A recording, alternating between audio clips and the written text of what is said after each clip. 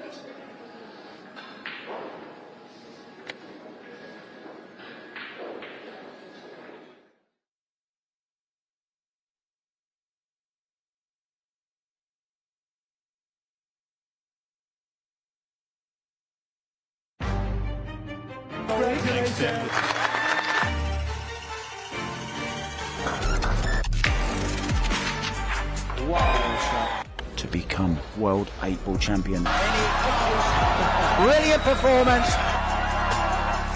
Shane Van Boning, World 8-Ball Champion. Joshua Filler, new World 8-Ball Champion. Yeah! Albin Ocean, the 2025 World 8-Ball Champion.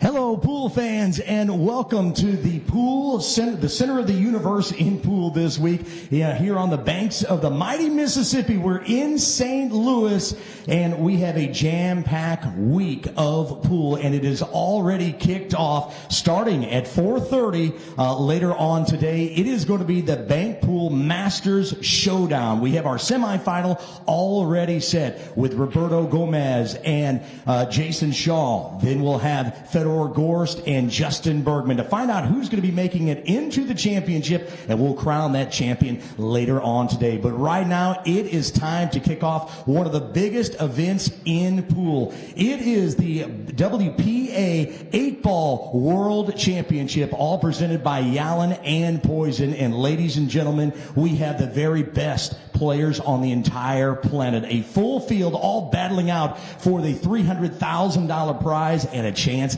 at the title. We're in round one, and let's introduce you to the players in both TV arenas. First up, he is from St. Augustine, Germany. Make some noise for Hollywood, Moritz Neuhausen. And his opponent is from Davao City, Philippines, the Slayer, Levan Corteza. Back here in Arena 1, ladies and gentlemen, from Helmus in Philippines, let's hear it for Malayan Sean Mark. And his opponent from Paducah, Kentucky, the Bluegrass Badass, Skylar Woodward. Sending it to the Predator press box. Take it away, guys.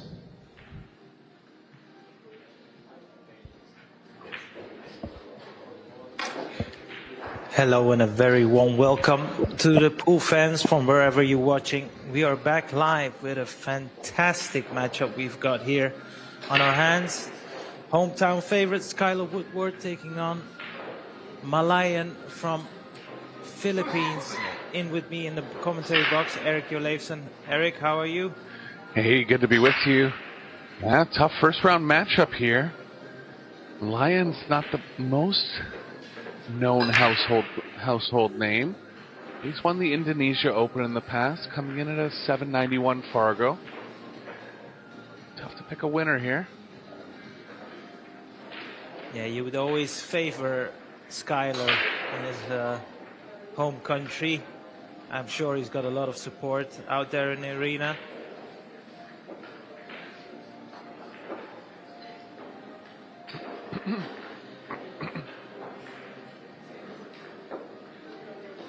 Yeah, Skylar has, as do most American players, has some experience playing bar table 8-ball. It's kind of an unknown format. Not a lot of 9-foot 8-ball played around in major tournaments. Skylar definitely does have experience in the game. Filipinos, I find, are always creative and having more options. Seem to be strong 8-ball players.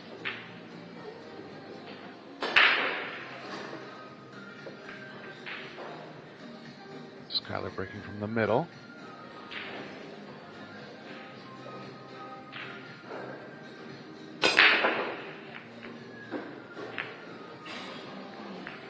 Cue was tracking towards the middle pocket there, but just got kicked out. But it seems like it's a dry break, isn't it? Yeah, he caught a little top on that one. Didn't catch it quite as purely as he would have liked. The break is, you know, in 8-ball, the break is the most consequential of all games. We've seen players use different breaking strategies throughout the World 8-Ball Championships that we've had. Josh Filler won the tournament breaking from the back rail one time. Shane Van Boning won the tournament breaking from the side rail. Skylar going from the head string there. It's first round, so players will be trying out whatever they've practiced. Yeah, and when it's early days in an event like this, huge event, the table still needs to set. It's going to break differently, let's say 5 days from now. So that's always an adjustment all these players have to make just to be absolutely, you know, sure to give themselves the best opportunities of the break. Yeah, and of course having the variable of the hand rack is a factor as well.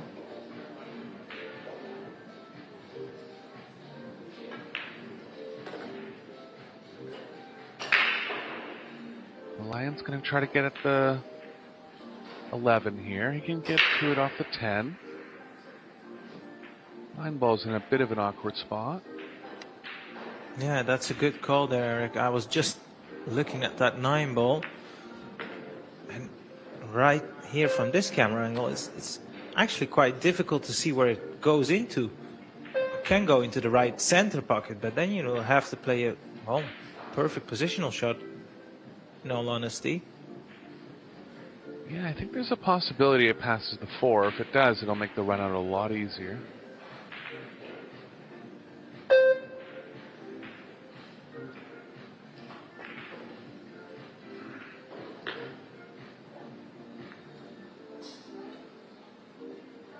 Could have been a lot worse for Sean Mark there.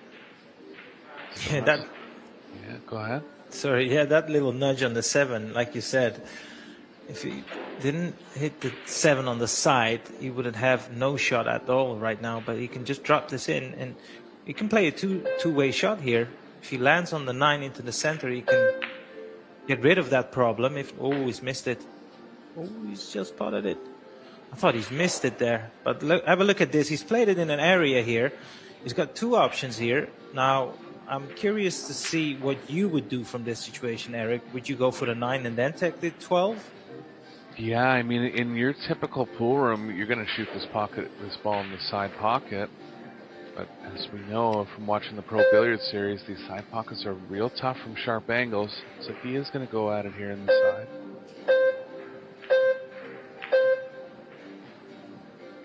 Here we go.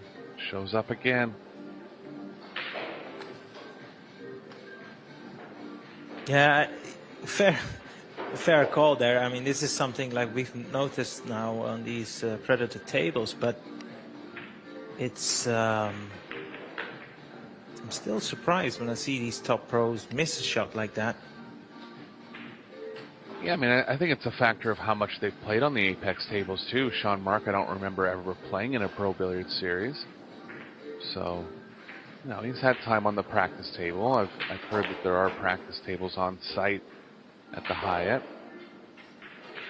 but sometimes just overconfidence or not realizing how tough that shot really is. From where it wasn't crazy sharp. I mean, it was makeable, but you can see you just really have to target that ball properly.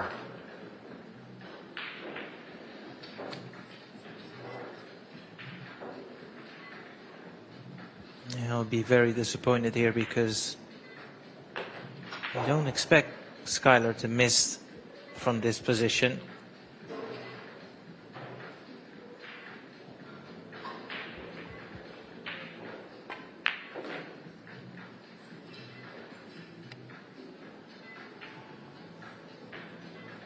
Yeah, Skylar doesn't travel as much as some of the full-time pros. Family man. Married and kind of plays in some of the pool room events closer to him in the U.S. But whenever he does get out, he's a threat. He's done well in the WNT a couple times. Represented U.S. with the Moscone Cup numerous times, and that's some of the biggest pressure in the world. Yeah, and the key feature for Skylar, for me, where I'm watching, is he's a very rhythmic player. You know, he's not that too robotic, and I think that really helps if you want to get on a roll, if you want to build some momentum. If you're too, how can I say this? If you're too mechanical, sometimes when you've lacked match rhythm, it becomes even harder to, you know, get into a groove. But, you know, with Skylar, whenever he's at the table, it kind of feels like he's been practicing all day long, and you can tell. Or kind of plays like he practices almost. And I think, yeah, that type of style lends well to when things are clicking, those type of players get over all the way to the end finish line a little more often. Might be a little less consistent, just a general statement. But, yeah, it's like a Josh Filler, Jason Shaw type style. Early days, you can never look at the stats, but it's not a bad score, is it? It's almost an 8.9 out of 10, so he's done well, even though he's failed to pot a break initially of his first break, but, you know, gets the first rack on the board.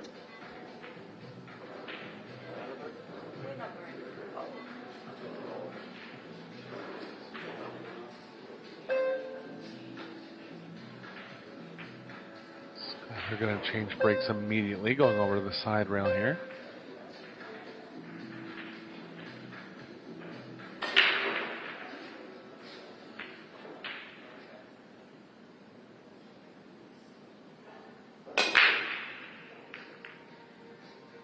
Wow, second ball. We've hardly seen anyone use second ball over the course of these World Championships that Predators held. And you can see one of the reasons why it generally ties balls up along the same long rail that you're breaking from. That's the case here. Yeah, as we were just mentioning about Skylar, his natural ability and his attacking free-flowing style, I think that's even more surprising, seeing this from Skylar, of all players. Yeah, I mean, he's used to working out these tough patterns playing bar table 8-ball. But it definitely isn't something that we've seen from other players.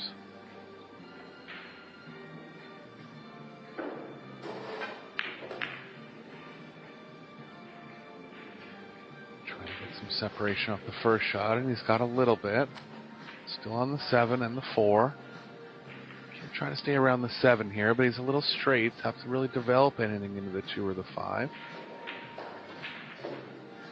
2 is somewhat open if he gets the cue ball in small areas.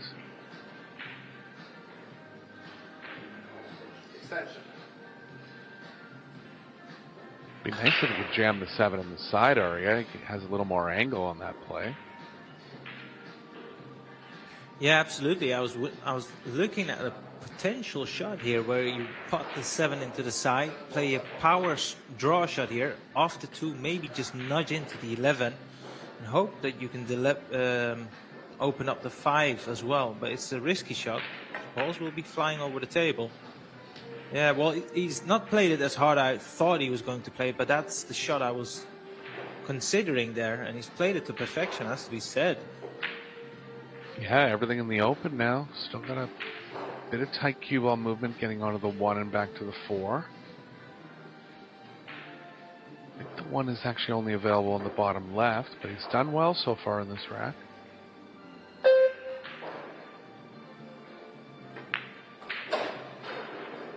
Needs to be straight here.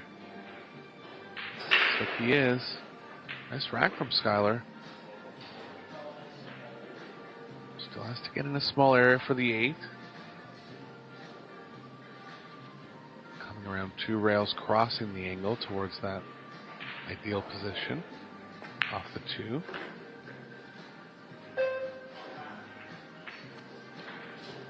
He's played that really nice, you know, because he had to make sure that the cue ball wouldn't run into the 9, and he's made sure of that. Now he can leave himself an angle on the 2, but he'll have to play a very delicate positional shot on the 8 into the side. You can't really afford to be too perfect on the 8, just to be sure that you land below, or from this camera angle, on the upper side of the middle line. If you draw a line between the 2 center pockets, you have to be above it, just to be guaranteed you can see the 8 ball here. Oh my word, I did not see that coming. Yeah, focused on the cue ball a little bit too much last second there. But an open table miss from Woodward after a real nice rack. That's a painful miss, I have to say, Eric. For such a world-class player, that is a shocker.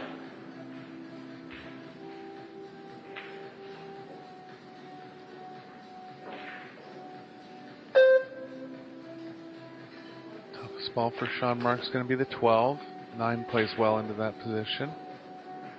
He's trying to get on it here, but he has too much angle, so we're going to have to use the 10 to come back for it.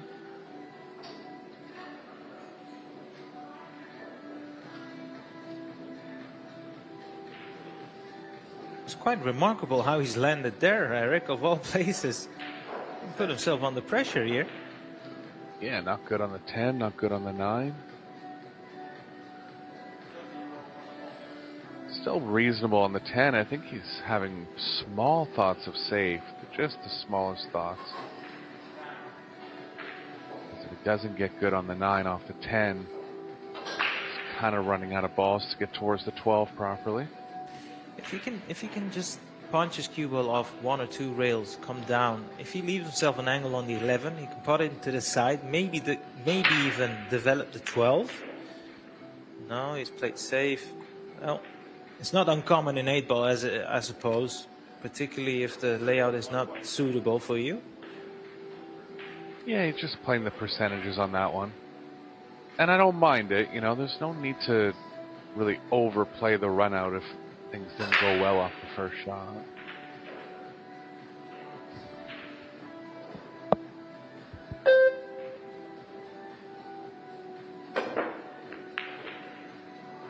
Ooh. That was pretty close, And I tell you what, Eric, he's not left his opponent anything easy. So I have to play another safety here.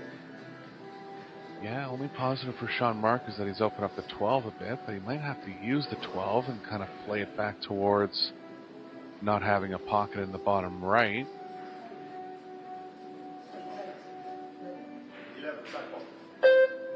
He's going to go at the 11.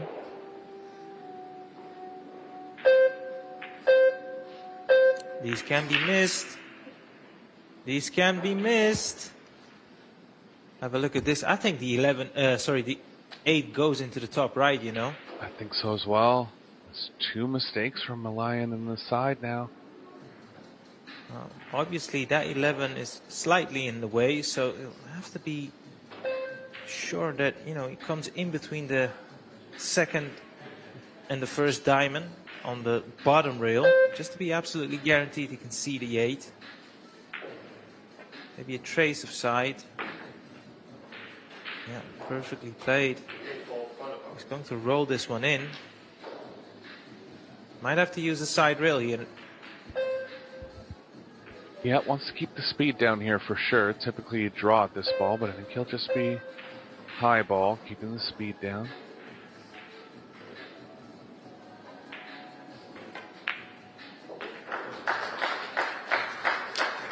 Yeah, that was a rack where both players had at least 2 or 3 chances, and it's not a great result from the man from Philippines. As we see another look at the stats here. Yeah, it's interesting.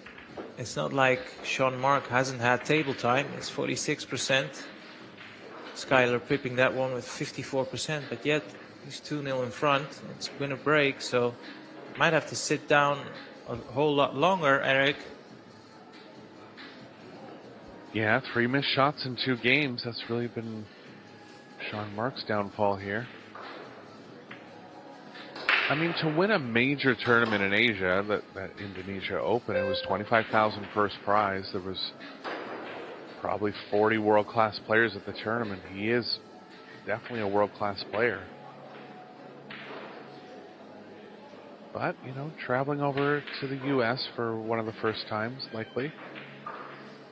Dealing with jet lag.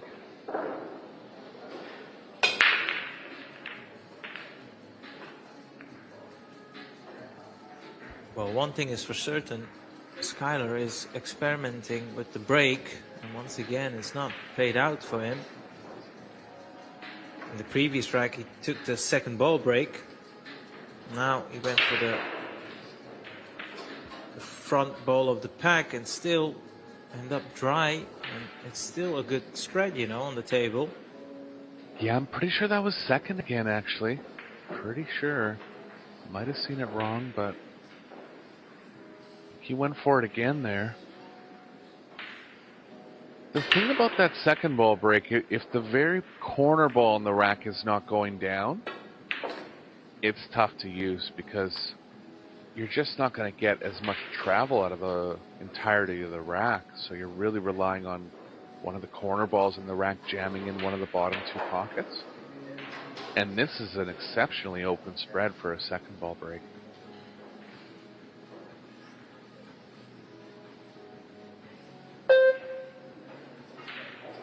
Sean Mark's getting his chances here. You were right, actually, Eric. That was the second ball break, but have a look at it. He's not left anything difficult at the table, which is very uncommon. Yeah, it's wide open.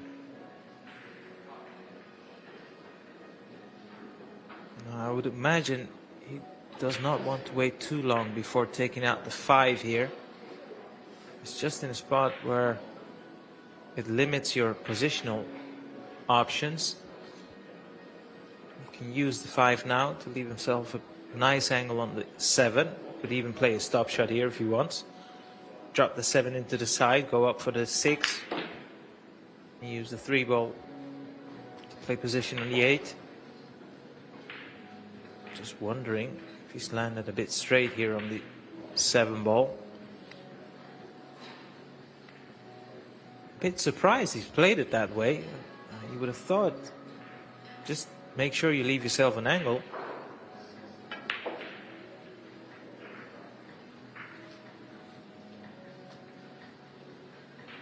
Got a little too much angle here, but he's going to want to angle on the 6 to come back for the 8. So 2 rails across now.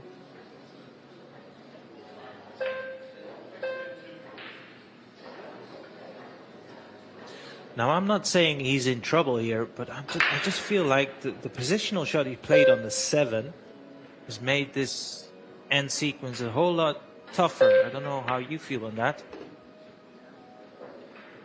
Yeah, I mean, it's 8-ball. You need small angles a lot compared to 9-ball where you're playing more half-ball angles. So, you know, just getting the feel of the table in the first round.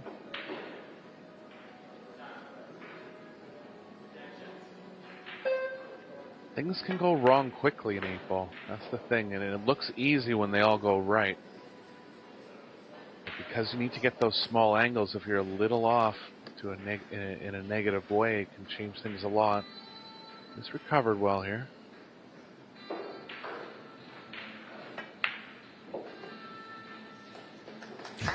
Still not clean into the pocket, but in it goes. 2-1 down now, and hopefully for him, he can settle now in the match. We'll see his first break of the match coming up shortly.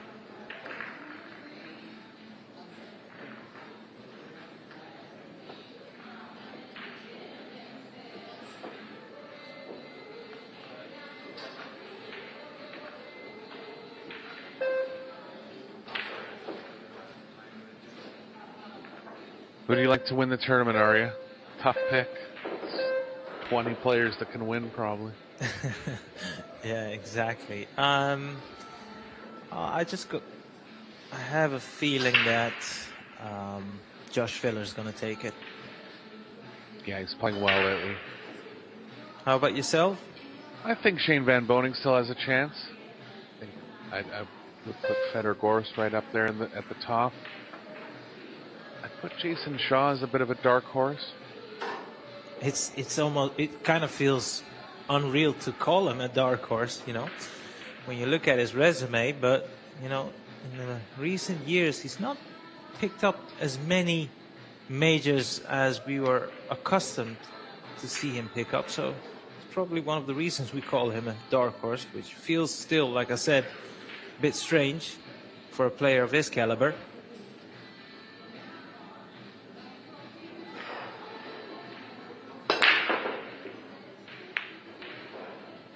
Good square hit, but not the best rack. He's got the 13 down. That break from the side rail won't separate the middle of the pack as good as the break from the center. But it seems a little more controllable. He has good power.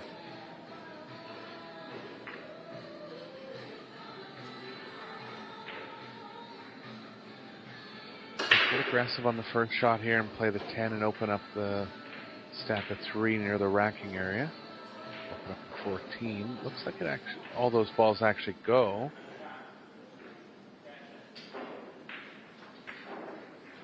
Yeah, 15, 9, 14. Gonna have to get a pretty specific angle on the 9.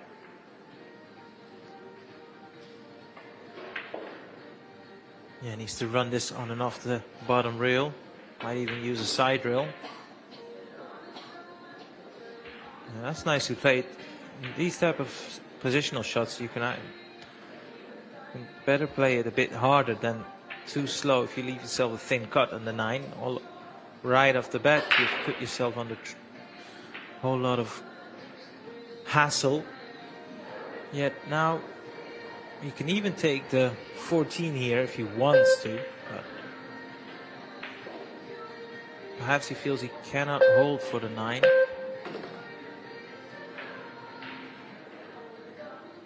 Wow, he's moving the cue ball a lot as far as standard 8-ball play.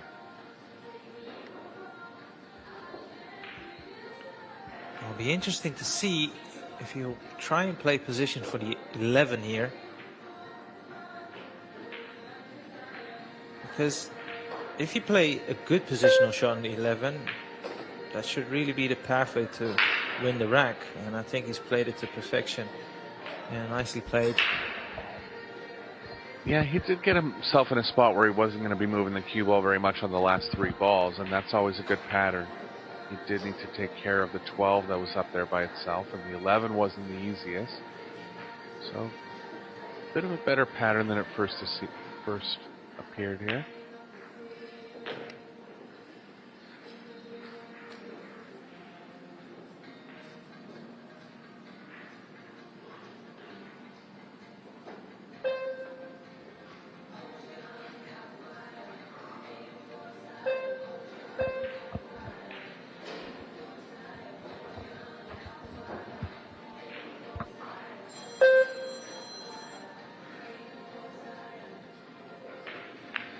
needs to be careful here with the 8-ball. Yeah, it's just... Well, there you go. He's hit the 8-ball, and it still goes in either of the right corner pockets, but I have to play a delicate positional shot here. Now, with this angle, it looks like a formality, and it should be for a player of his caliber. It's not to say that these cannot go wrong. He's played it nicely. And he got a little fortunate that the 8 didn't tie up with the 5 there. Yeah, that's the thing, right? When you play a nudge into a ball, unless you're 100% sure you're not going to tie it up, then it's worth going for. If not, it's always a little bit of risk involved. Oh, wow. Wow. He's feeling the nerves here, no doubt. I'm surprised because he is a major tournament winner. Usually those players are real strong mentally. I mean, Eric, we've both played this game for thousands of hours. How do you explain to anyone that's watching this for the first time that if you would let him take that shot on another 100 times, he would make it 99 times? Oh, 100%. I mean, the game's so tough that you have to be, your mind has to be mentally clear. If you have any doubt in your mind, negative things are going to start creeping up. And I mean, it's only 3 missed balls in 4 games now, I guess. But it is the types of misses that he's having. I think it's nerve related.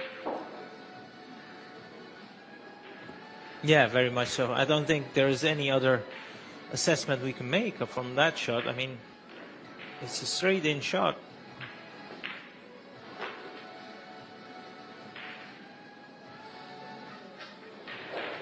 You can tell by his body language he's going through the ringer now. It's a horrible feeling when you've missed such an easy shot, sat in your chair, win a break. You kind of always feel like you won't get back to the table within 1 rack or something. I mean, the other factor is, as well, that they're playing on 4 and 1/8 inch pockets, so the ball's got to be struck very well. And especially first round, I mean, you can look down at the pocket and kind of get a read on how tight it is, but until you actually shoot a bunch of balls into them, kind of would make you respect them a little more after a couple misses like that. But again, there are practice tables at the facility. It's not like he's coming in cold here. It's first round, so less experience, but I would have expected that he did hit a few balls. He's left himself nicely on the 8 here.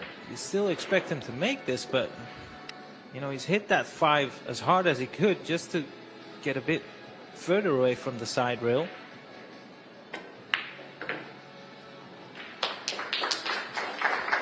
Good recovery.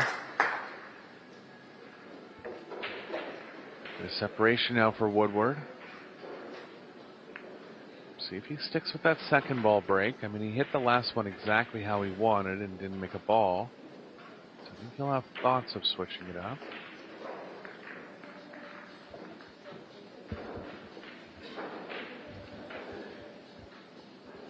You know, just to get back on that topic, who we make favorite, I have to mention 2 other guys, even though they're also included in the usual picks. I think Ekland Kaci is also due a big win, and you can never count out the man from Austria, Albin Ushan. Yeah, Albin's biggest weapon is his break, and it's definitely brought up in the European system where they were taught 8-ball from a young age.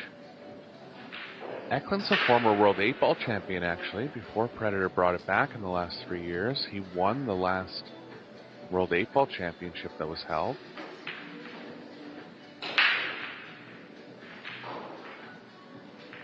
Yeah, he did, and he blasted through the field. That's the most impressive part of the whole win.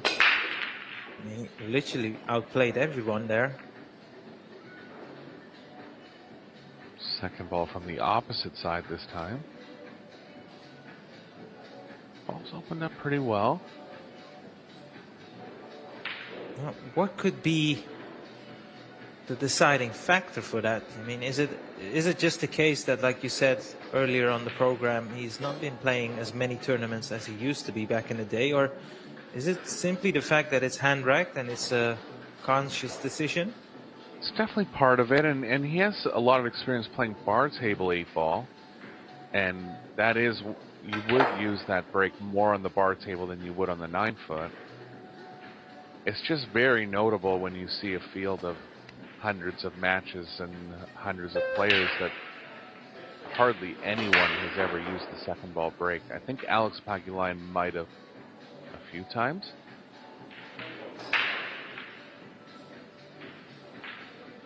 Like again there, he didn't get a lot of action out of the rack. I mean, they spread okay, but when you're breaking second ball like that, there's only a chance for about 7 of the balls in the rack to go in.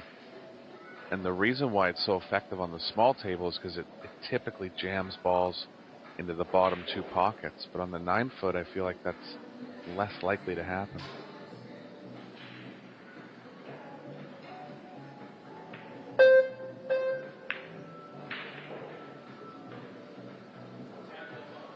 Alex Pagulayan plays in the Canadian Championship sometimes, and we have a Canadian 8-ball championship on the 9-foot tables. He won the tournament breaking second ball, but I've also seen him do it on the Pro Billiards series, so it's not something he can't do, just less common.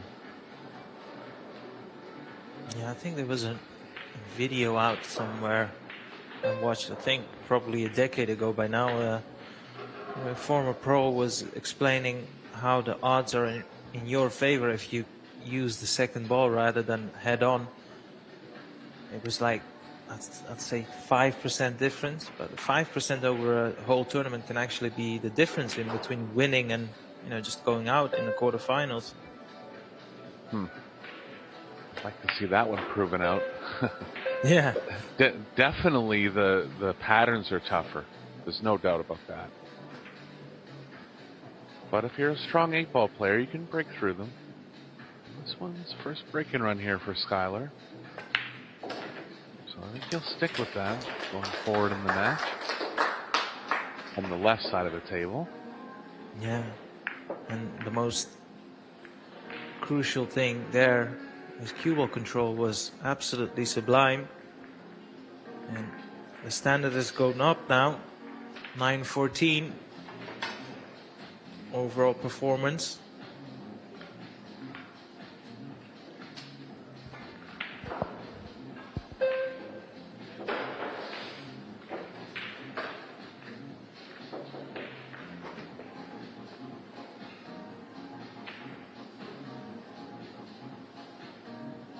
It's about 8 Americans in the field this year. Van Boning topping up the list. Tyler Steyer in attendance. A few players that don't make it out to international tournaments as often, like Sean Wilkie and Justin Hall. Billy Thorpe also in the mix for the Americans.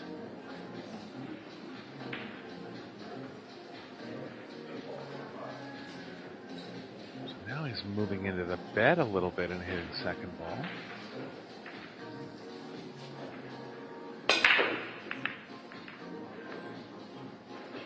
He actually clipped the head ball on that one.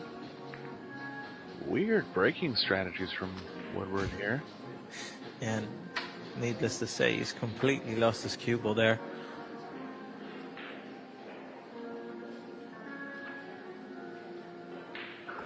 To the point where Milan doesn't have much of a shot here. Thin one on the 3, real thin. Thin one on the 13. Drop the 1 into the side pocket. It's not an easy shot, but I'm just wondering if it's even value in going for the solids here. That 6 ball might just go past the 10, so you could go for the solids here. Now, if you don't fancy the cut on the 3 ball, you can drop this straight in 1 into the side, although he's looking at the 9, top left. And by putting it, cue ball will run into the 1-6 and the 12 there. This could open up the things. Well, it's not 100% all in just yet.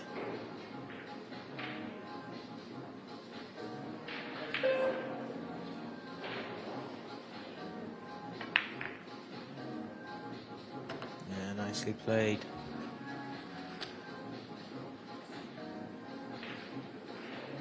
Eleven's going to play well into the 12-15. 10's going to play onto the 13 now, so very runnable rack here from Lion.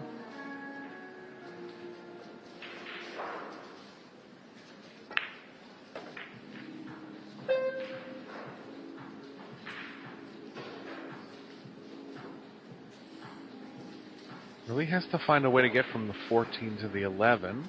He's just had a look. I think maybe the 12 passes from the left side of the table. That'll help him if it does. 15 will pass, maybe. Yeah, he was just having a look at the 15.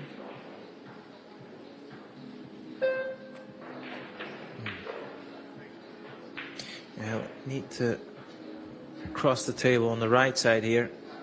As he was just putting the tip of his cue.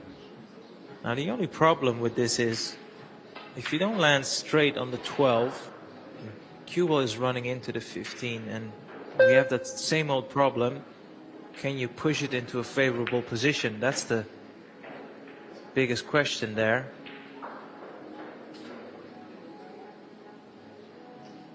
It's hard to tell if he's landed absolutely straight here. If he hasn't, you'll have that problem.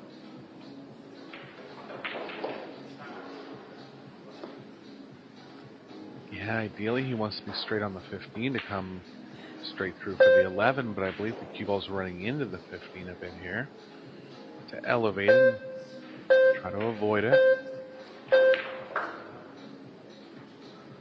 This is trouble, big trouble. Now, if he's going for the offense, I believe the only shot here is the bank on the 11. And even that is a low percentage shot. Not per se the pot itself, but can you land on the 15?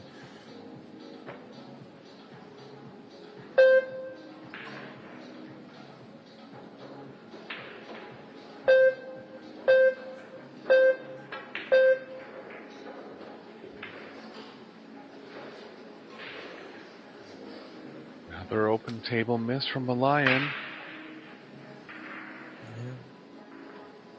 And you could see, have a look at where the cue ball is. Even though he got close, wouldn't have a easy shot on the 15. Shaking his head. And that's the... Wow. Never mind, I was about to say something, but...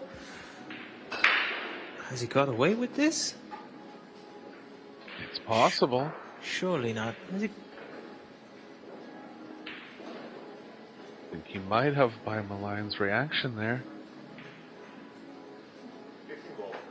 Well, that's a glaring miss because it wasn't even position relative. So both players not quite firing on all cylinders yet. He needs to hurry up. I think he's used his extension. Yeah, Skylar got away with one there.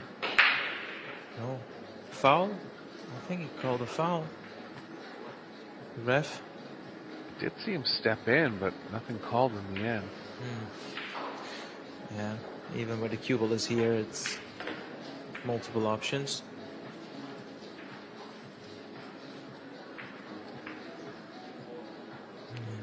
Likely to play the combo, 4 under the 5. Leave the 4 exactly where the 5 is. Wants a little angle. Yeah, that's nice. Nothing heroic, just roll it in. Leave the 4 there.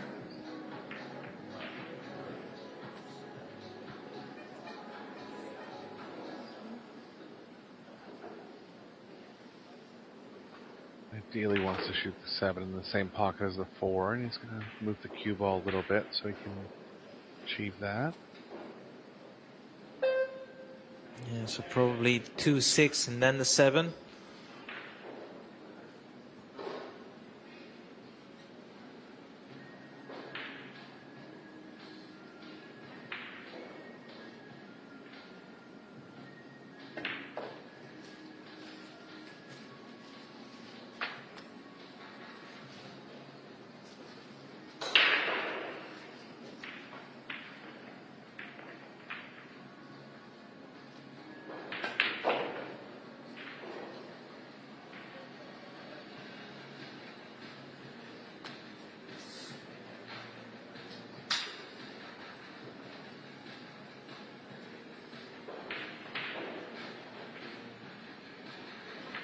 have to cross over from side to side here.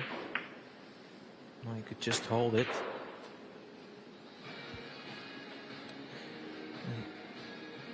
And let's just presume he does make this straightforward 8-ball. He's now 5-1 up, and well, in all honesty, Eric, by his high standards, Sky Woodward hasn't played anywhere near his best, yet still in the driving seat. Yeah, Milan's definitely going to have to clean it up going forward in this match if he wants to come back. Looks like the players are going to go for a break. We'll take a quick break ourselves, and we'll be back with the conclusion of this match.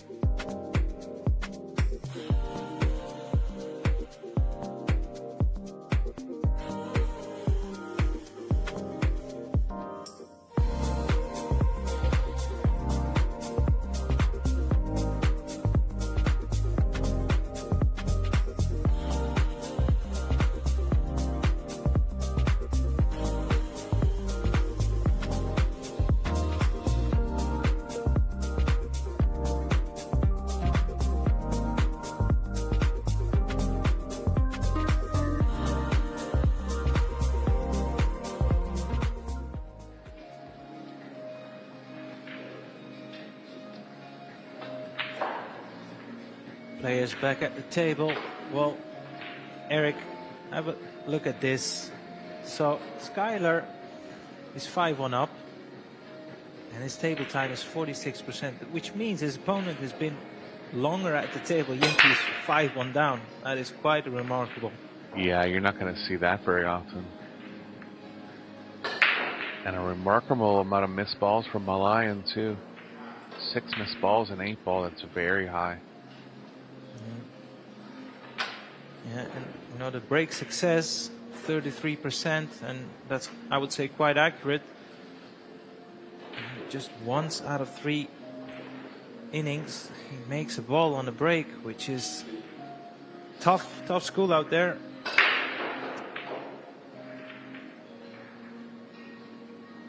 And some more typical second ball spread.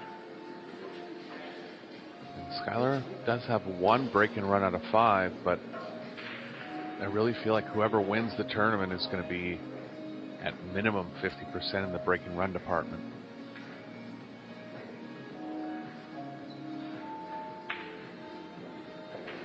Most definitely, Eric. And I know Skylar will be the first to admit that to have a realistic chance, which I believe he's got as much as everyone in the field, that break needs to improve.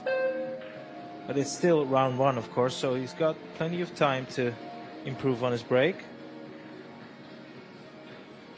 Yeah, for me, I think it's just going with a different attack strategy. I don't think the second ball break's going to work under these stipulations with the hand rack and the 9-foot.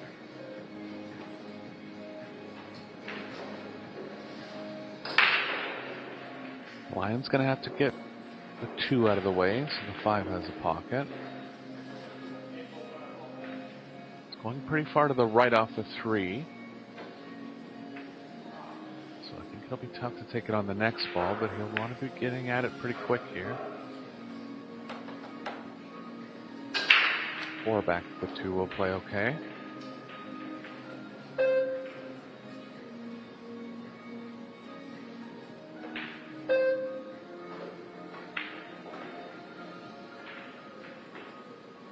You can see that's a good camera angle there of how tight those side pockets are. Yeah, like you mentioned earlier on, we've seen so many shots miss in the side pocket, which is not something we're used to seeing.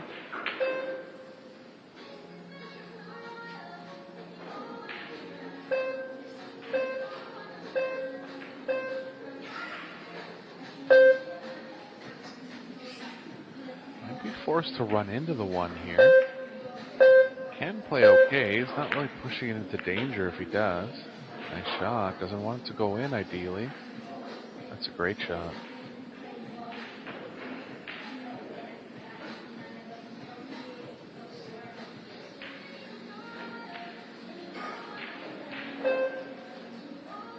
A little too much angle to draw to the right of the 13. Which would be the biggest positional zone for the 7.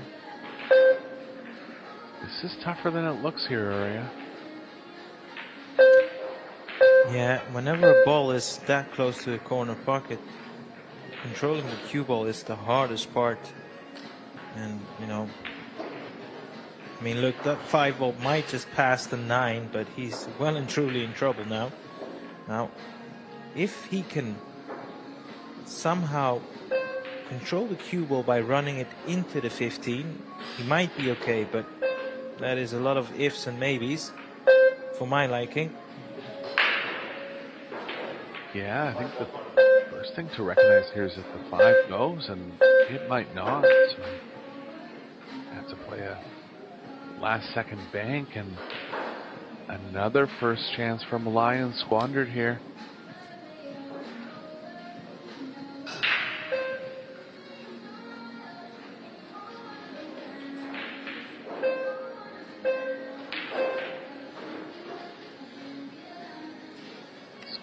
Big favorite here. Just has to shoot the 11, 10, 14 in the proper order, but he'll recognize that.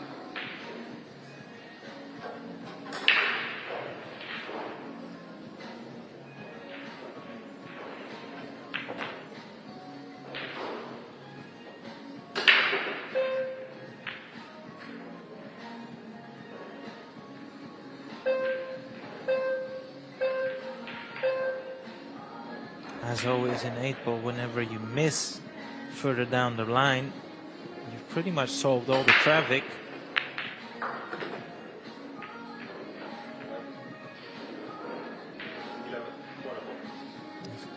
He's called 11. That looks pretty tight from this camera angle. Safely in. Now we can take the 10.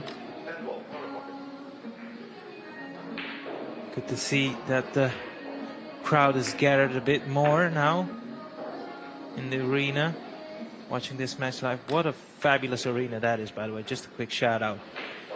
It never ceases to amaze me. Whenever Predator puts out an event, the facilities are second to none. It really is.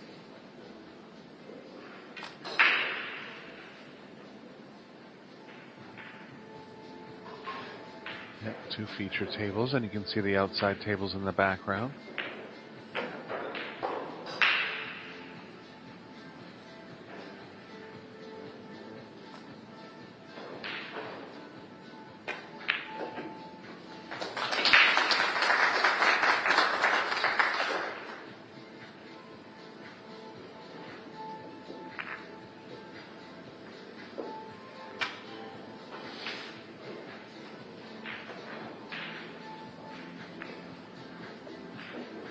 See if Skylar wants to switch it up on the break here.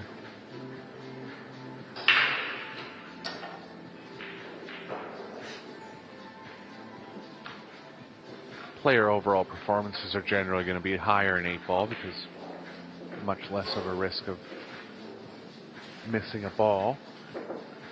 Position tends to be a little more on the easier side.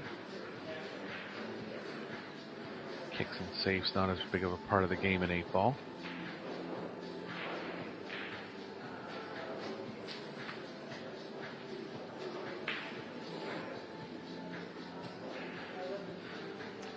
You can see a good look at the venue. A lot of pool action ongoing. We do have another featured stream table on our YouTube channel, Pro Billiard TV. That's table 2 on the left.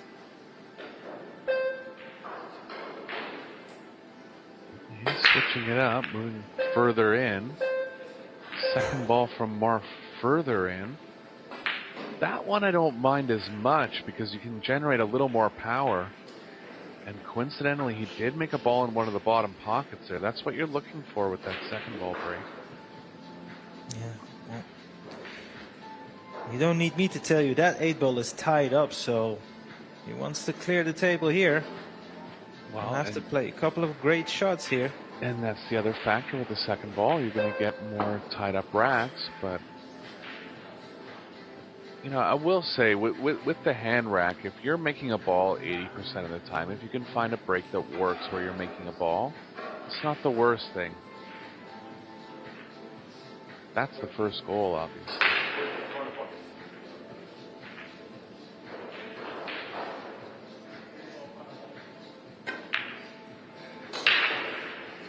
Wow, picked out a off-angle combo there, and he's lost the cue ball, though.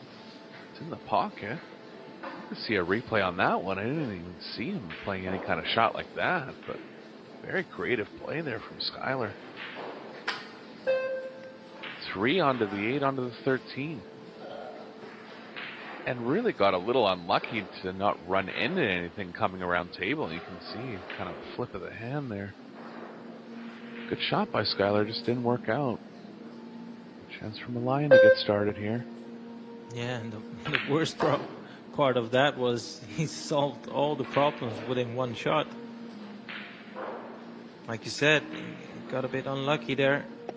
But this is a great chance and a must-get opportunity by the young man from the Philippines. Well, he was just mentioning about the second ball break, and if you make a ball 80% of the time, it's fine, and I totally agree, but that's the problem. His stats right now is at 43%, so it's not even half of the time he's making a ball.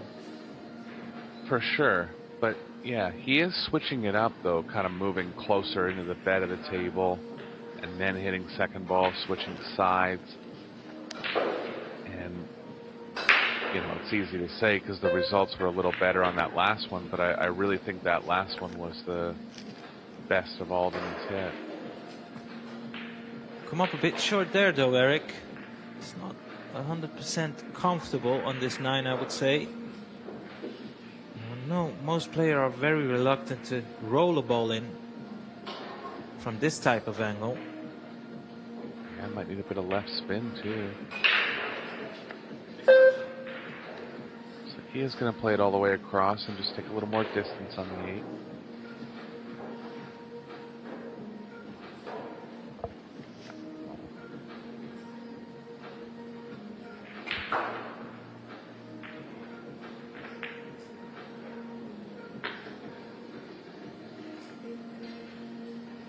Held it on the same side. Good shot.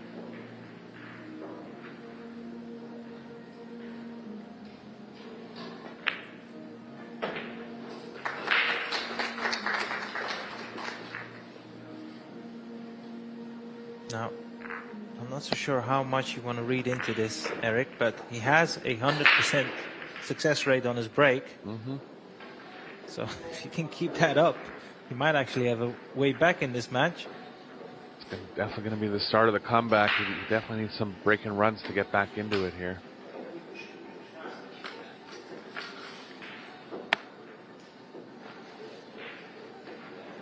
And that's another stat you can see here.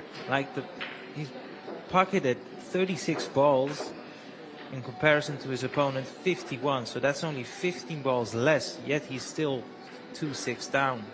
Just goes to show that every time he misses, he's somewhere down the rack with maybe 1 or 2 balls left, and then all of a sudden Sky steps in and mops the table up.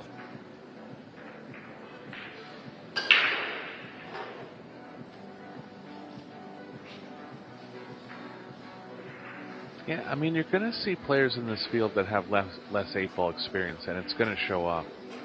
And this performance from Malayan could be just coincidental, but there has been a couple times where I felt like he was moving the cue ball a little more, just wasn't as used to those really precise cue ball movements. And don't forget, they're under a shot clock too, and you've seen Malayan get down to the end of the shot clock a few times. Good break again, but the middle of the rack not really separating ideally.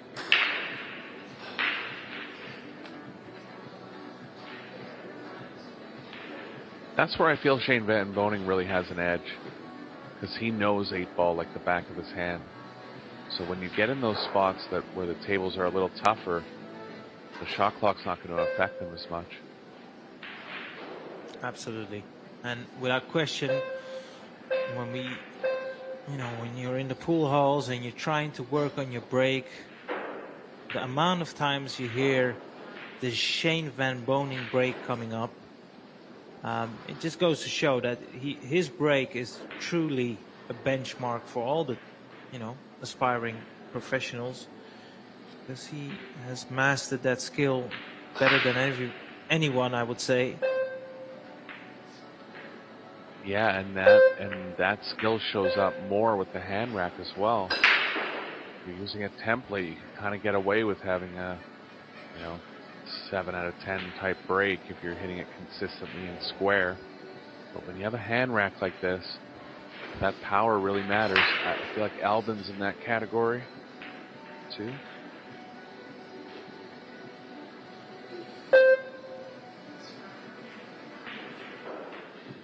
Who knows how Shane's career is going to progress, but I feel like he probably only has 5 to 10 more real solid shots at the World Championship left. And he's going to be putting it all in this week.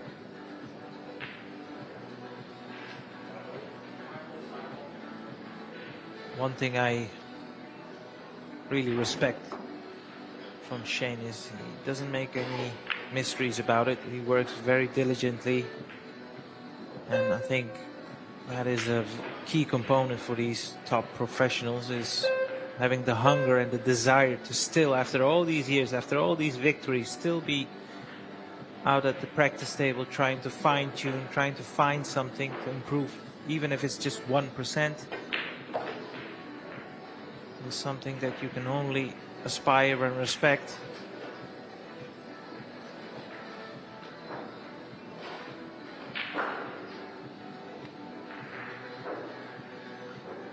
He's weaving his way through this rack nicely. Onto the toughest ball now.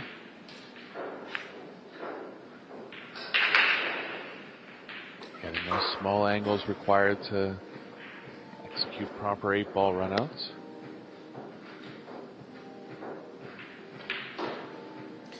Yeah, I was just wondering if you would draw this directly or just go off the side rail.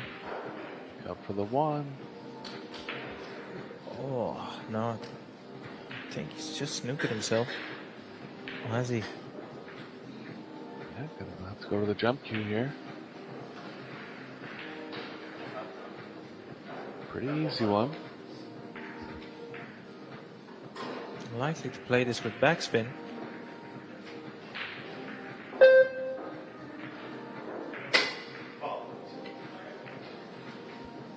Expect that.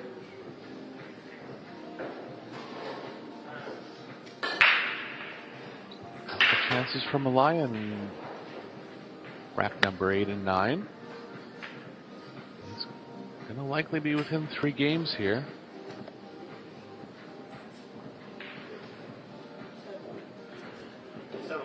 I mean, Eric, if he has any aspirations to win this match, these are the type of opportunities he'll have to make.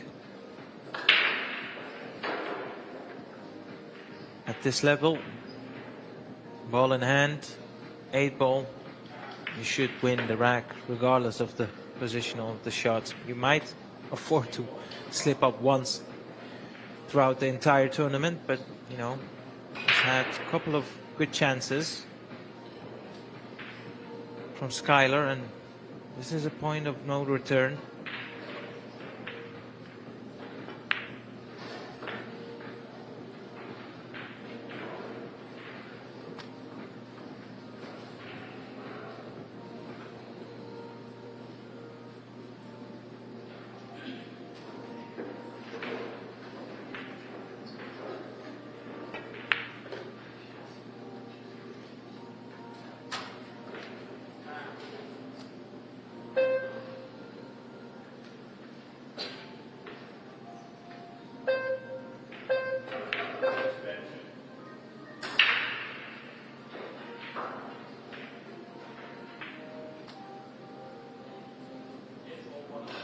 Good here. Just has to avoid the 10, moving towards the 8. He's going to take 3 first. Smart play. Another miss in the side area. Wow. He's just lost for words. Yeah. Lost for words. Well, I mean, he's just not used to the tightness of these side pockets on the apex table, but you know, he's 9 games into this match, and we've seen it bite a lot of players, but those are just mistakes you can't make. Yeah, I mean, look, it is evident to see that the side pockets are playing a lot tighter, but from the angle and the type of shot he had, there is absolutely no excuse to miss that shot. It really isn't. Yeah, I feel like he was playing a bit of inside, just caught a little over deflection, but still.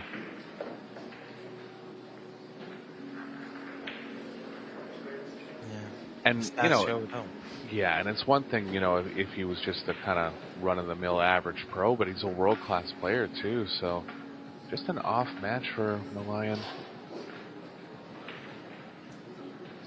Yeah, I mean, he needs to put this back of his mind and try to regroup as soon as possible. 8 missed shots in 8-ball at this level is a rarity for any player in the field. I mean, I don't think you'll travel all the way to St. Louis not feeling confident that you can just reduce the missed shots to 2 or 1.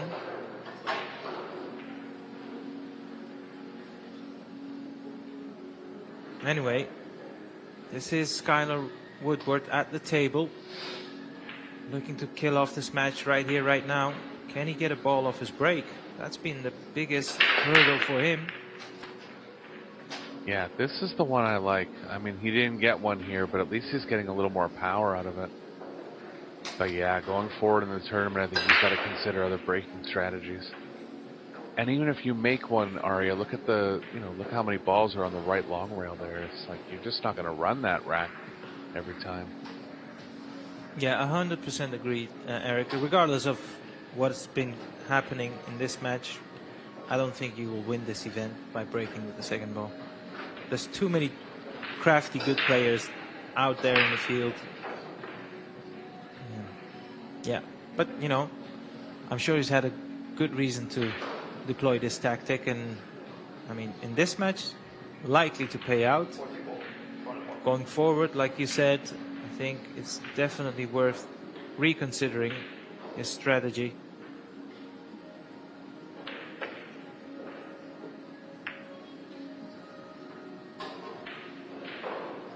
Lion in the first stripe, and he can actually get into the 11 possibly off the short rail here if the cue ball's missing the 15. Might be running into it.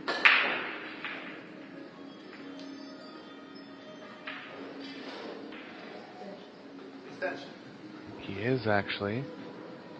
So gonna have to look for other options to get into the 11.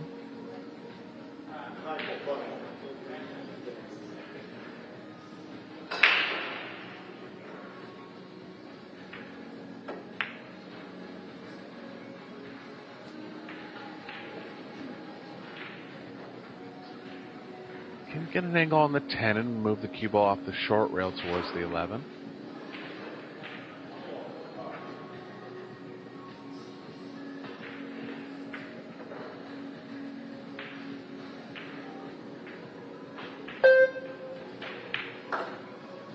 Can also use the 15 to play to the left. He's got too much angle on the 10 now. Yeah, he's just so out of sorts here, Arya. I mean, he can still power draw to the 11, but that's not what he was trying here. Yeah, it kind of feels like the type of rack where it is one by one. Doesn't feel like the type of rack where you have a certain path in your head. Well, this is the layout you see in one pocket, not so much in 8-ball. Yeah, what do we have there? 9 balls on the right long rail, 9 out of 12 balls on the table. Skylar has the advantage because he has more balls on the table, but all his balls are tied up. So, but if you're talking about one pocket type layouts, those are going to favor Skylar. Does play a lot of one pocket.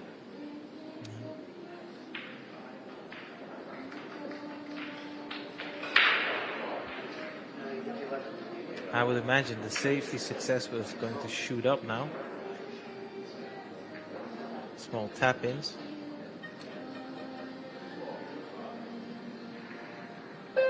Is that 3 and a 2 a combination? It's close. I like at least removing one of the solids into open play so we can possibly break out the rest of the ones that are tied up.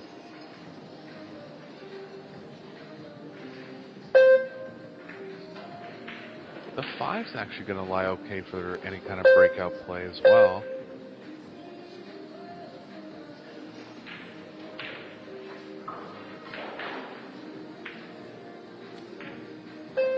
I'll tell you something, I don't know if you agree, but in this type of situation, I'm more often than not actually trying to bait you into a pot, so I'm deliberately leaving you a pot.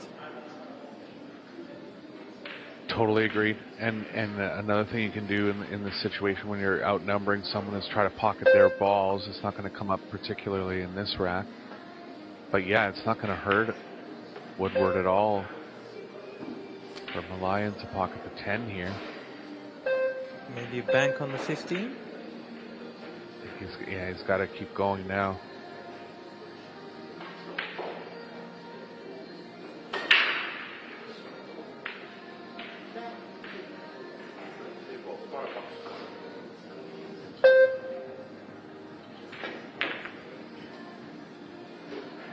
Double kiss.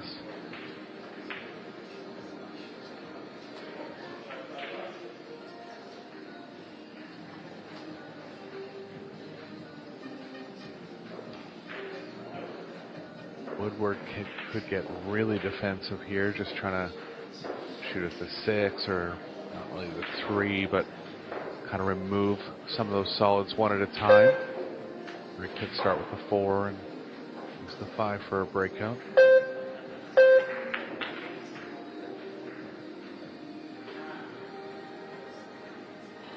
The angle on the 5 he wanted, and I think he's going to back off now. Keep ball behind the 8 likely. There is an option to pot the 6 as first here and then play that safety. I think he's looking at the 6, you know. Oh, that'll be fine. I didn't realize he could make the 6. So yeah, 6 under the 5.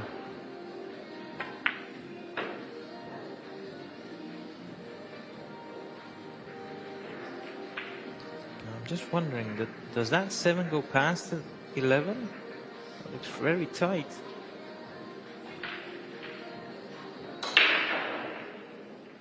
This is good too. I kept thinking of the 5, but this is actually better. A little bit unfortunate. Scratch at the head. I have to back off now, like you mentioned. Now once again, I wouldn't mind to leave my opponent a shot here. Play safety on the 1 and deliberately leave your opponent with a long pot as well as an angle. I don't mind, go for it, because you know you're behind.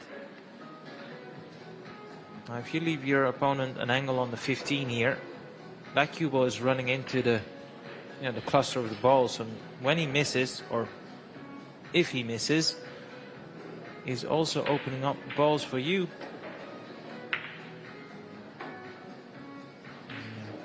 From this angle, I'm not so sure he's gonna attack.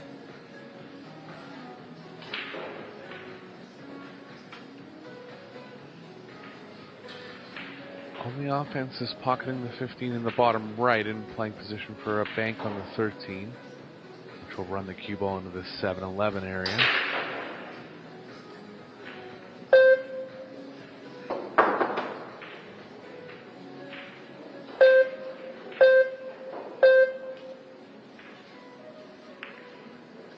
Just got it off with 1 second left. And he's left the 3 in a way where it can break out the 7 if Skylar has a look at the 5 here. Doesn't look like he does.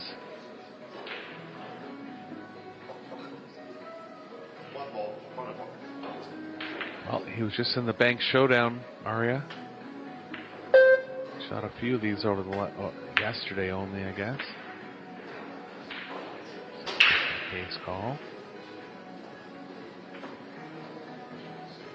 Yeah, that's a good shot. I don't think Jean-Marc can see anything directly, so I have to either play a jump shot or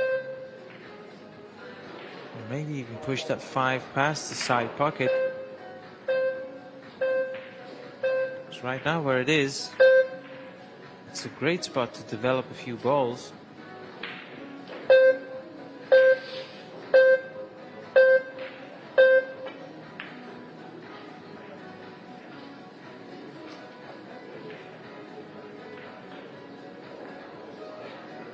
What a great shot. I like that one. That is a great shot.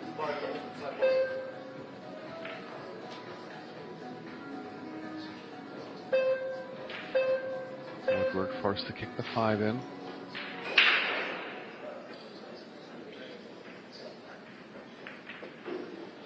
He's got it. Looks like he's got to look at the 1. Elevated straight back draw, I think, is the only option here.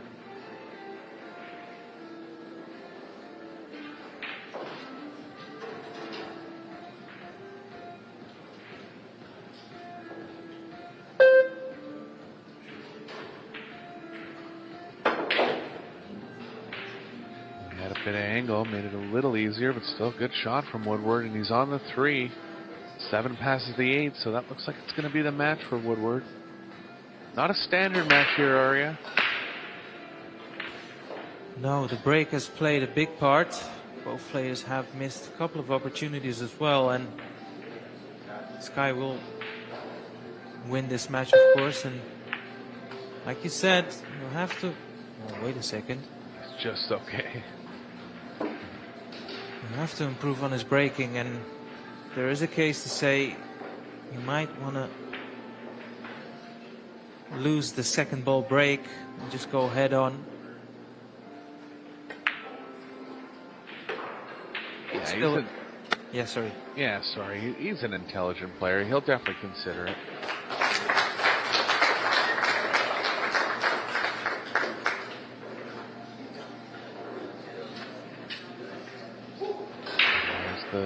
There's the final 8 down for Woodward. The 96-player tournament, so he'll be into the final 64 now on the winner's side. They'll all be playing down to a 32-player redraw. All with hopes of winning that World Championship title on the line and 90,000 first prize. We're going to have a ton of great 8-ball over the course of the week for you guys. Next round coming up here at 11 Central for Arya Sarabi. This is Eric Orlovson. Talk to you guys soon.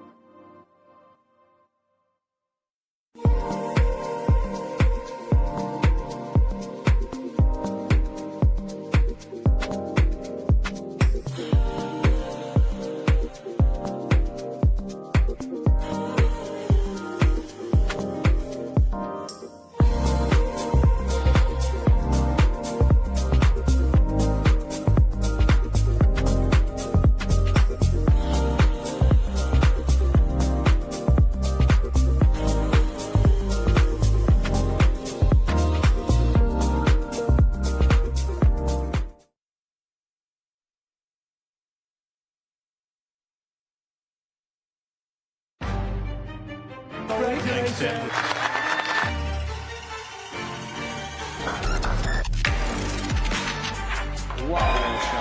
to become World 8-Ball Champion. Brilliant performance. Shane Van Boning, World 8-Ball Champion. Joshua Filler, new World 8-Ball Champion. Albin Ocean, the 2025 World 8-Ball Champion.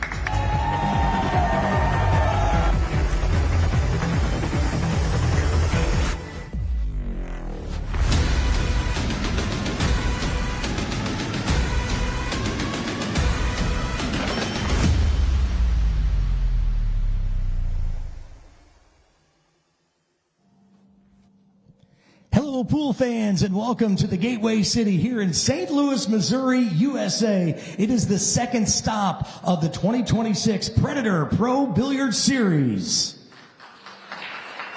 We have an unbelievable jam-packed week of world-class pool. We have a women's open. We also have a mixed doubles championship with 32 of the very best mixed doubles in the world. And later on today, here in this very arena, we are going to be crowning a Banks champion. So you don't want to miss that. We also just kicked off one of the biggest events in pool. It is the 2026 Yalin WPA Men's 8-Ball World Championship, all presented by Poison. The very best players in the entire world, all battling it out for the title and that huge $300,000 purse. And it all just kicked off today. We have two great matches coming your way, and let's meet the players. First up, from Ho Chi Minh City, Vietnam, the Martian, it's Dong Quoc Hong.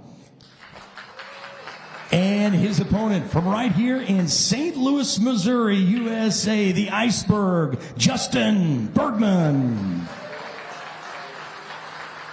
And here in Arena 1, ladies and gentlemen, from Zamboanga, Philippines, the Superman, Roberto Gomez. And his opponent from Tirana, Albania, Claudio Cacci. It's a race to 8 and sending it to the Predator press box. Take it away, guys.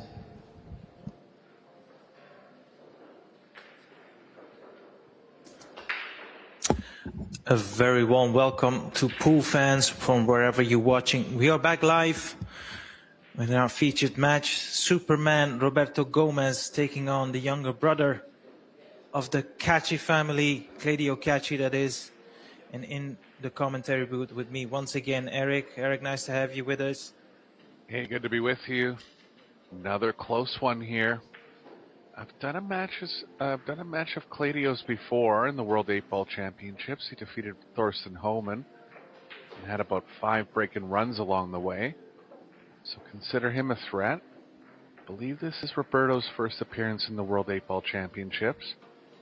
Hard breaker, capable of stringing together racks. Another close one here in an early round battle.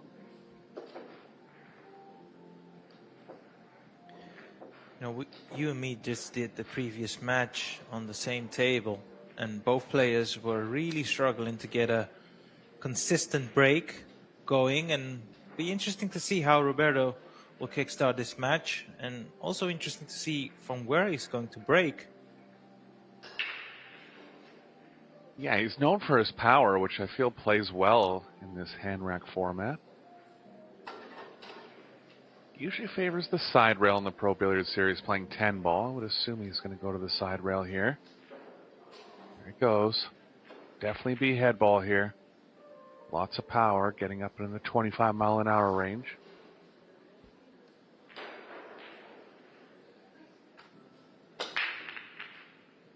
Oh, he tricked me. A second ball.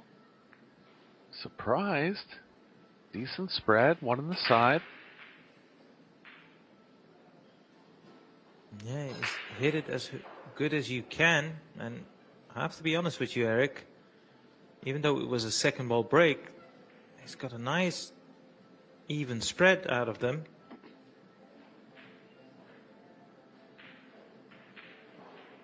Seven ball's a decent starter here.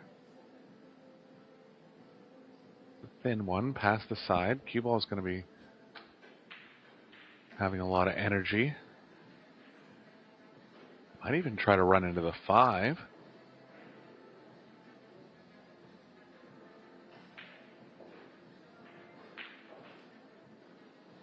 He's going 14.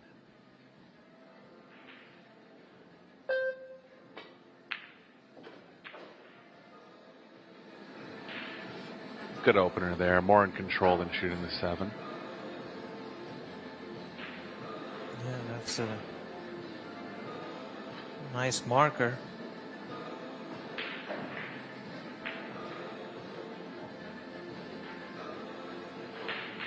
Gomez, one of these players that shoots right-handed but uses the bridge left-handed. Always find that interesting. I know in the snooker world, the pros, some of them do that. Judd Trump, who did partake in one of the US Opens, uses the bridge with his right hand.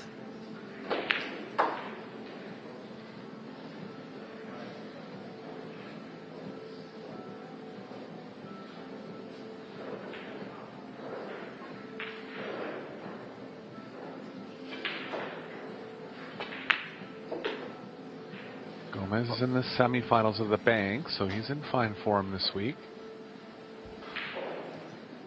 Semifinals and finals of the banks will be coming up at 4:30 and 6:30 Central Time today.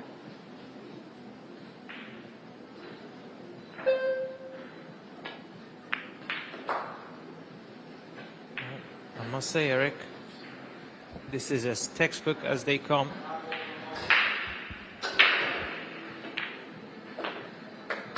Yeah, strong opener, distance shot, and open the rack right up. Very little cue ball movement throughout the remaining balls. I don't know, Aria, maybe we're going to see a new trend this year. Players breaking second ball instead of head ball. It didn't really work for Skylar in the first round. Yeah.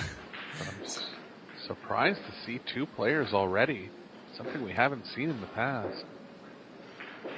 No, it is uncommon, that's for sure, but I mean, that first break was, like I said, as textbook as they come. Not just the break, the overall play. Tight cue ball control. Everything went to plan there, and like you said, it is an interesting trend.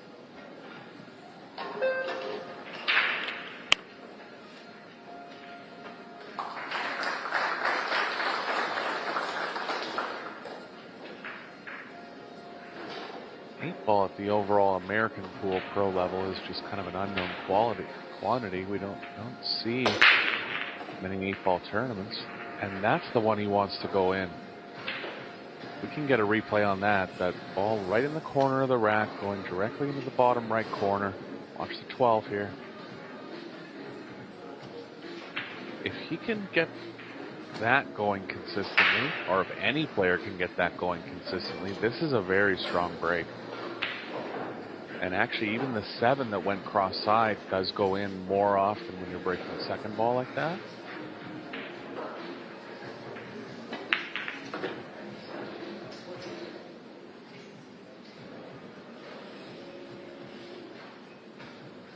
Now he knew he was going to run into the 4, possibly the 5 as well. He's managed to get the 4 off the side rail, but that 5 is still tied up there.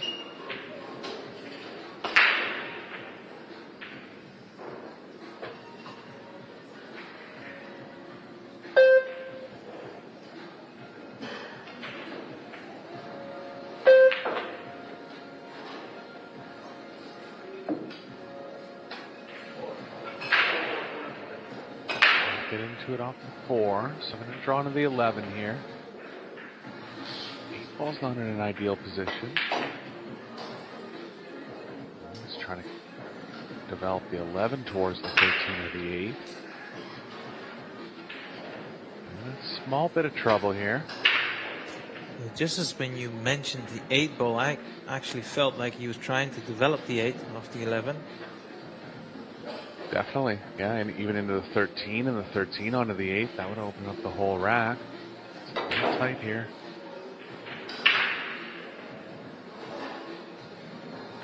He's on the 5 if he wants it. It's a very thin one. The 8 is available into both corners.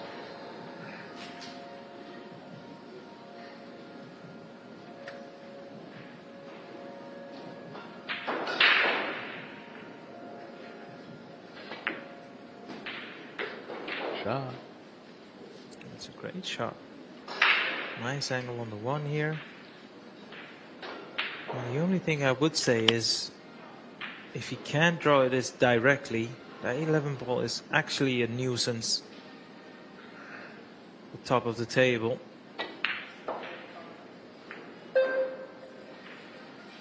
That's why I said that. He's still got a shot here on the 8, so all in all, it's not worked out completely disastrous just yet. These are not easy though. Needs to play this with a little bit of side.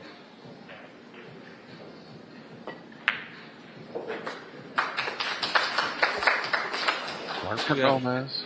2 out of 2. Yeah, flawless to start here.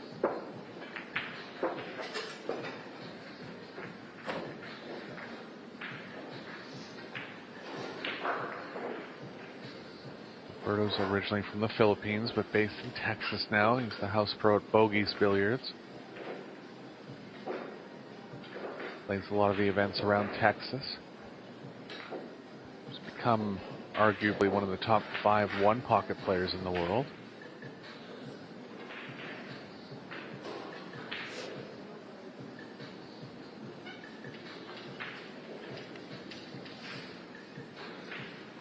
Been on the scene for a long time.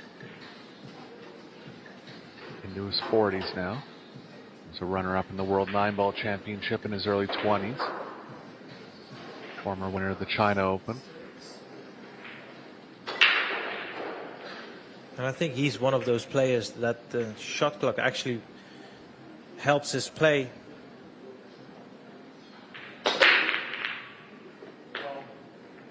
Ooh.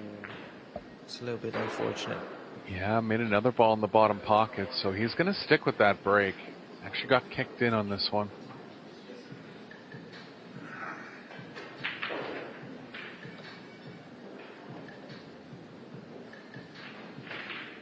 That's the one positive of the second ball break is balls usually don't get kicked. Cue ball usually doesn't get kicked in as much.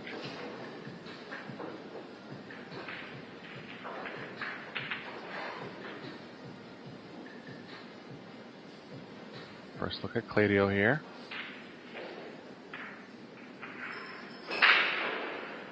Not only did he win the match that I did of his, I believe it was in Indonesia, the World 8-Ball Championships, actually Vietnam. I really felt like he played strong patterns throughout the whole match. He got pretty deep in that World 8-Ball Championship, down to the final 16.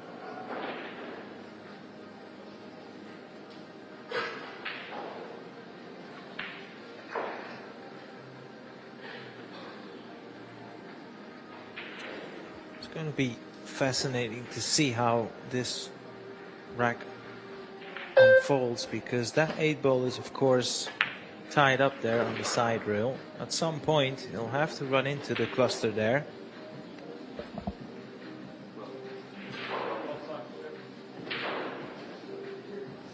Yeah, he's running out of balls to do it with as well.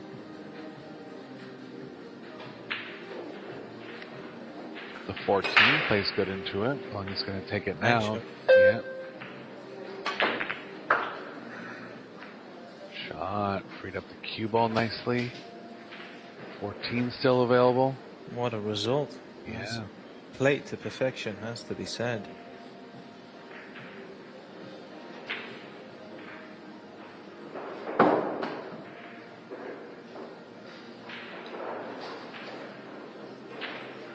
I'm just wondering, Eric, well, he's looking up the table now.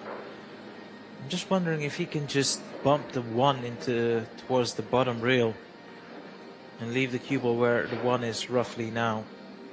He's got that type of an angle on the 14 to pot the 14. Send this cue ball into the 1 and try and hold the cue ball. It's a risky shot. Can't go wrong. I like the thought. It kind of feels like the 10 doesn't go past the 7. That's the main reason I say that.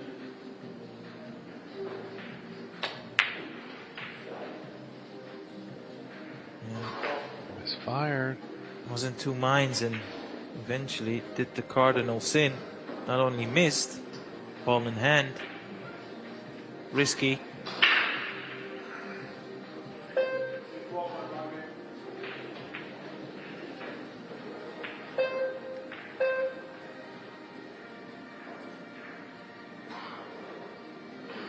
Looks like he's lengthened his stroke out a little bit. He's always a little longer on the backstroke than his brother Eklund. A couple shots in that rack got real long on the backstroke. Seen Federer Gorse make the long backstroke work on any size pockets, but I think when the pockets get smaller, spinning the cue ball a little bit can be something to be leery of.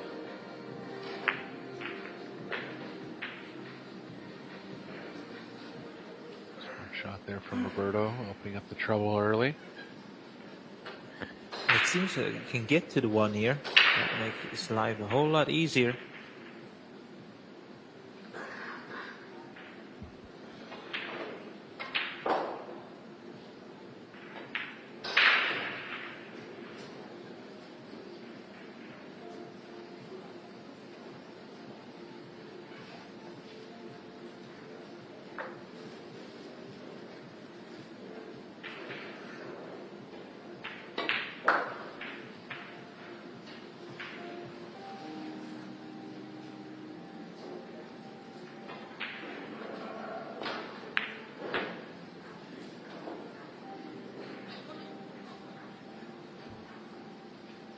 To end up straight here, and he has. Only issue here now is going to be, well, he's still okay in the 2. I'd say he's going to have to be very careful of the double hit if he shoots the 4. 2 will be okay here.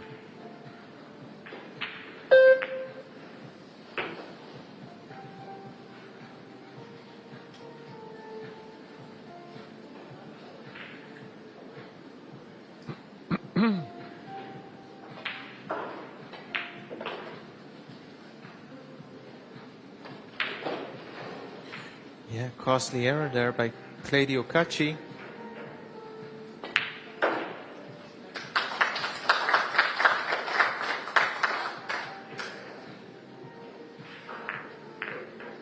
And Gomez looking good here, out to a quick lead.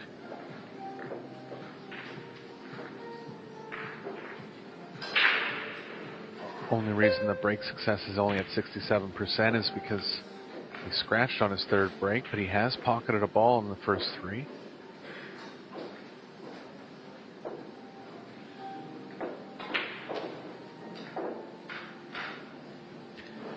And the most resounding stat of them all, 25 balls potted to 3. His opponent well and truly cold in this match. Not been really involved so far.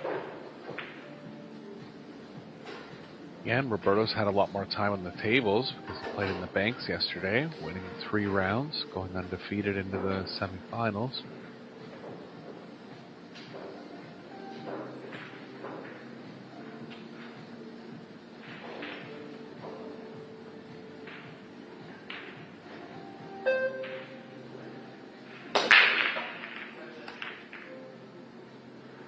Just jammed out the 10, almost forced the 10 into the bottom left.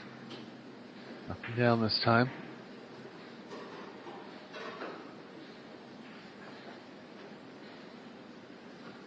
Now you called it right from the beginning. I don't think he will change his tactic.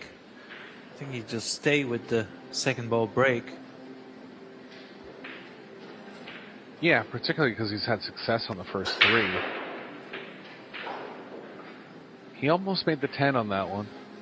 But you can see with the second ball break how the spread entails sometimes. A lot of balls over on the same side that you break from.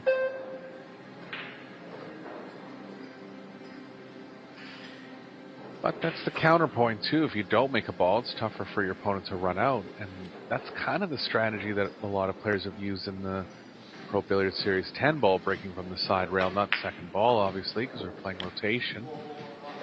But they're kind of betting that if they don't make a ball, the overall layout's going to be tougher for the opponent, and it is a small factor. I'm still going to predict the winner is going to go from the side rail or the back rail. Maybe Filler, a couple players like going from the back rail and really just opening them up.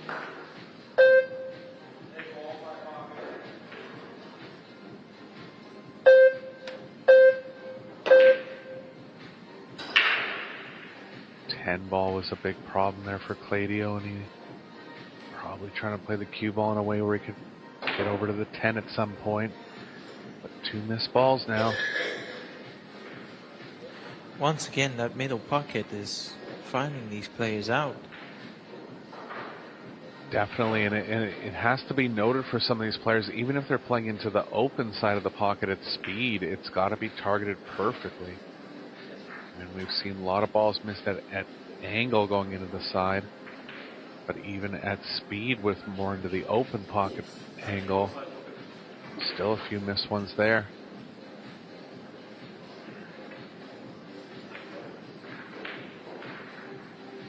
See if he goes up to 6 here and tries to draw into the 3.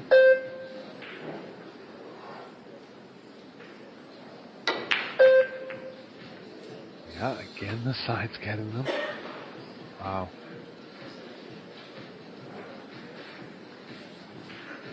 Yeah, that last roll of the 5 is not all that bad either.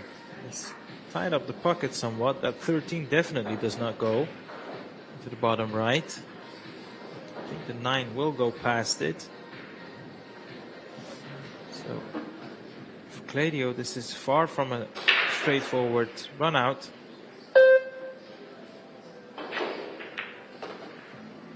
Yeah, I'm a little surprised he didn't take the 9 first and try to get into the 10. Problem there was he was unlikely to land on another stripe, but it's still going to be a problem going forward.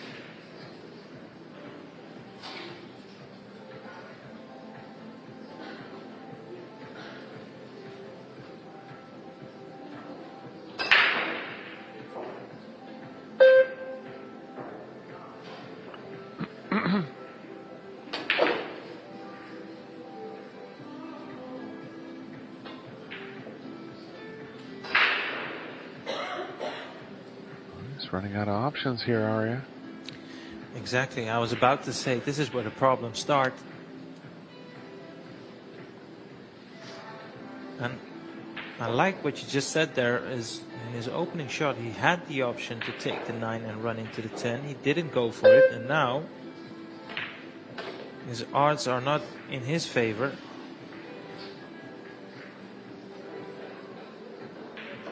He's too straight on this too. Not even sure what he can do off 13 to get back to the 10. He can punch the cue ball to the right, but I don't... This is trouble if he tries to get into the 10 now.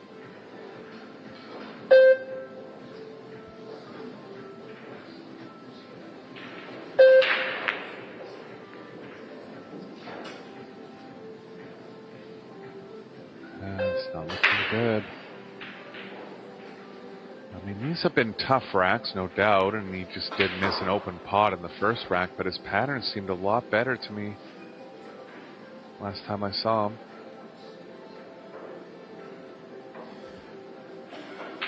I would think right now, from the layout, his odds to run this rack has now dropped below 10%.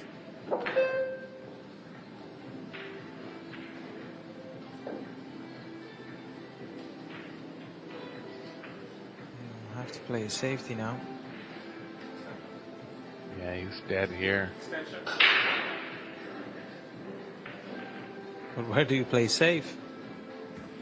You can't. He's got to come up with something crazy offensive within 40 seconds here. The only time you can even consider playing safe in this spot is if you leave your stripe right over the pocket, ideally blocking one of your opponent's balls. Even in that case, a lot of the time they'll just pocket yours and get safe on the 8.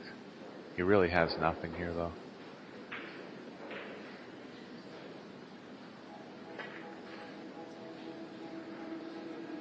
Yeah, at least he still left the 2 tied up. Yeah, I'll tell you what. That was pretty much as good as he could have played it.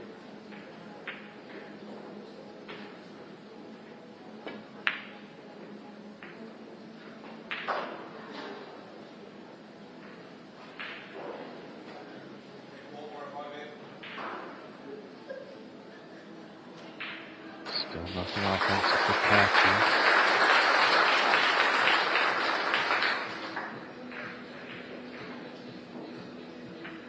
Try to lay the cue ball on the 10.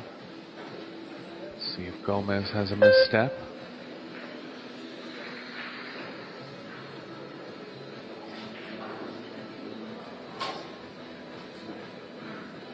Not horrible. Might have forced Gomez into a combo here.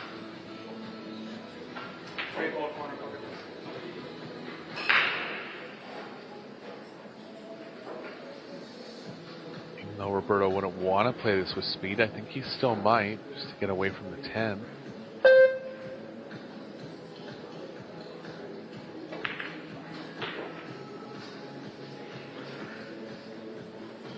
Shot. Looking good to get halfway to his total within about 15 minutes here. Yeah, most definitely. Bossed this match so far. The only thing is just a matter of get his cue ball on the left side of the table to attack the 2 ball. I'm just wondering if he can see the 1.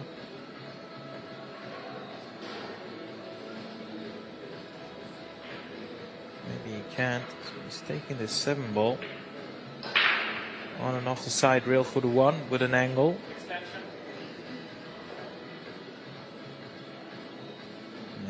Dead straight on the 1, so no real use to take the 1. But this 7, leave himself an angle on the 1. Swing his cue ball onto the left side of the table to attack the 2. And he should be home and dry. He's that cue ball to stop though. And that's far enough.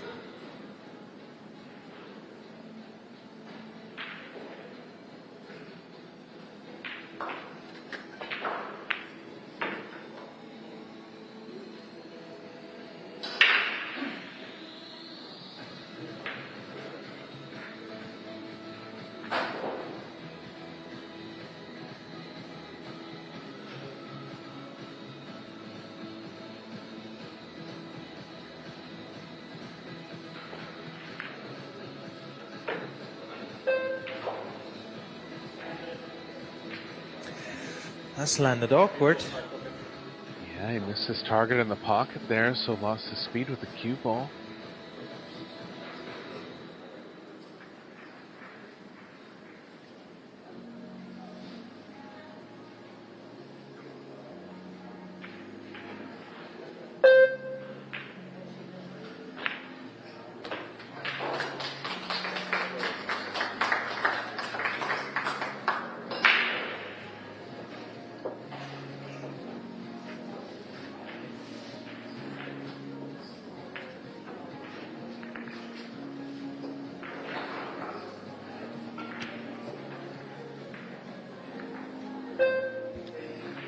Three 33 balls potted for Roberto versus 9 balls potted after 4 racks. That should tell you why the scoreline is as it is.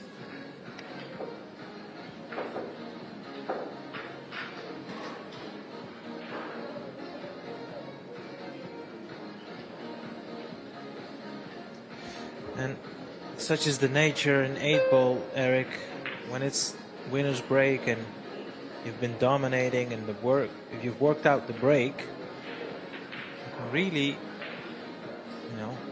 cut out your opponent. Put on a clinic. Yeah, and let's not forget this is winter breaks.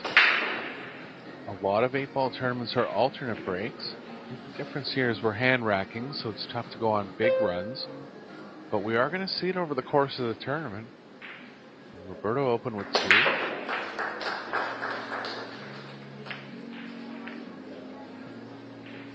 Just missed the balls in the bottom pockets again.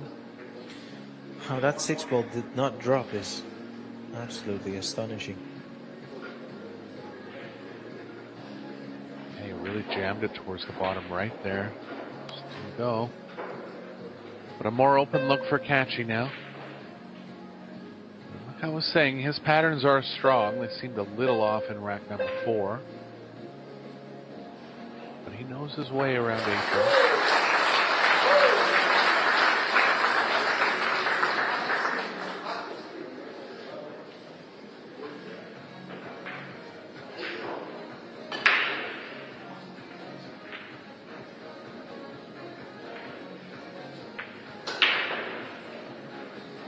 Ball is going to be the toughest ball on the table for Claudio, particularly if it doesn't pass the 10.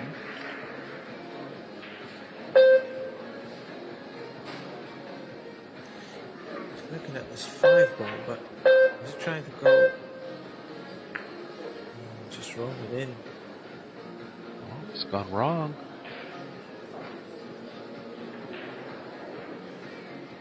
Way too much angle here. If he can even cut it in, the cue ball is going to be flying. Looks too thin to even cut in.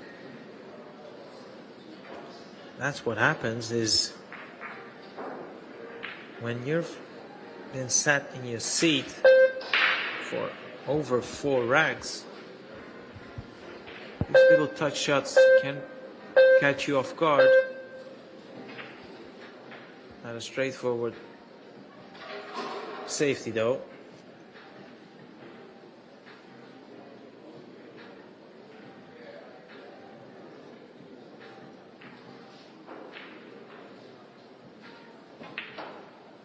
Tried to tie up the 7 there. I don't think he's done that. I actually believe the 7 goes into the top right.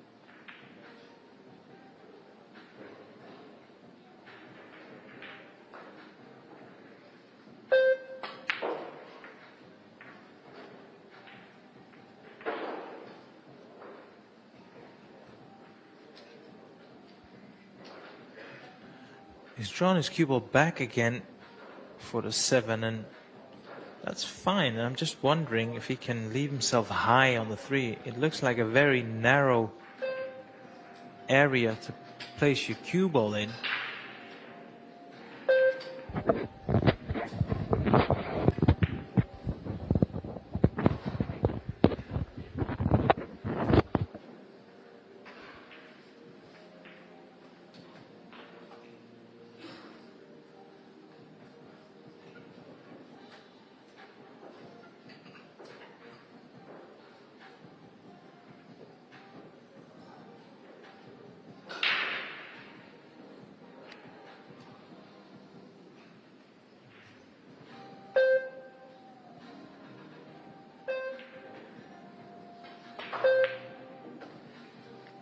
Yeah, he just got tripped up on the 3 here in this rack and wasn't able to recover.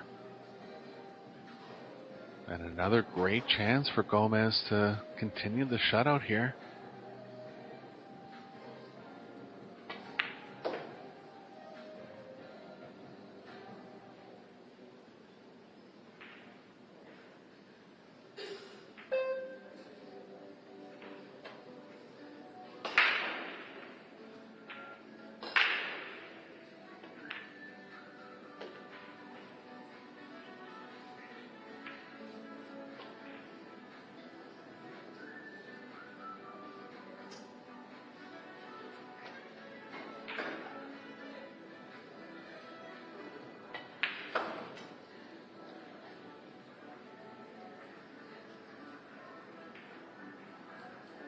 Stop position for the last 4 balls. Move the cue ball a little bit from the 14 to the 9 and get straight.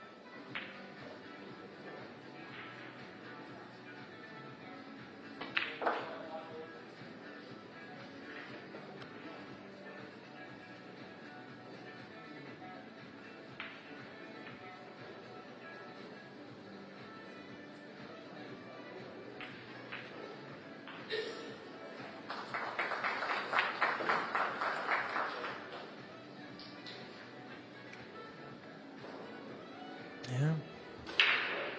What can you say? 5-0 in front, and doesn't feel like he's going to slow down at any turn. So unless Claudio can really come up with some special stuff, it is one-way traffic, as you can see.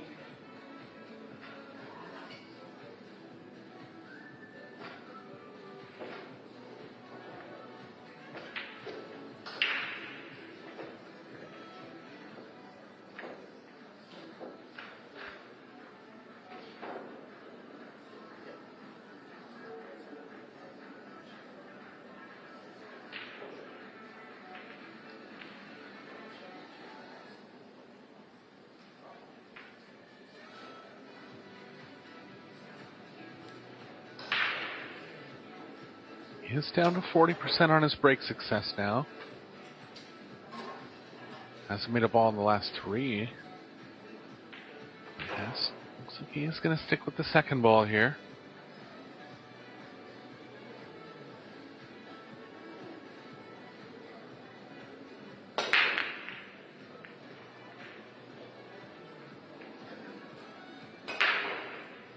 Got one down this time. Good spread as well. He had a 5 straight in.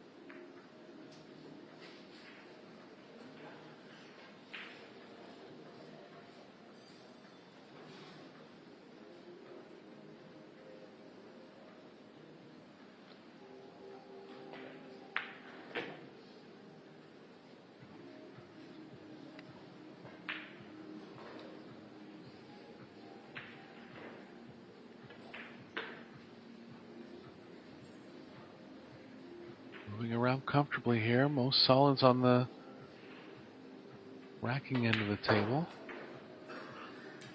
And the 1's going to play well for the 8. And Gomez is back on the break and run path now. This will be his 3rd one of the match. Claudio's had a couple chances. Missed ball, failed run out. Ended up getting too much angle on the 3. So he has had chances. Gomez has taken full advantage of his. Superman is flying. 6-0.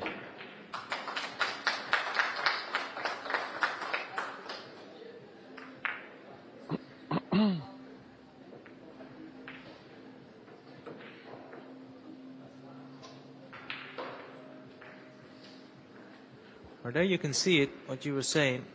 He did have a couple of chances, and he's missed 3 shots, so that should indicate he's had a couple of visits to do something about the score line.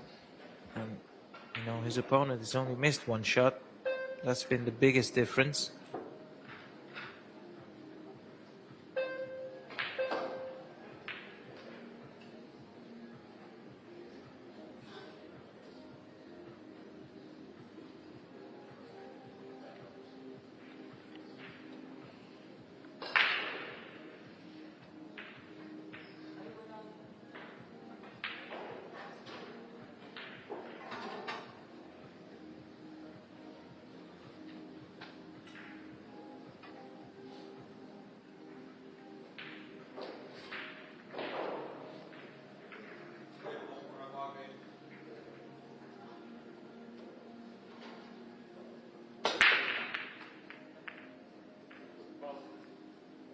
kicked in again.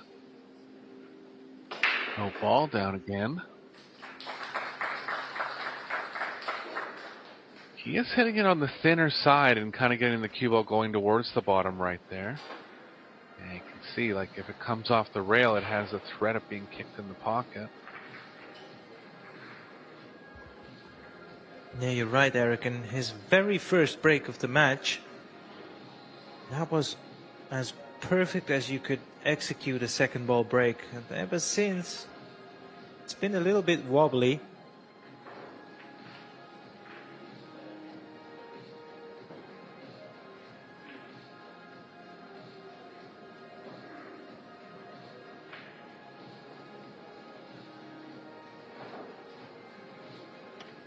All the stripes open here for Catchy, so good chance to get going, but he's going to have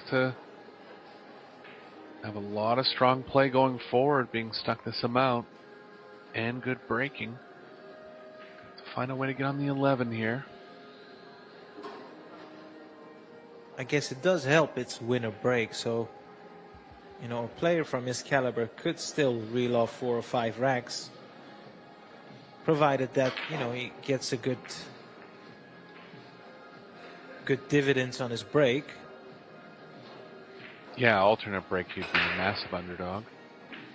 Winner breaks, he still has a chance, but he's not into the 11 yet.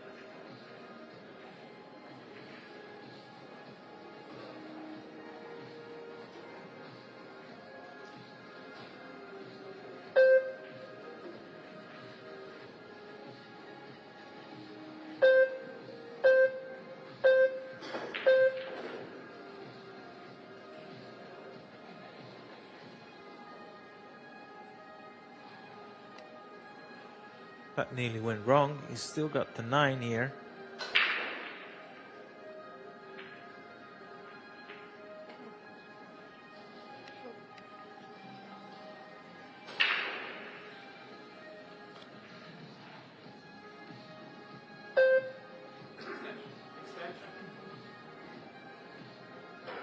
Cameraman doing his best to track the player.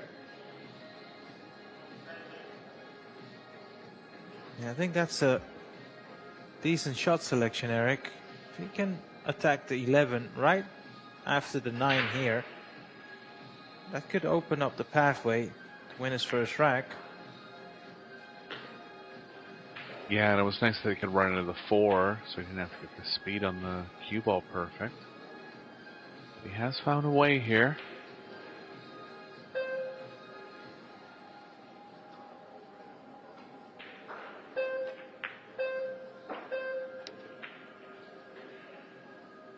He's underdrawn this a bit. He can still get out of it, wrapping out of the bottom left corner.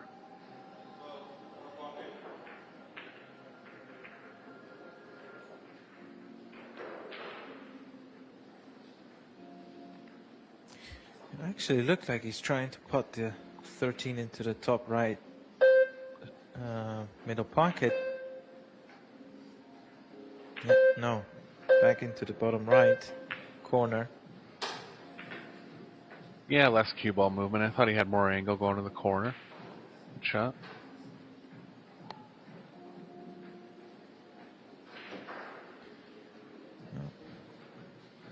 We can have a closer look on the angle he's got here on the 12. He's got a couple of options here. He wants to keep it simple. Draw his cue ball back a diamond or so. That's a narrow window.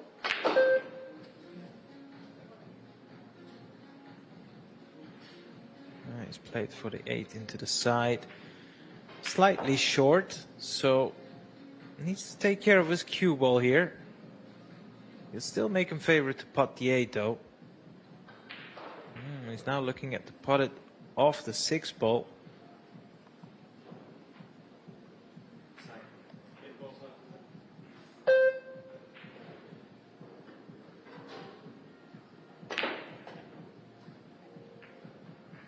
Wow. It's thinner than it looked on the overhead, Arya. Got it down. Could this be the start?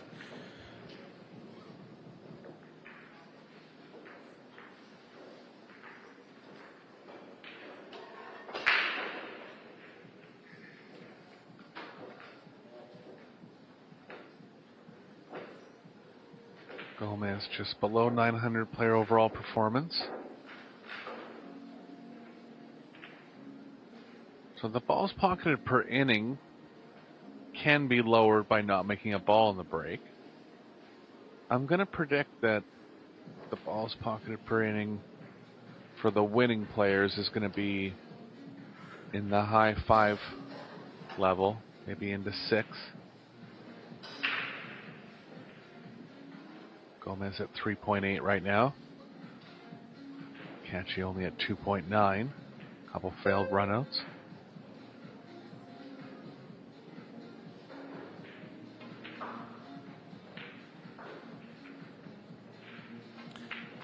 So for the first time, we watch Kachi breaking in the match.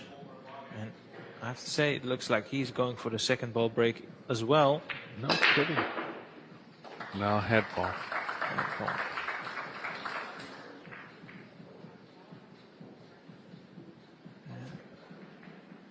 So what's he left himself? I'm just wondering, can he get to the ball?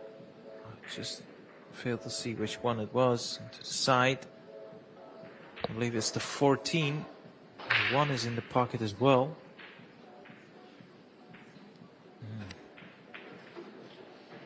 How do you like these?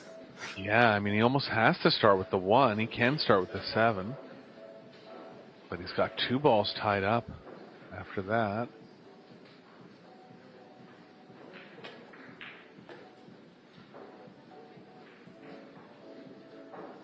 He's opened up one of them, but is he going to tie up another? He has.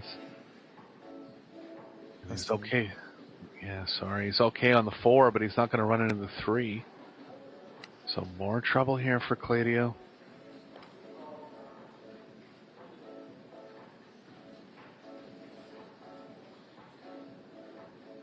Yeah, the 8 ball is in his way.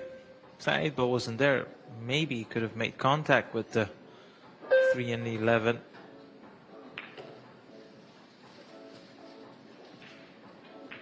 Looks like he might be able to open up the 5 now. The 3 can be banked if he needs to.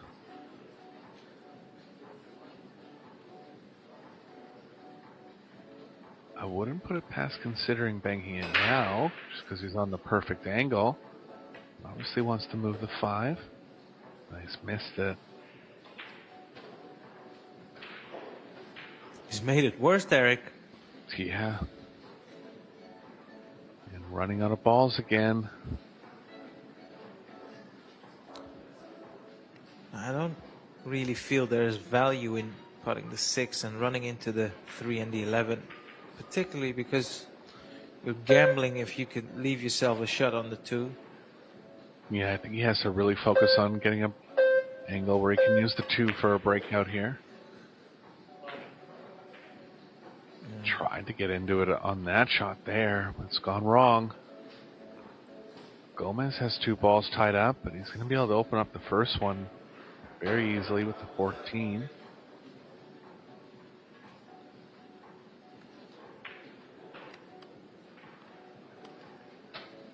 Going to go at the 10 first because the 14 will always be there for the 3-11 breakout.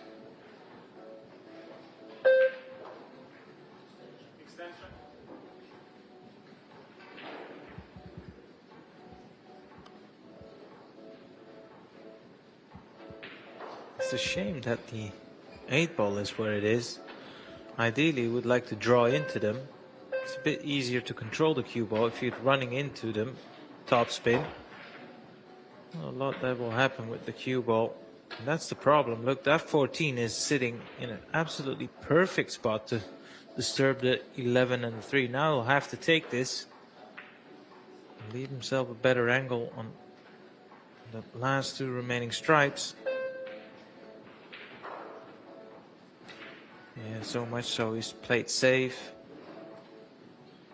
Not per se a bad tactic.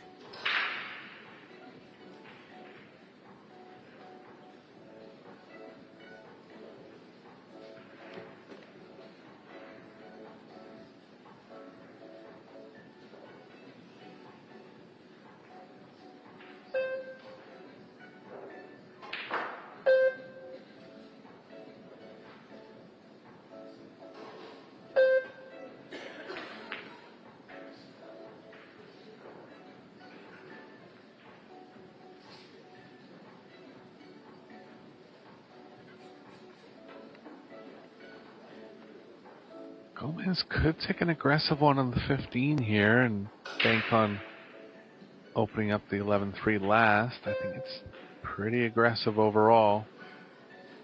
Looks like he is going to take it.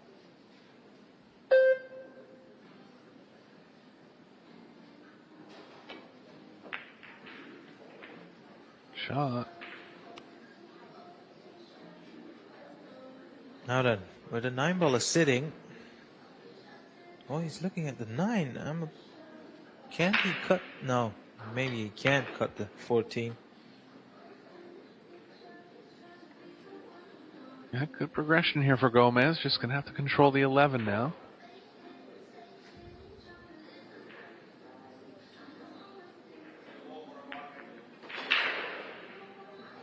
He hasn't. I don't think the 11 banks past the 8.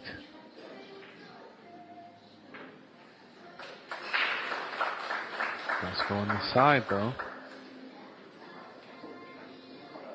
Like I said, Aria, he's been playing banks all day yesterday, so it will favor him a little. It will make it more often.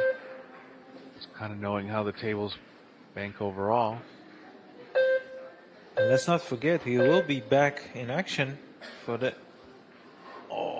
the final conclusion of the banks, but on that occasion, failed to make the bank.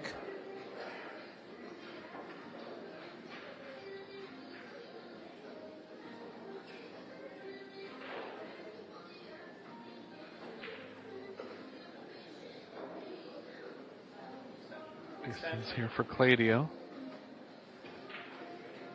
A lot better of it. Gonna take the closer one. Take some speed on this one.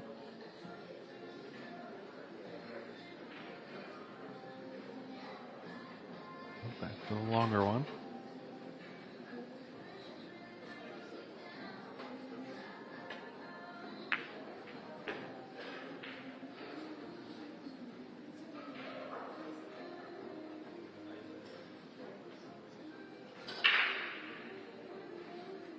More distance, and when you've been sitting for a long time and not shooting these long pocketing shots, a lot tougher to step up and knock them down.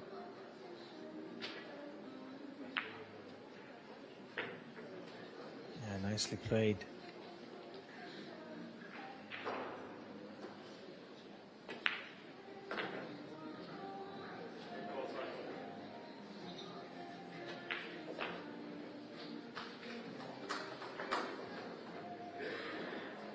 A couple scrappy games, but Claudio coming out with the advantage in the last two. Looking good on the break, hitting it with good power. Just caught a tough separation in rack number 2. Has to be said, though, that on a couple of the tougher racks, he hasn't been able to get all the way through. Happens in 8-ball when a bunch of balls are tied up.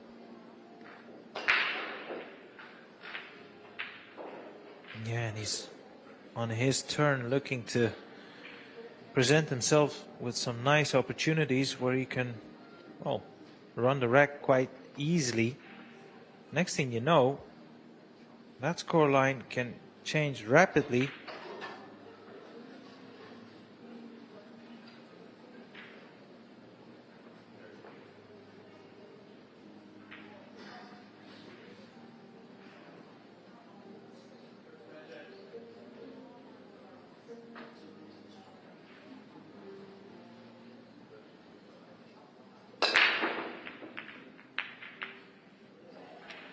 Head balls on the side. And that's the ball players are looking to make if they are hitting the head ball from the side rail. Positive signs here for Claudio.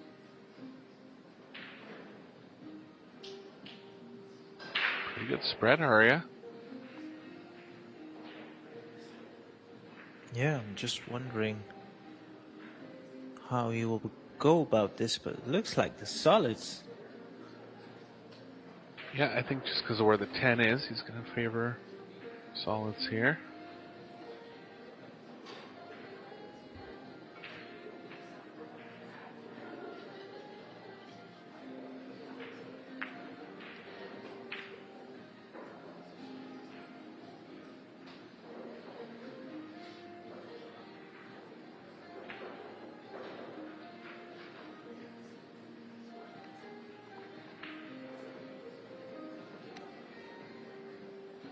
He's not landed absolutely perfect on the 2.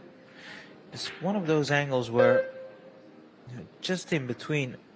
I'm wondering if he can hold the cue ball by running it into the 12. Yeah, he could.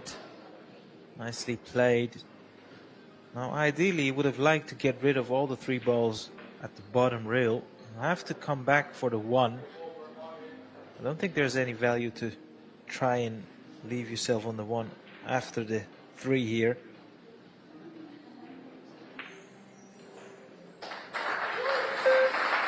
Yeah, he's got too much angle going to the right off of it. The 7 can play back down into the 1. Just a question of can he hold for the 4 here? Can.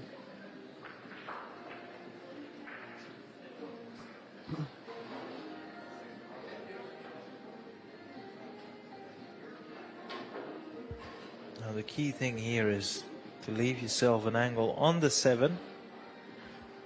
Come back onto the bottom rail here for the 1. That is all what he's thinking right now. He's managed to leave himself an angle on the 7 to send his cue ball down the table. Now, anything but straight would be fine here on the 1, you would think.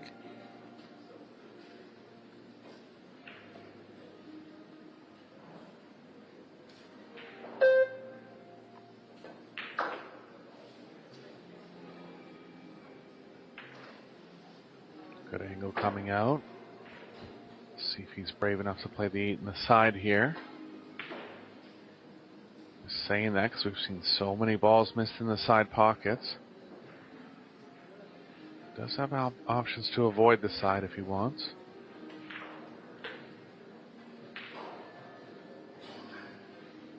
Good playing. First break and run of the match on the board for Claudio.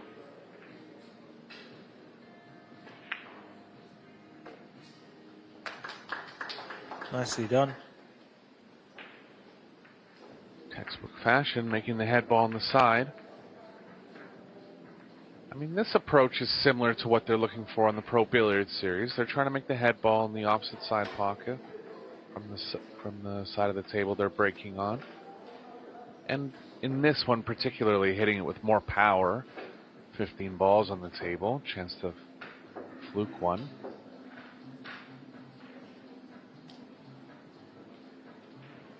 The break from the middle of the head string is still the most offensive, but it works both ways if you don't make a ball.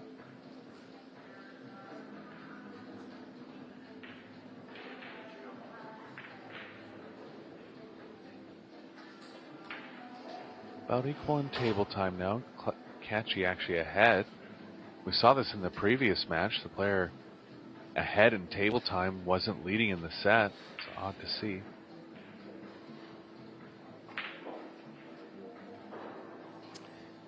Let's see if he can keep up the 100% break success.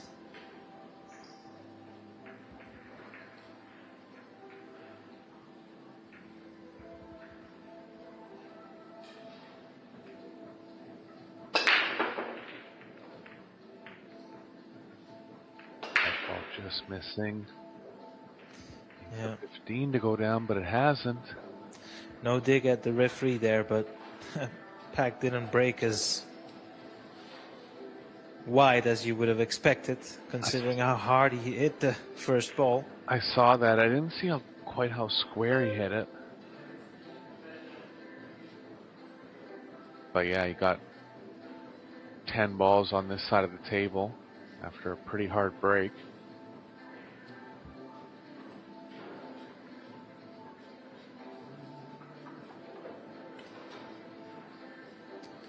Alberto taking the 13 into the top left. It's actually a smart choice. It's currently partially blocked by 2-3 balls, so might as well take it out right here. Now he can take the 15 up table. Send his cue ball back down. He's got the remainder of the stripes all at the bottom part of the table. Nicely worked out, and I think he's on this 11 ball, I believe it is. Yeah, it's the 11. Nice angle as well. Once again, can even run his cue ball into the 14 if he wants to.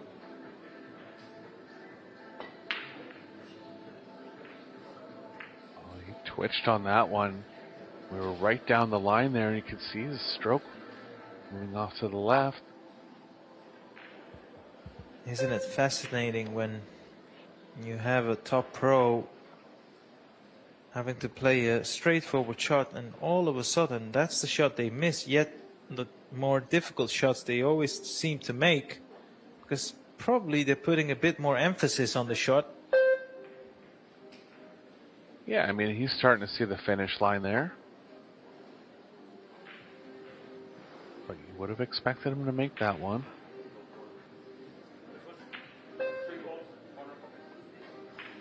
Three-ball corner pocket. This is well and truly a pressure shot. This is not easy.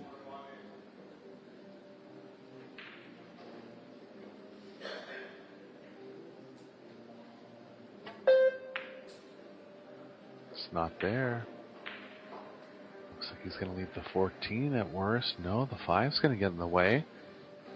Actually gotten safe here, Arya. Yeah. And I do believe that was something he had in the back of his mind there. Play that 3-ball with an element of safety in mind. As we both know, that was a very difficult shot. So Yeah. he played it in such a way that he wouldn't leave his opponent the world, and, well, he hasn't actually.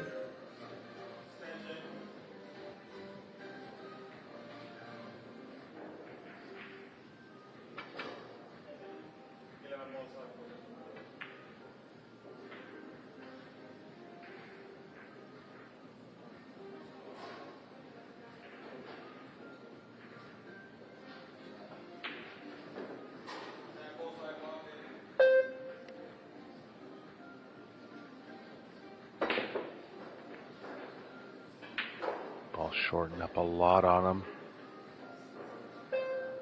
Some unwanted spin likely for how it reacted. Did hit it at speed and decent amount of cut it into the rail, which will shorten the bank.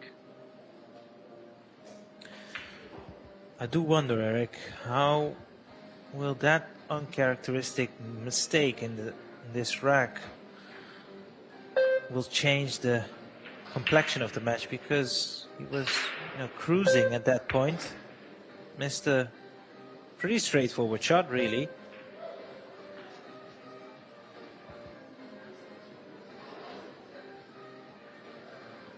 Yeah, and especially if Claudio is able to come back with another break and run or two, the pressure will be back on Roberto.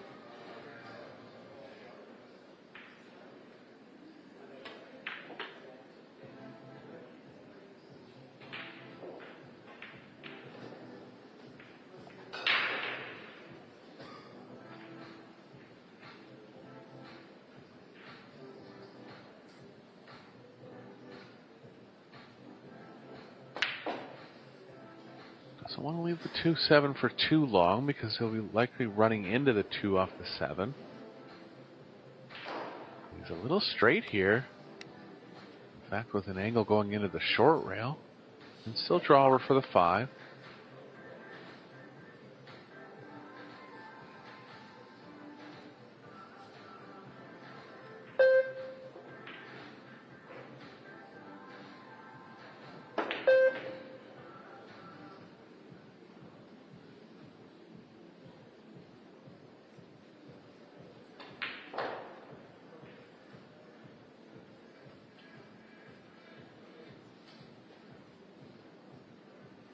Very hard to play the 7 in a way where he's not going to run into the 2.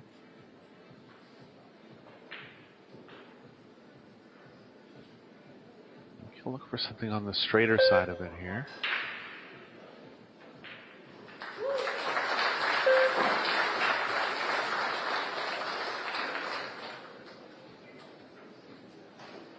I'll tell you what, from this angle he's left himself on the 7. He should be able to send his cue ball around the back of the 2. That would be on the top rail from this camera angle.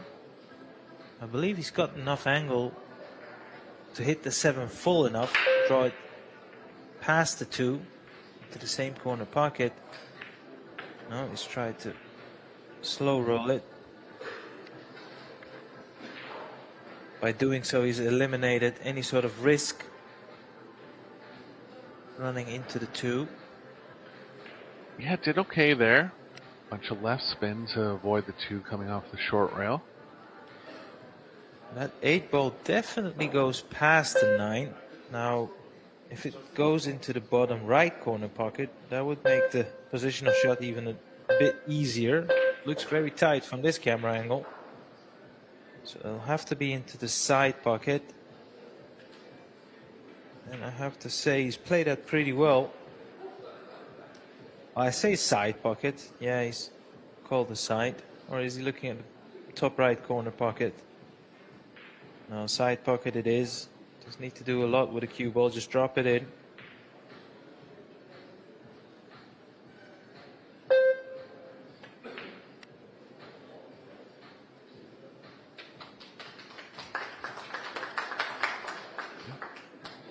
Catch, he's slowly inching his way back. Yeah, this was a quite a pivotal moment in the match. Roberto Gomez had a straightforward shot, really, to put himself on the hill, and he missed one of the easiest shots he's missed in the entire match. In stepped Claudio, now only 2 racks behind. Let's not forget he was 6-0 behind.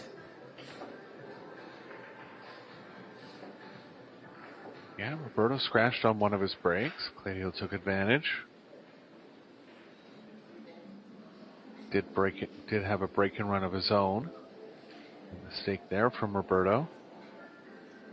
Gomez's missed shots in the match are up to 4 now.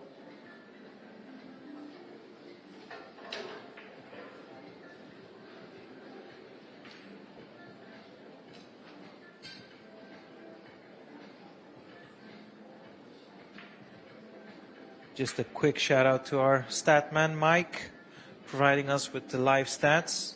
Always handy.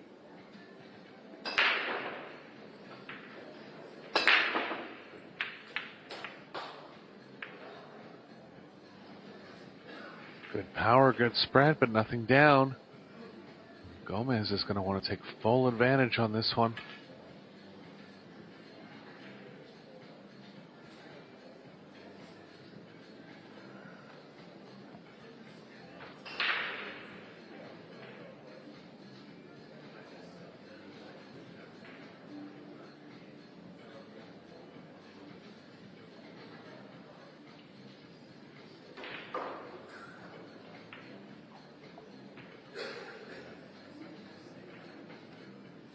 Like he's thinking about opening with the 14.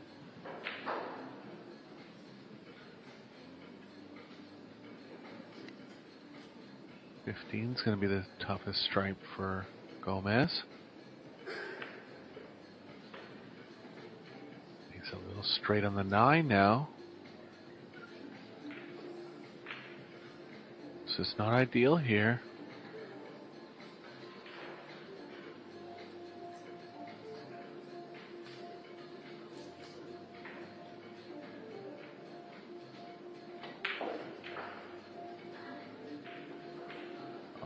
Will be able to take care of the 15.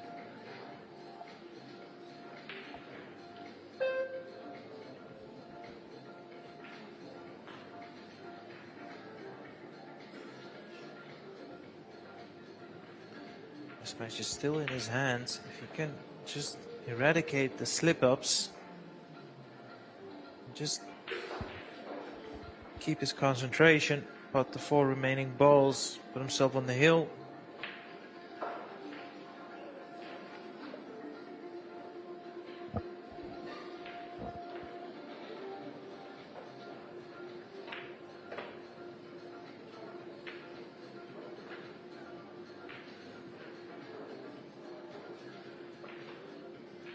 Now that 13 must go past 10, I believe. Yeah, doesn't seem too worried here.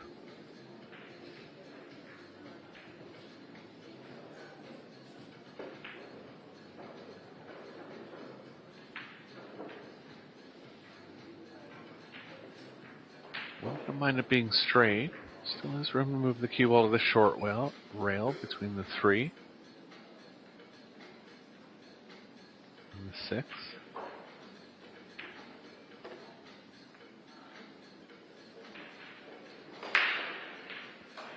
That's not gone entirely up to plan. He's left himself a bit straighter on this than he would have wanted.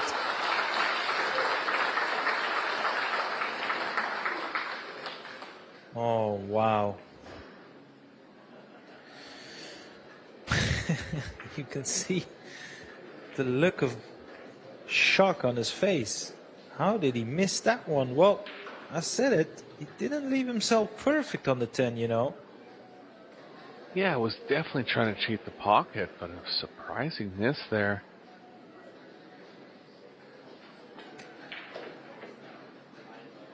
Yeah, I'm obviously stating the obvious here, but that's now 2 racks where he's missed a very easy shot, or at least a good opportunity. Now, if you deduct 2 racks from Claudio and add them to Roberto, he would have been up and dry, A2, but, you know, it's looking like 6-5 now.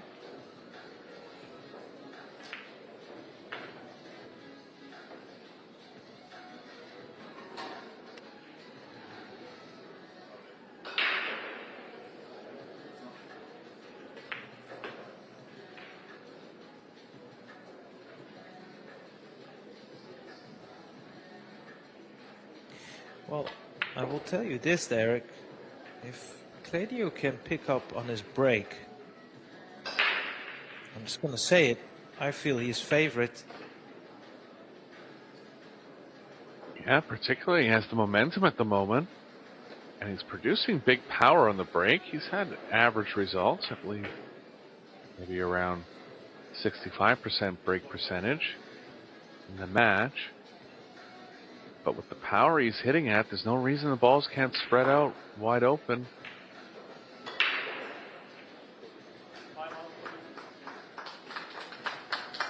Roberto's going to take a break here. Yeah, Claudio at 50% break success for the match. Gomez is going to take a break. Players will take a break. Be about 5 minutes, and we'll be back for the conclusion of this one.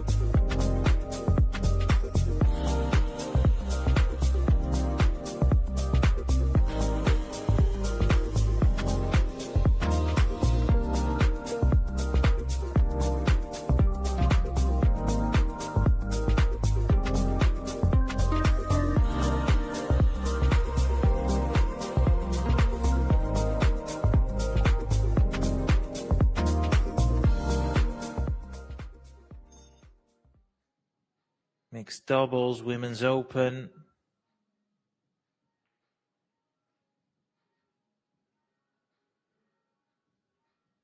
A lot of pool action coming your way, and one way to make sure you don't miss any portion of the action, make sure you subscribe on our YouTube channel, Pro Billiard TV, and turn on the notification button, so if you're watching this from Europe, you'll be notified as soon as we go live. You don't have to set your alarm. It makes it a lot easier if you're not watching this from the States. Back we go, Eric. We did mention if he can get a good break, sequence of breaks, really, you could make him favorite, because Roberto, Superman, has missed 2 very easy shots to take out the match. Yeah, dry again. And a fairly open table. It's going to have to open up the 14-8, but other than that, the 5-ball might be a bit of a problem for solids. He can do it here.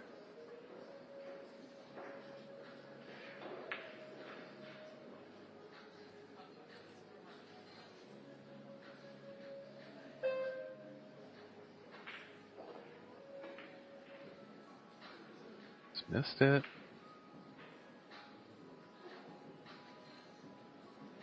And he's off position. If he doesn't have the 7 here, he's in trouble already. Hasn't even gone over to look at the angle, so really focusing on the 5 right now. Don't believe he has it. This is a thin one to either pocket area.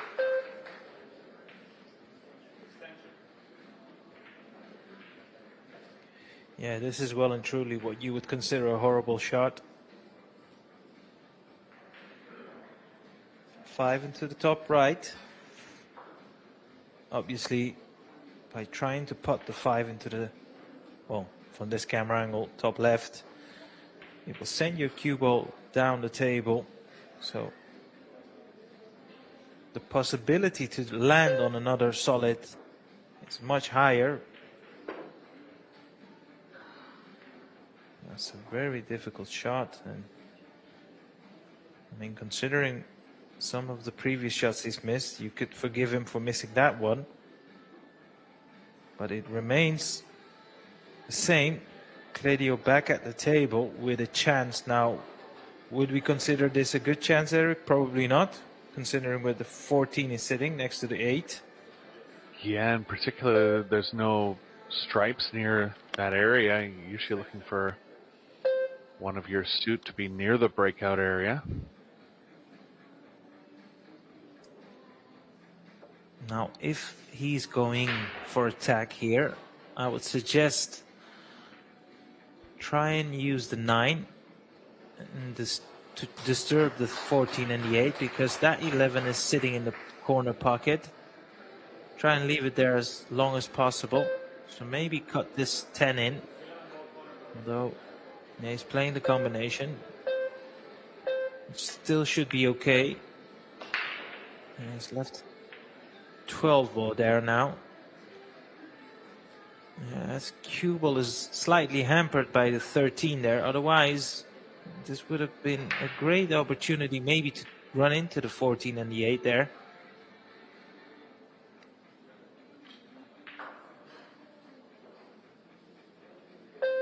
Yeah, again, he better not leave it too long, because he doesn't know the result after he runs into the 14-8.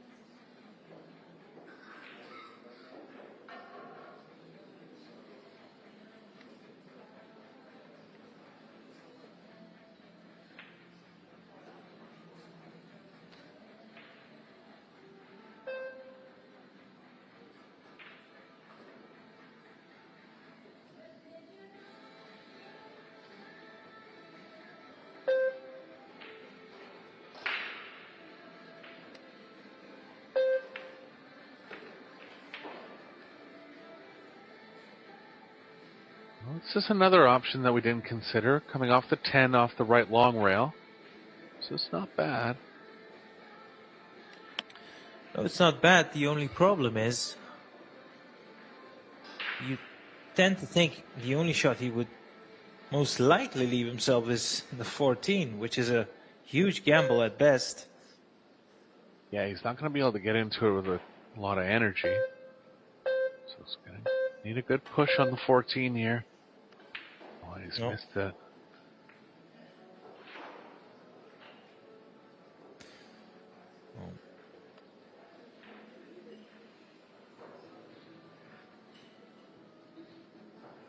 I'm going to ask you to let loose your creative mind here, Eric. How can he still run out from here?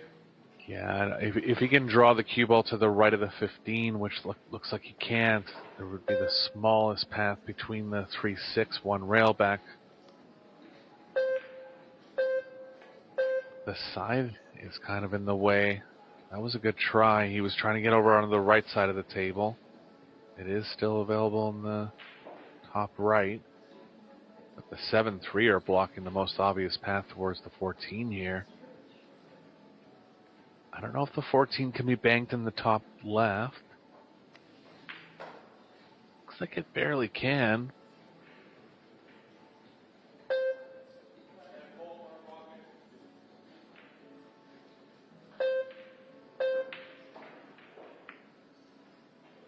Oh, I'm surprised.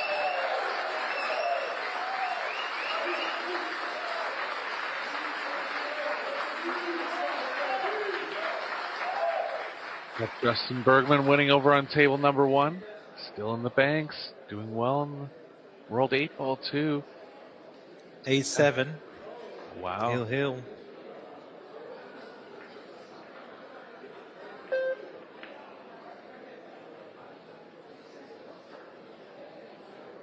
Of course, Justin Bergman is a hometown hero. Playing and living out of St. Louis.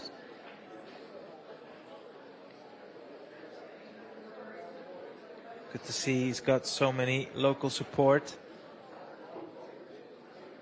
He's kind of a mythical player. He doesn't get out to major events a lot. But he's definitely showing up so far this week.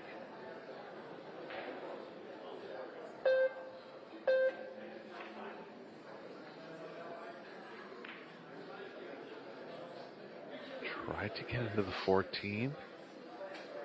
Gonna get there. Well, might as well just tie up the 8 here.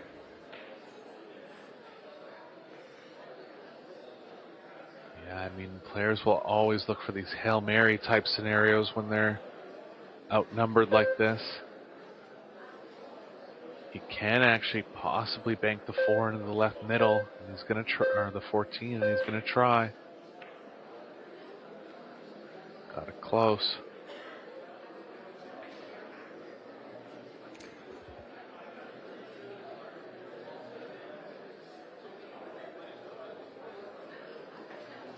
Well, this is Gomez's third or fourth chance to get on the hill now.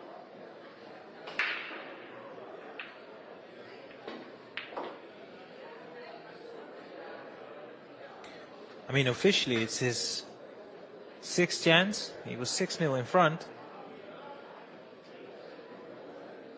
But I understand what you're saying. It is at least his 4th good opportunity.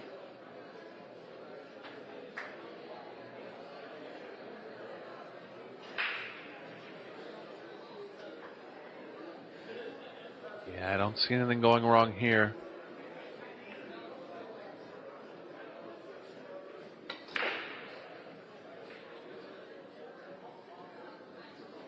It's been a back and forth set. Mistakes on both sides. Mainly Claudio just, I wouldn't say not planning the runouts properly, but not getting through the tougher racks. Hasn't really had many wide open racks. He's had some ones that he had to develop and hasn't been able to get right through them.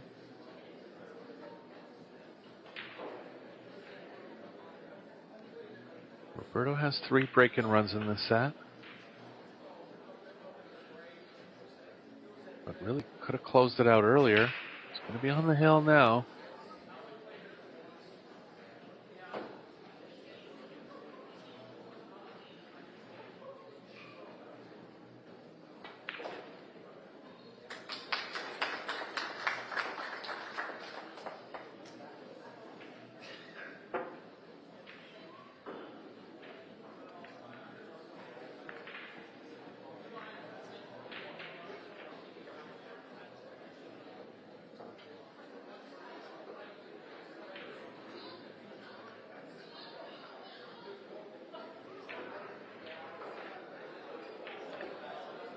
Next match is exactly an hour away, scheduled to kickstart.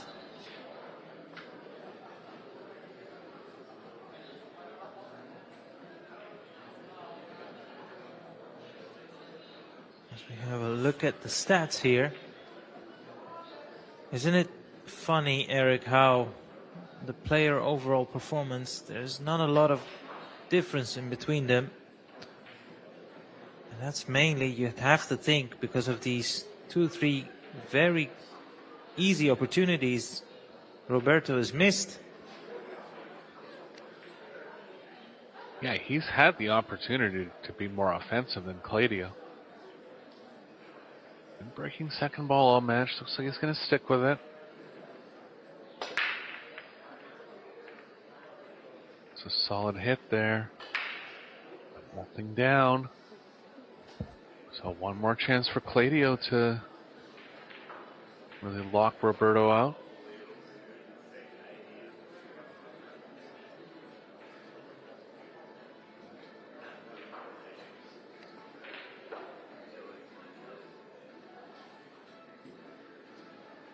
A lot of balls in the middle of the table this time. A real easy opener. Looks like the 15 is thick enough. He can go at it if he wants.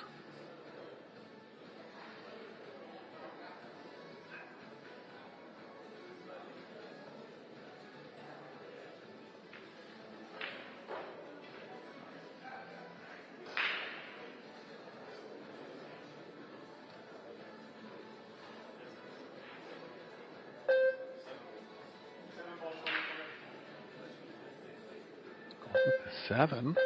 Missable shot here. Get it. First chance to get over the finish line for Gomez now.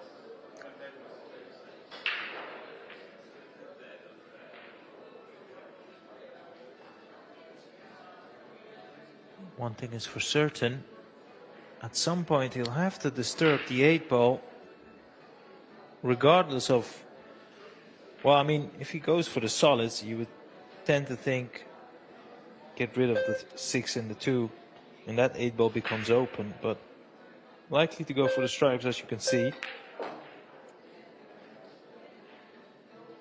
And took the aggressive approach on that one. Got the 8 out of there nicely. 12 ball is going to be the toughest stripe left, but it is available into both top corner pockets.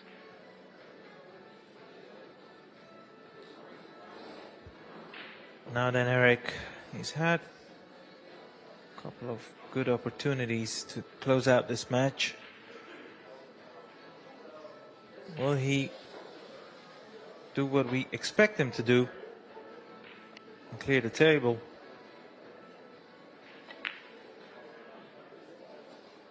Oh, wow. Yeah, I mean, the pocket size is showing up overall.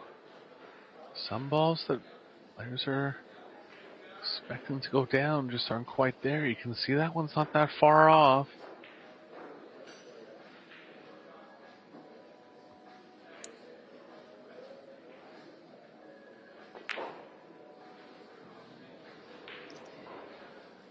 I've seen this happen too many times where the player that was in front and basically should have won the match. Like I said, there was a time in the match where Roberto missed back-to-back good opportunities to close out the match 8-2. But yet the scoreline is 7-5 and it could easily go 7-6. And we have the saying in snooker, and I think the same rules apply in pool billiards.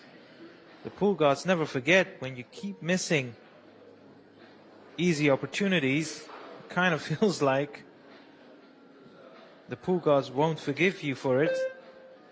All of a sudden, you're getting bad rolls, being unfortunate on your break. Who knows? Yeah, Sorry. But you're just tempting them to turn around on you, really.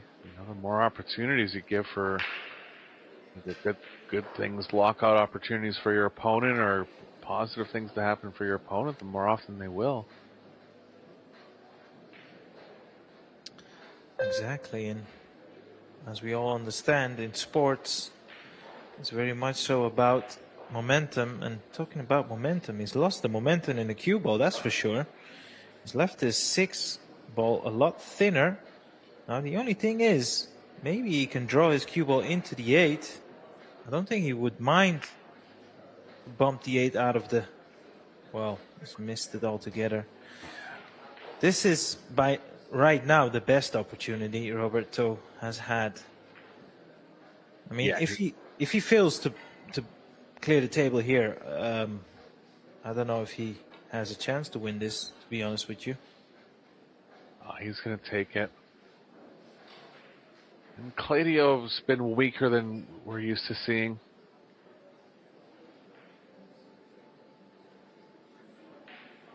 I don't know, Aria. We've done 2 matches now, and there's been a lot of mistakes. I mean, I don't know if it's just coincidental, or if we're going to see this type of play throughout the week because of the smaller pockets. Maybe it's just you and me forcing them to, you know, give us a bit more pool.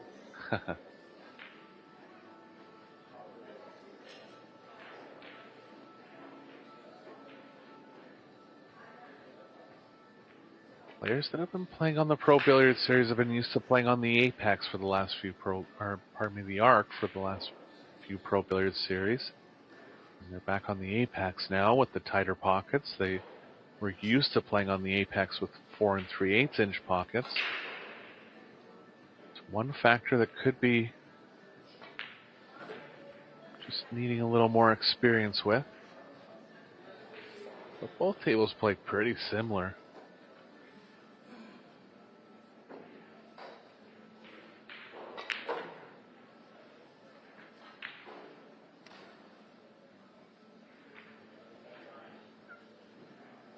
Now then, this to finish off a match that could have quite easily been 8-2.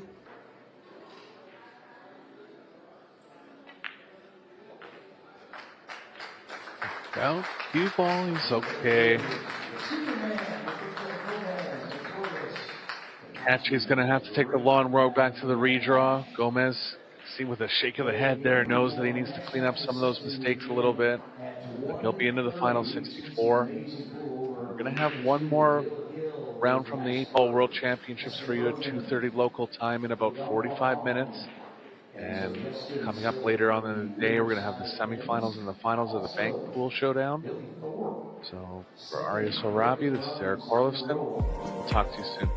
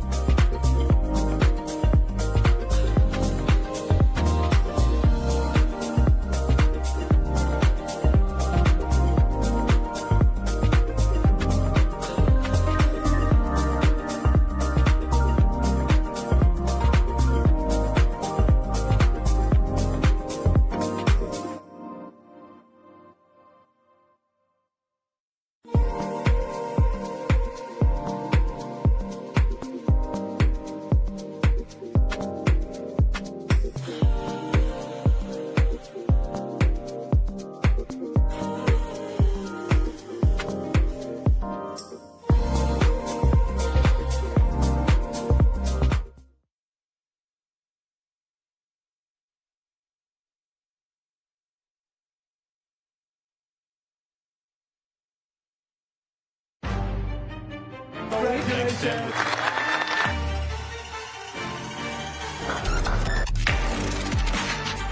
Wow. To become World 8-Ball Champion. Brilliant performance. Shane Van Boning, World 8-Ball Champion. Joshua Filler, new World 8-Ball Champion. Albin Ocean, the 2025 World 8-Ball Champion.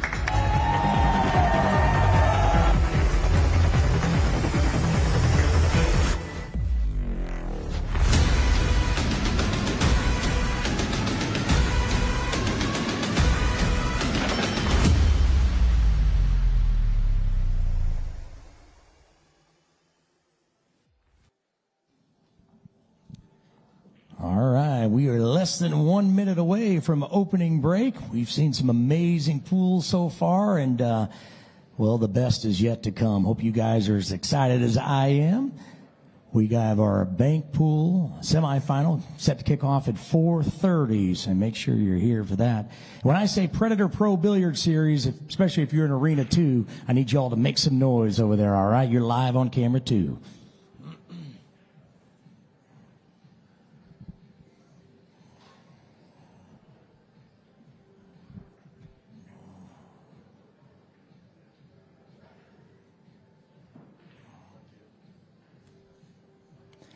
Hello, ladies and gentlemen, and welcome back to the second stop of the Predator Pro Billiard Series. We are here in St. Louis, Missouri. The best players on the entire planet are right here. Several huge tournaments are already underway, and coming up at 4:30, we have our Final Four set in the Banks Championship. We have Fedor Gorst taking on Justin Bergman, Jason Shaw, and Roberto Gomez. The winners of those matches will meet each other in the finals. We'll kick that off at 7:30 Central Time here in St. Louis. But right now, today, we kicked off one of the biggest events in pool. It is the 2026 Yalin WPA Men's 8-Ball World Championship. The best players on the planet all battling it out for that $300,000 purse. Behind me, we have 20 tournament tables, and you can follow along all the stats, all the scores, everything at ProBilliardSeries.com. Again, ProBilliardSeries.com. Another set of matches getting ready to kick off. Let's get to it. Starting in Arena 2. He's from Chinese Taipei, the Knight. Somebody make some noise for Cha Chin. And his opponent from Sioux Falls, South Dakota, USA, the South Dakota Kid, Shane Van Boning. And back here in Arena 1 from Klagenfurt, Austria, make some noise for the smooth operator, Albin Ocean. And his opponent from Lima, Peru, Levitan, make some noise for Christopher Tevez. It's a race to 8, and sending it to the Predator press box. And welcome back, everybody. We are live all the way from St. Louis, Missouri. This is day 2 out of 8, and today we are starting the World 8-Ball Championship. The opening match will be our defending champion, Albin Ocean from Austria, taking on the Peruvian Christopher Ocampo Tevez. As you just heard, it's a race to 8, winner breaks, and in the commentary box we have Arya Sarabi, together with myself, Tim de Ruiter. Welcome, Arya. Hi, Tim. Hi, pool fans from wherever you're watching. I'm looking forward to this one, Tim. Defending champ. It'll be interesting to see how he kickstarts this match. I've had the pleasure of seeing 2 of the previous matches on the same arena, and I have to say both players were mostly breaking second ball, and that is a little bit surprising, even though it's hand-racked. Well, there is multiple ways to look at it. I mean, in the Pro Billiard series, we do see a lot of players go from the side on the 10-ball break as well. So maybe players liking the fact that if it comes up dry, they're just not instantly giving the rack. Might be one of the reasons, but not the defending champion. will be kicking off this match with a monster break, most likely.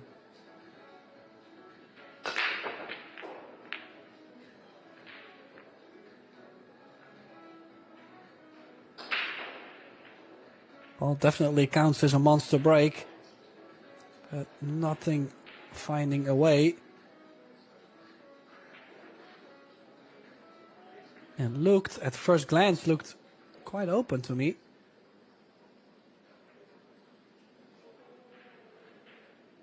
Now, Christopher Tevez maybe not too known for most of the pool fans watching, but did reach the finals of the World 10-Ball Championship in Las Vegas a couple years ago.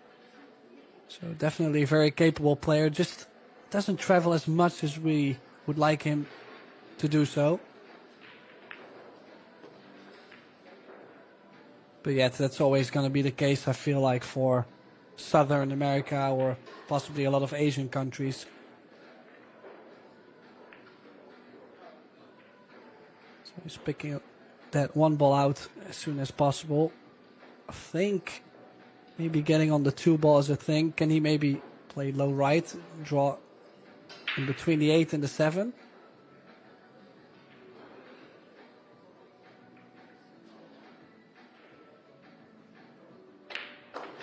It's an open layout, but it's not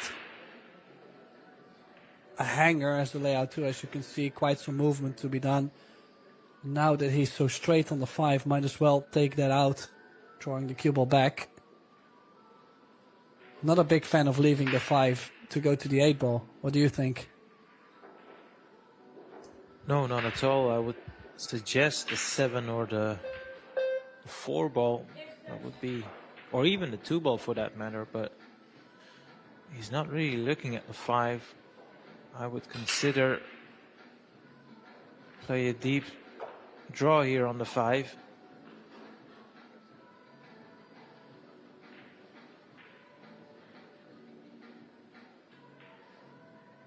Yeah, I kind of like 5. And actually, if you get straight on the 4 or a little angle on the 4, I think it works to go 4, 7, 2, 8. Or he can pick the 2 ball from this position, 2, 7, 4, and then the 8. He's actually landed in a nice ideal spot where he has all 3 balls available.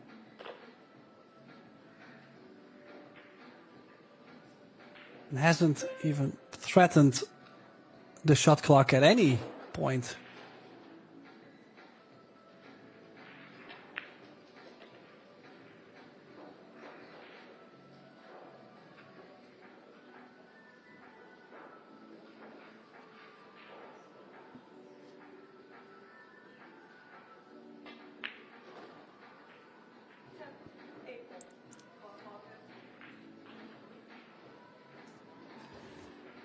As is always the case when you're playing a top favorite, Tim, and you're the underdog, you could really do with a good break and a good start, and that is exactly what he's done. Although he didn't break, of course, it was Albin who broke. But he picked up the pieces and did what he had to do, so let's see if he can produce a break and run of his own.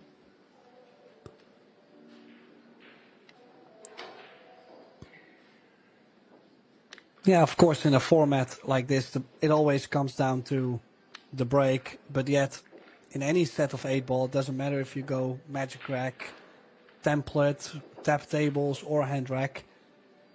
The one with the best break, most likely, is going to run very deep into this event.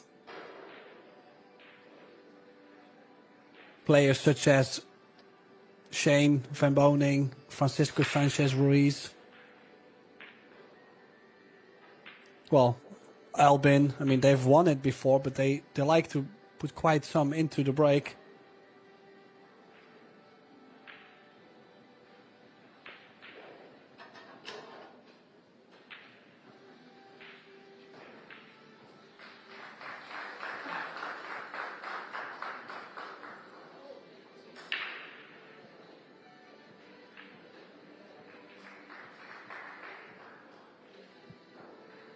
Does opt from the center though.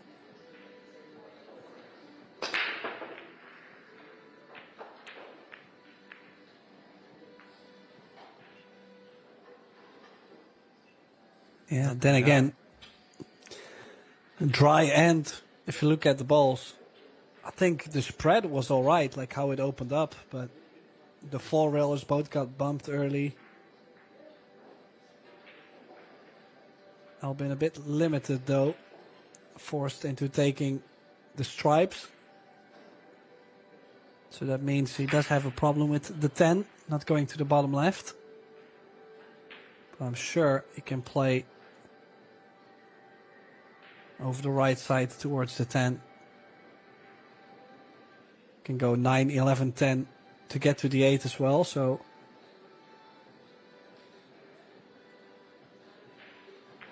Ooh, might have been playing for the 13.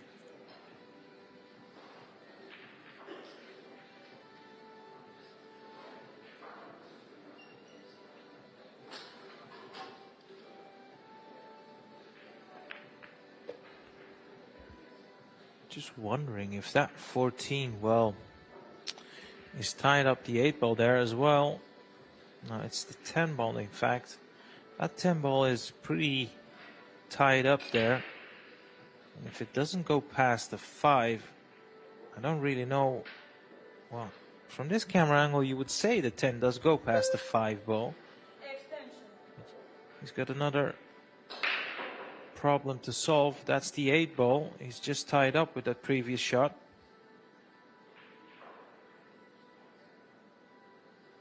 Well, you do have 3 stripes near the 8. I still think it does go the 8 ball to the bottom right, so it's not like the run out is not available anymore.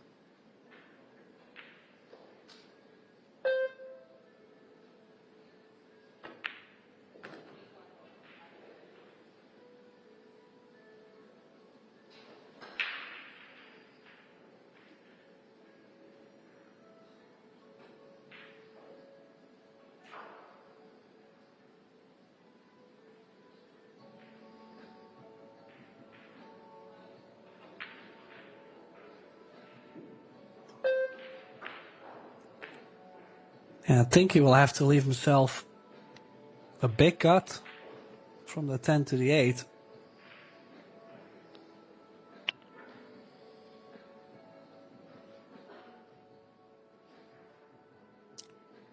Funny enough, Albin and his sister Yasmin, more often than not, play with long sleeves.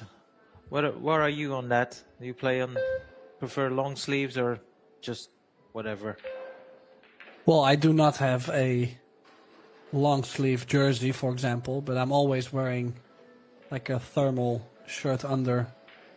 Just because sometimes also the temperature changes in the arena, and I'd rather be able to change it myself than try to beg the organization to make things hotter, for example, to raise the heat.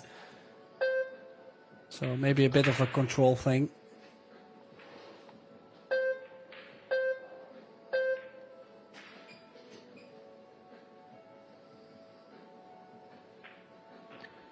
Now we'll shortly find out if he wants to. Well, maybe the 8 ball does go. If he can bump into the 7. Don't know if he's got the angle to do that though. He's got a straight shot, left corner pocket, but I have to play a good positional shot here. Yeah, like a stun follow, maybe a ball further. Yeah, just like this. I kind of like this. Should be okay. Just not sure why he's looking so funny at it, because I would say the 8 just goes to the bottom right. Yeah, that 3 ball is pretty close to the contact point for the cue ball, yeah. That's why he's going for the bank. Well, cross corner to open his account. The smooth operator. Swish. Never hit the sides. Yeah, also had a good run in the Bangpool Master Showdown. Eventually lost in the quarterfinal to Federgorst, but yet for a player that doesn't bank as much, you could see quite some quality on the 8 ball there. And there's some stats. I mean, of course, it's early. 1 dry break each. So 0 break success. And 8 balls pocketed.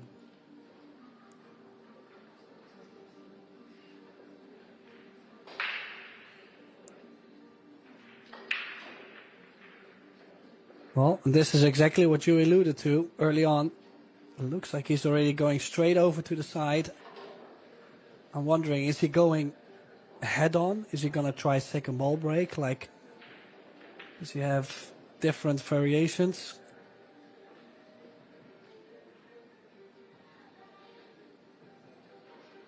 Yeah, I've seen many players mix up the break, but still breaking the first ball of the stack, and once again he's not been rewarded, even though he's hit it very, very hard. Yeah, on the other side though, I'd rather crush him and leave something messy on the table than the rack that he's done before. This is a bit more messy. Of course, a lot. He's choosing to go straight away for the 3 ball. That 1 ball looks like it goes by the 11.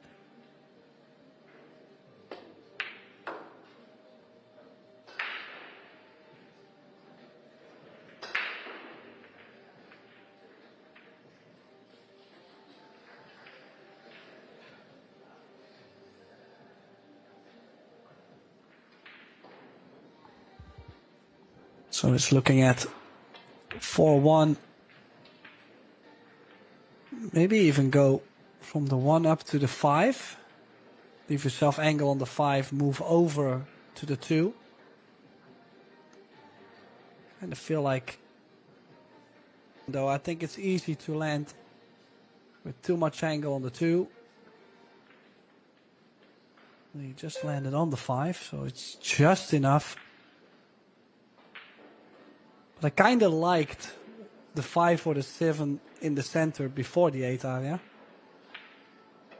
Yeah, absolutely. And I mean, look, he can use where the 5 ball is now. If he can leave the cue ball exactly where the 5 ball is, well, never mind. He played a different shot and he played it to perfection. So, well, eventually he had to make sure not to touch the 7 on the draw. There was a bit of risk to be taken, but I do like the route he's opted to.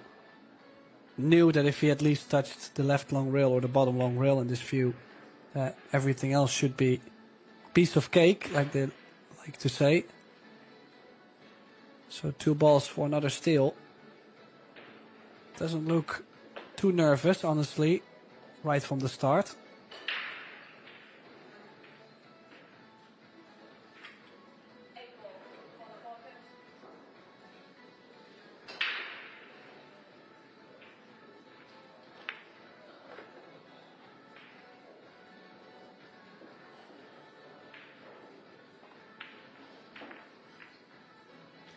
Yeah, I gotta say, pretty quick pace from both sides. I mean, if you consider 3 racks in, including time for racking, and we've started, 15 minutes ago. Nice pace from both players. Yeah, as you can see, the balls pocketed obviously doubled. It all has been the break so far.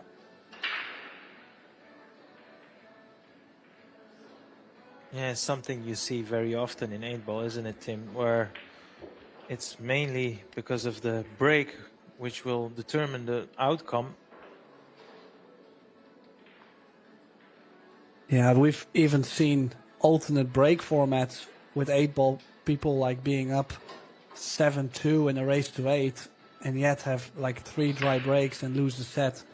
Like, it's the break can turn any time, you know, it can be in your favor or against you. You would say you need a bit of luck actually to grind all the way through a bracket like this, but then yet again, the most quality breakers most likely will advance. Yeah, second ball break does make one. I think this is something he could work with. Or did he even... Actually looked like he hit it third break as well. Yeah, that was the third ball he hit rather than the second.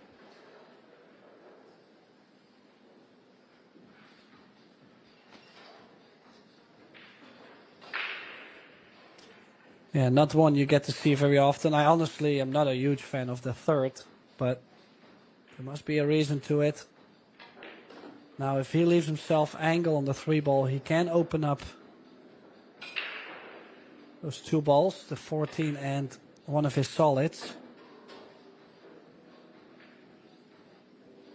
The only risk was, with the pace he's played, he was only able to get on the 4 ball after. So what does he exactly have on the 4? Does it still go by the 13?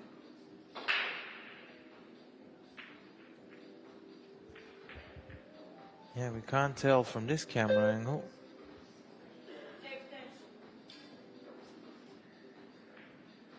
Yeah, it does go.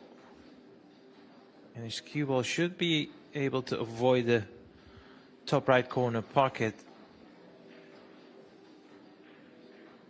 Yeah, problem is you might be running towards the 15.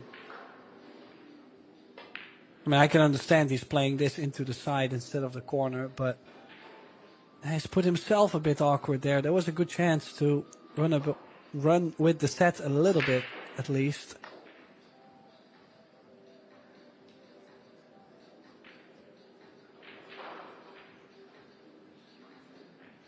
And that means for Albin, most likely he's going to use the 14 to get to the 11 and the 12 to find a window between the 1 and the 4, the yellow 1 ball and the purple 4.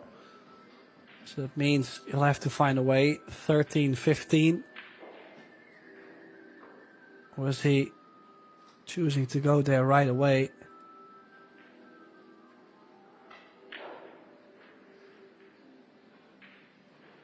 I kind of liked playing the 11 and the 12 at last, just because of where the 8 ball is.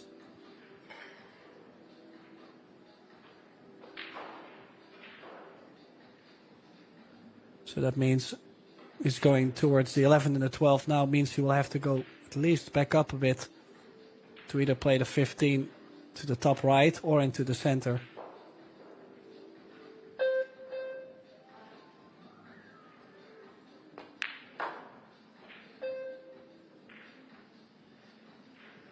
Just enough angle to send the cue ball towards the right side. He's in prime control here.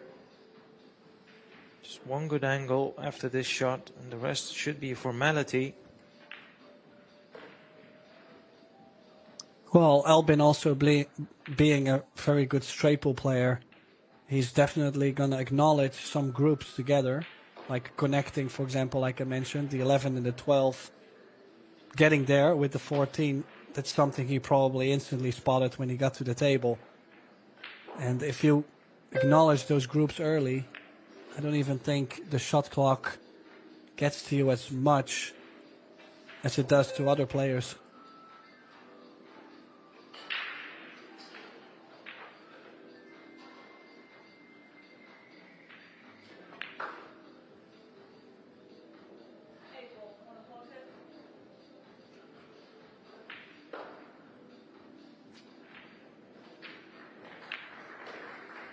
Yeah, one missed opportunity from Tevez. That means we're tied at 2. Wondering, is Albin still going to try and break him head on from the side, or is he possibly going to change to something else? Who knows? Yeah, he's not been very successful. Well, there you go. Break success 0%. And it's a Well, it is a true stat, but it's a harsh stat because he's been breaking really well technically, but he's not making balls.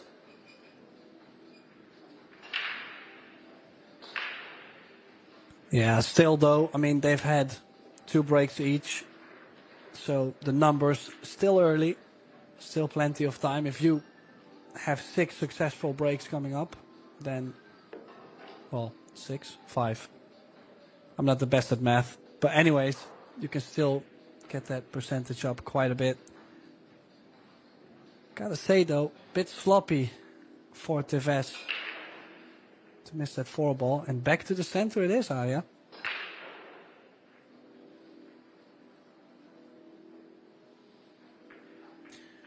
Yeah, I have to say, Tim, that's just a slight preference from my behalf. I like it when a player goes for the jugular, goes for the win. I understand the reasoning behind the second ball break.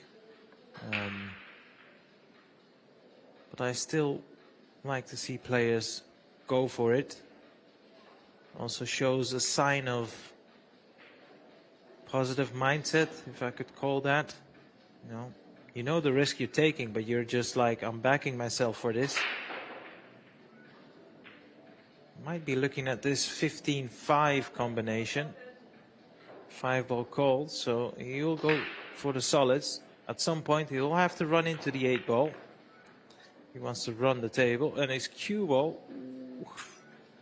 Well, in general, I was not a big fan of the solids. He just didn't really have much else beside the 14, but then he would have had another problem near the bottom. And this is all just because of the 8 ball being blocked. Now for solids, he's got 2 issues on the table. So I don't think he's gonna really go aggressive. He's gonna push the cue ball up table. I like this. Also, that 14 is very valuable for Albin later on to possibly develop the 8 ball. So that's actually one he doesn't want to start off with from the beginning. So I like the position where Christopher put the cue ball at least. The least he could do.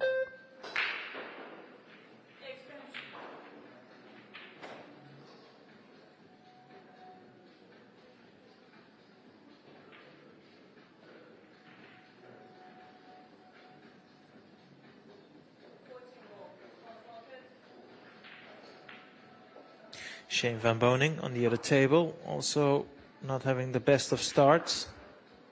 2-0 down.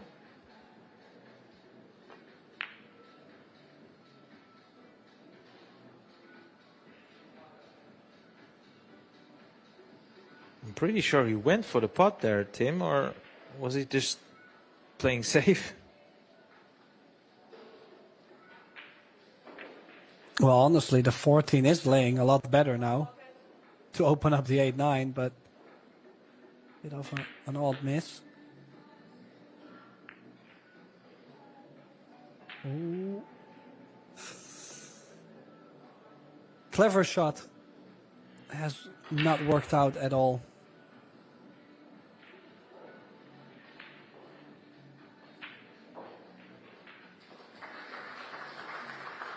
No, that's a fair statement.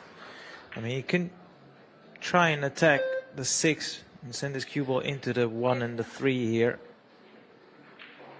And I don't mind the shot, but the only problem, or the main problem, is of course the 8 ball.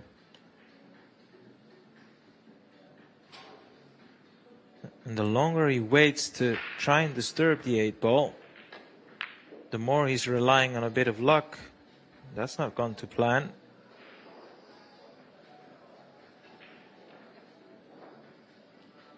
In all fairness, that's a little bit careless. Any sort of contact would have been better than this.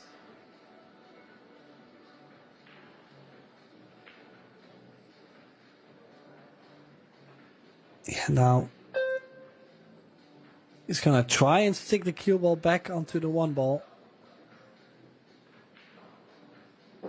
He's done a good job still. I mean, yes, things could have been way better from the beginning. I like the way he's played this. Knew he could land behind the 3 ball or the 1. So 2 options.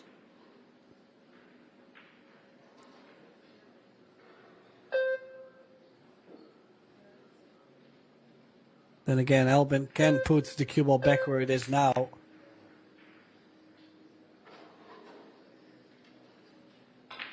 Oh, he's made quite a mess around the 8 ball. He has left a shot to go.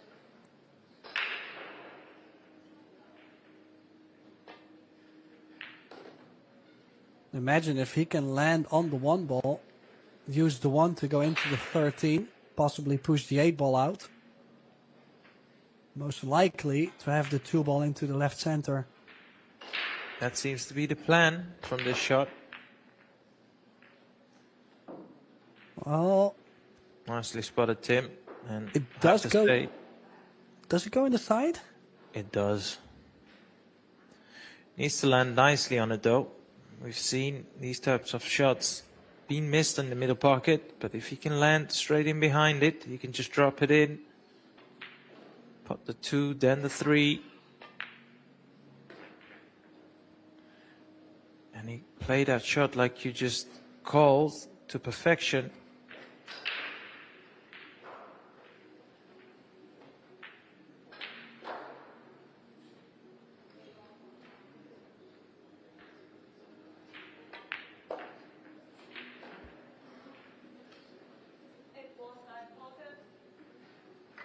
Yeah, nothing heroic, just drop this in. You need to make sure that the 8 ball hits the right part of the pocket. That would be just towards the side. Awesome. Made it look very easy though. Well, he does have quite the flamboyant style of play. And when that works, it always looks like everything is so easy. As he should never miss a ball, but yet there's so much pressure, of course. He's giving Albin a good match, though. Still at the 900th player overall performance.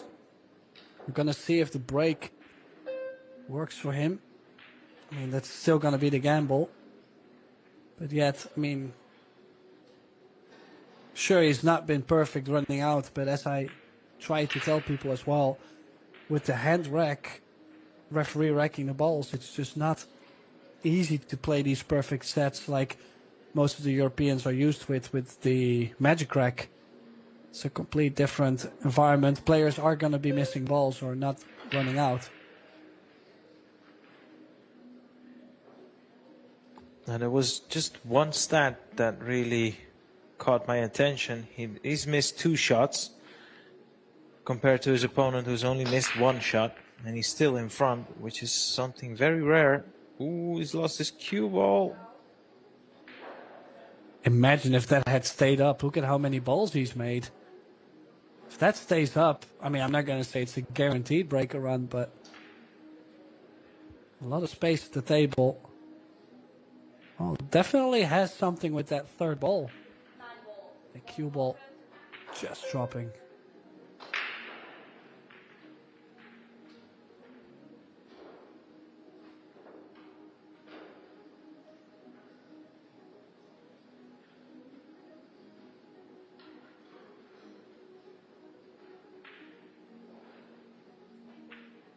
So scratching, the cue ball going in the pocket on the break. You have to play ball in kitchen afterwards, so Albin has to at least leave the kitchen. As you can see, the box where he's shooting from has to go outside first. Probably playing the combination.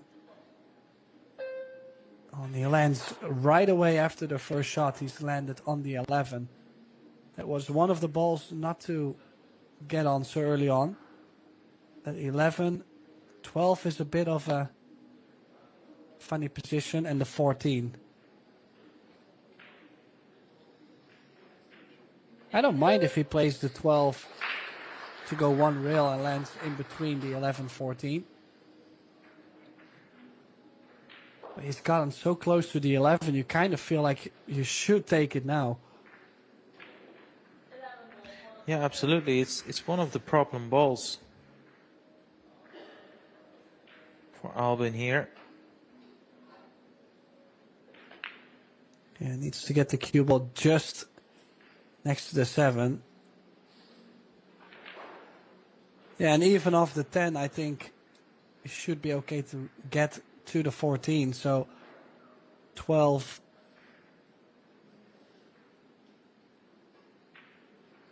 15, 10, 14. That's what I like the most. Need to get my eyes checked. Suddenly I couldn't see if that was the 15 or the 9.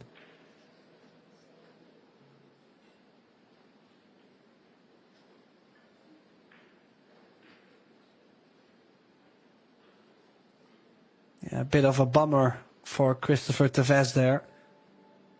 Making plenty on the break, but the cue ball going down the drain.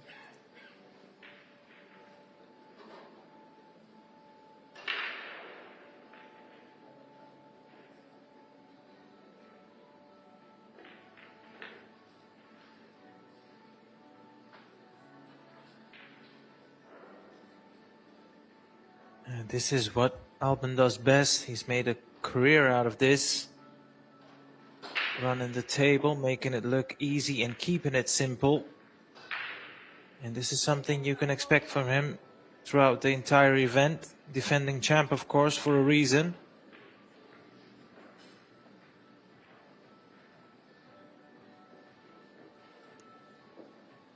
And as I mentioned, the pace before, I mean, we didn't exactly start at, what was their time? No, not 4:30. I lost the time as well. No, we didn't really start at 1:30, so let's say 30 minutes, 6 racks.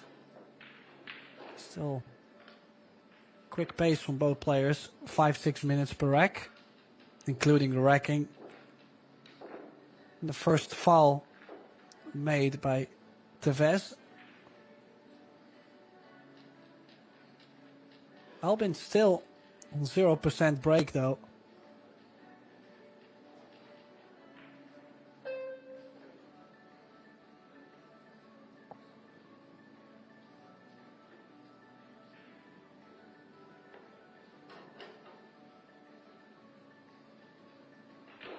It's an interesting stat. I mean, it says 0% success on break, yet 33% shot after the break. How does that even work?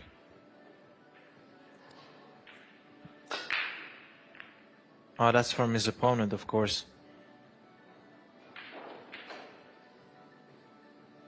Now, Albin has tried the second ball. What I love about Albin is you can instantly tell how he's feeling. I mean, he's tried everything under the sun. Nothing's been working for him just yet. I do believe Tim, and you can correct me if you feel this different. When he does pick up on his break, he will run away from this match. Yeah, but you kind of have to say that for every player that breaks his speed or similar to the speed that Albin breaks the balls, because, I mean, if you start to make balls that way, the spreads are just going to be so much better than second ball break. Let's going for a combination here, 4-7. Just wondering, the one doesn't go in the side. Is he going to play a little nudge on the one at the same time? He is. He's digging down in his cue ball. And he's missed that 9.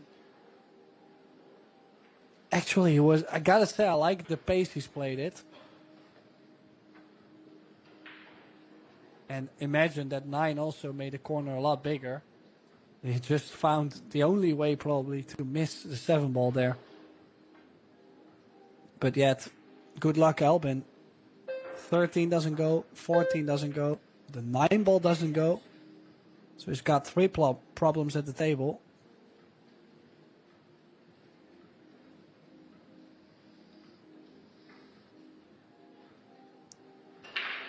And this is where 8 ball starts to get very interesting. I might even go like play the 15 into the 14-3, make the 3 ball and block the corner with 2 stripes, or he's gonna make the 7 ball.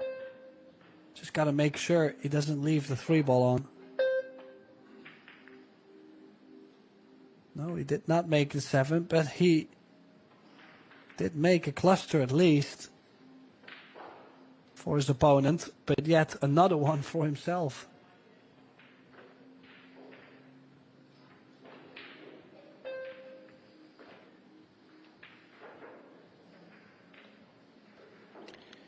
if he wishes to run into that cluster, he can do that from this position. He's got the 3-ball available to him.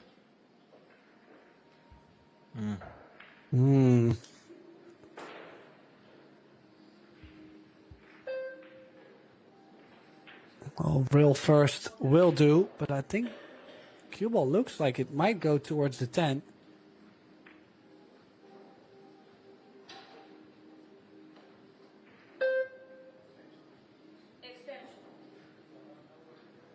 And it's not like the 2-ball is very much available for him either. This is quite messy. Obviously, this is what they get from going second and third ball break.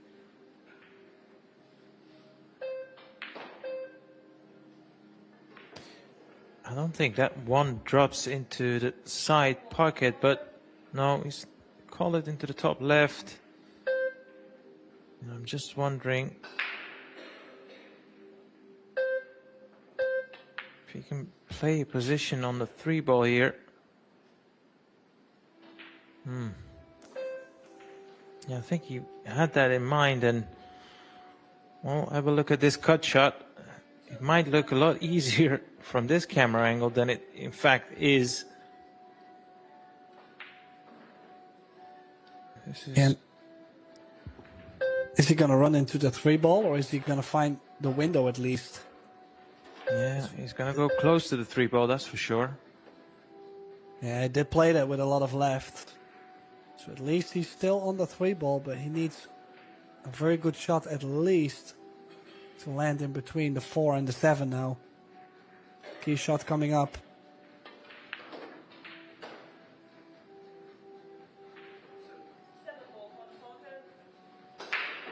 Okay, combination. Can play this with a bit more pace, top left spin.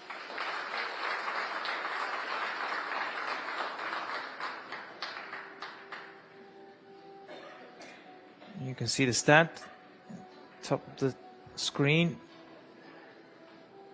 The man from Peru, he's 11 pots ahead of his opponent, yet the scoreline is still 3-all. Well, first awkward shot really. With some pressure. Off angle on the 8.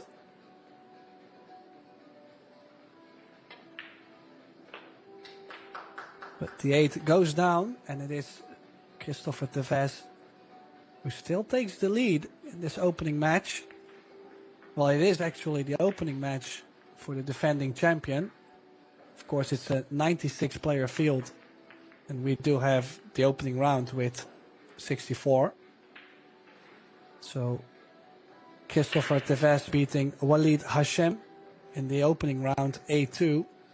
So he did already get to play the nerves away, and yet he's showing well against Albin Ushan, who came cold to the table first match, but he's already played some banks, of course, yesterday, so both have had some table time. Yet, well, the only thing you can really say from the stats area is the break numbers are, for how well I find them breaking, are quite low. Yeah, and it's not a lack for Albin is moving around the cue ball. That's one thing that is even more painful from a player's point of view, is that you've tried everything under the sun and nothing has worked out. I've had I think it was the European Championships. It was the younger brother of Snigoki. No, not Snigoki. Maybe you can help me, from the Polish players. Fortunski, exactly. And he was constantly breaking from the exact same spot, even though he was not getting any balls on the break. And it got to a point where I thought, surely at some point you'll try something different. No, he stuck to his guns. But, you know, Albin has been breaking well, like we've mentioned, but he's not being rewarded.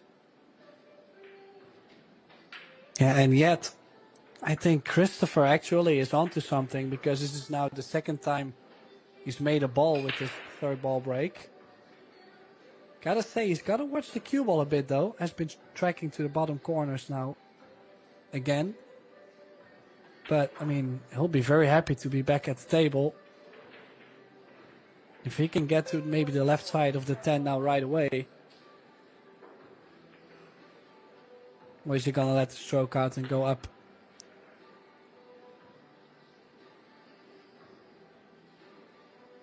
Yeah, the only thing he's got to solve is the fact that there is no stripe near the 10.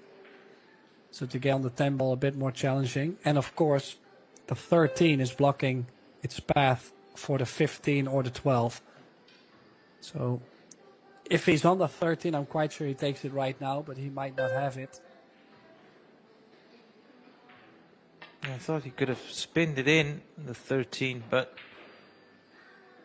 he's opted to wait. He can, if he wants to, you know, attack this combination. I don't feel like he has to, though. Yeah, I kind of like if he can draw back. Okay, interesting. I was going to say draw back into the 8. You are on the 13. But he took the risk of pushing the 8 and the 12 together, possibly. But overall, I mean, it is open now. Twice. I thought he was going to go twice back to the center of the table.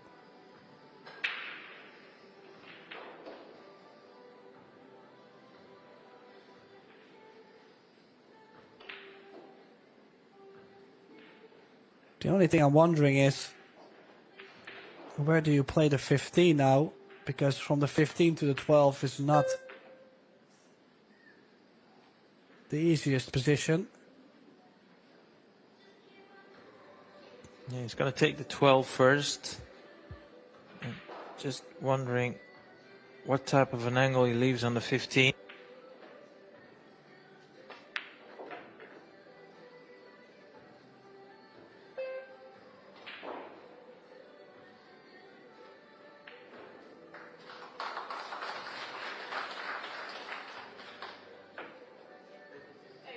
I mean, it's once again one of those racks where you felt like everything could have gone wrong at any point.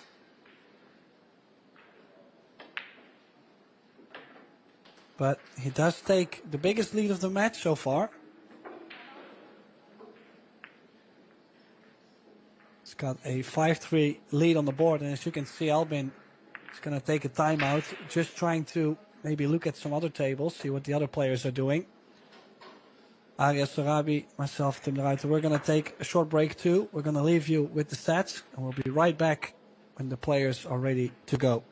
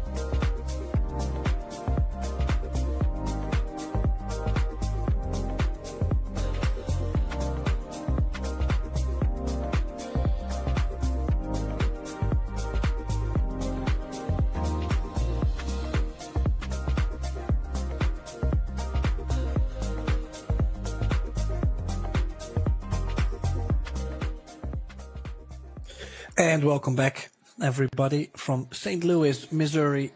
This is the Yalin World 8-Ball Championship. Christopher Tevez from Peru is currently up 5-3 against the defending champion, Albin Ushan. And, well, we've seen both struggle quite a bit on the break, especially Albin. Are we going to see a difference after the break, Arya? You know, I just have this feeling he will figure it out at some point. Like I said, he has been experimenting with his break. He's been moving around the cue ball in several spots.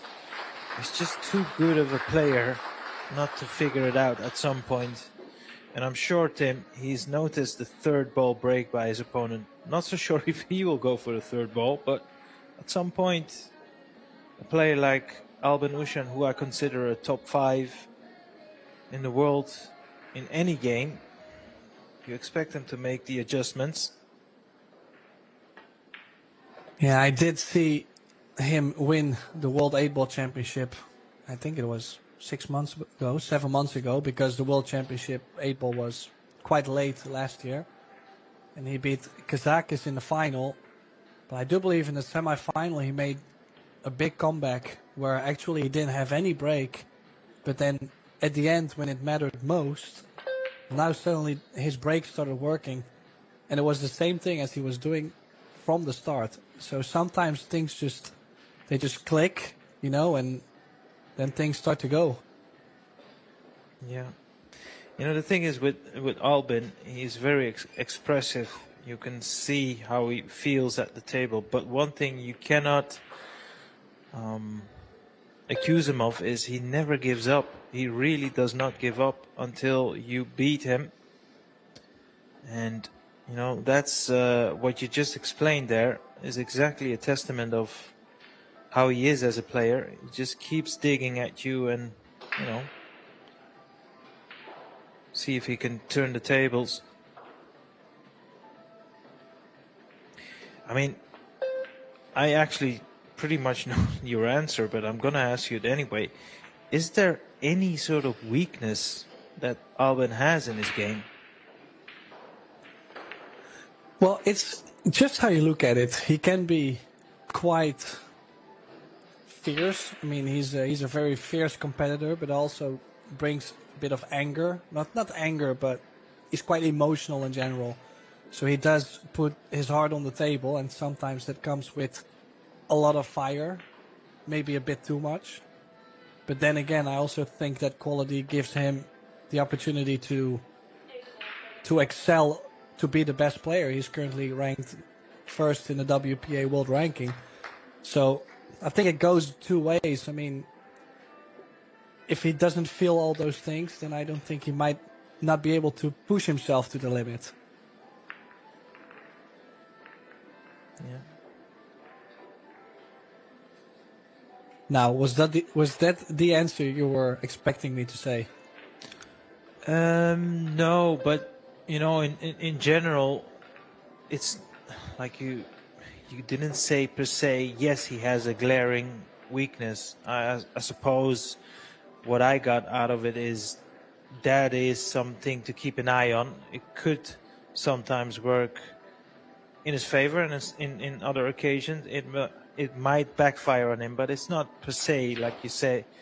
He doesn't lack in any sort of skill department. He doesn't lack in bottle. He doesn't lack in winning majors. He doesn't lack in getting over the line. So, yeah, he's got it all. And he's won it all. Let's be honest. He's won it all.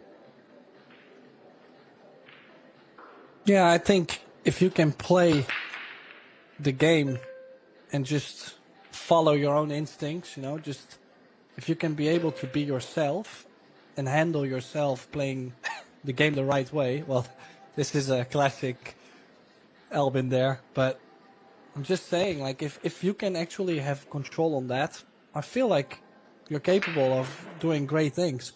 But it's not easy to have full control, of course. Absolutely. You know the statue of the thinking man? That's exactly how Albin is sitting in his chair right now. Shoulders slumped,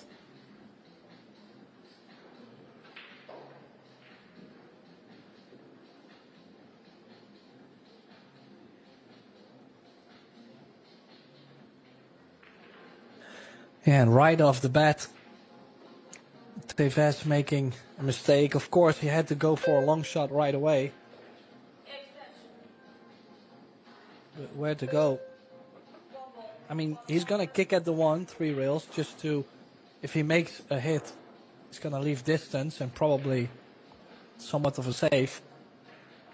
But Albin does get back to the table quite fast after that dry break.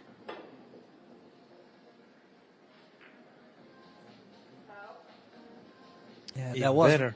One of the risks, though. Yeah, particularly in playing it in that pace. I mean, if you're trying to just make a soft contact with the 1, there is a chance the cue ball stays up. But, you know, playing at that pace, like you said, it was definitely one of the possibilities. And it is ball in hand. Well, with a player like Albanushan at the table, we're not used to seeing him not convert a chance with ball in hand.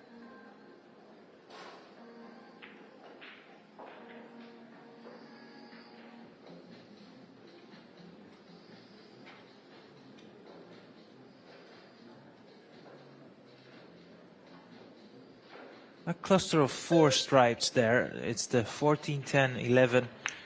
Even though they all do pot, but they're a little bit tied up. That little nudge there has just opened them up beautifully. So it's just a matter of keeping control of the cue ball, picking these balls out one by one, and you could level the scores at a pivotal moment, Tim, in the match. Oh, doesn't want to be on top of the 2. Oh, he's not going to be happy there.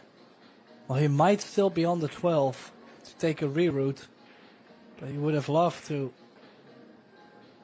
well, to take the 10 or the 14, you know, take those away early.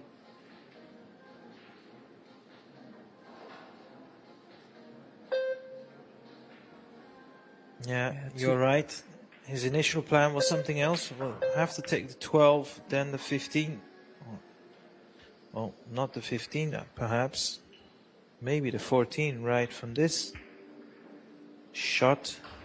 Well, if you go 14 now, I feel like it's so difficult to still get on that same 15. So you can use this to cross over for the 14-10. Just got to be careful not to run towards the 2 ball again. That's why he's played the 2 rails. Nicely done. Well, not only nicely done, I think he's played it as good as he could have. So leave yourself a nice angle on the 10, or take the 10 and then you, pot the 14, whichever way he prefers.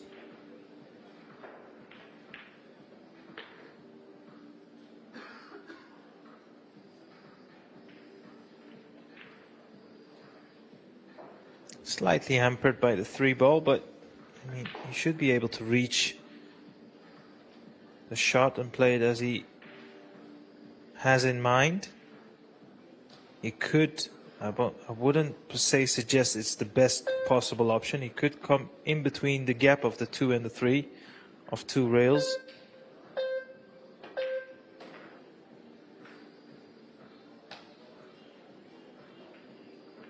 Well, a bit awkward, maybe queuing over the 6. I kind of like him choosing the 13 to go to the 8 instead of taking the 13 and maybe try to leave himself anything else on the 14 to go to the 8. Just as you can see, very awkward. Touching any ball is a foul.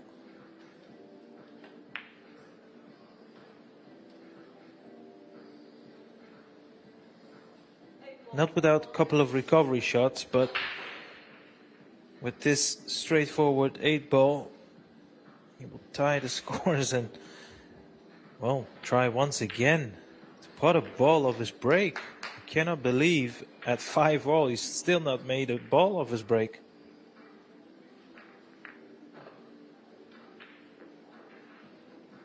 Yeah, I mean, it's always easy to say in that case he's never made a ball on the break, so Christopher has made big mistakes. I actually think he's playing quite a strong match. Not all the runouts are always available either, so sometimes to have the first shot at the table doesn't guarantee you the win in the rack. Now you can see his player overall performance, 8.26, so nearly 8.3 out of 10. And 0 break success, so all in all, Tim, I think he's played really well. He's only missed 1 shot, which is something we're used to seeing from Albin. 0 fouls. Now try and imagine how higher the stat would be if he did have a couple of breaks as we are accustomed to see him from him.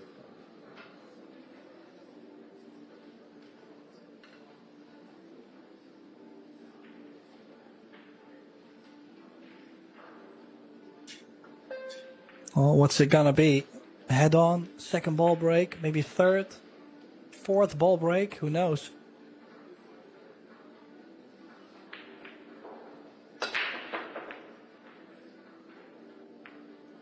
Did hit it head on, but he actually did cut the first ball quite a bit there.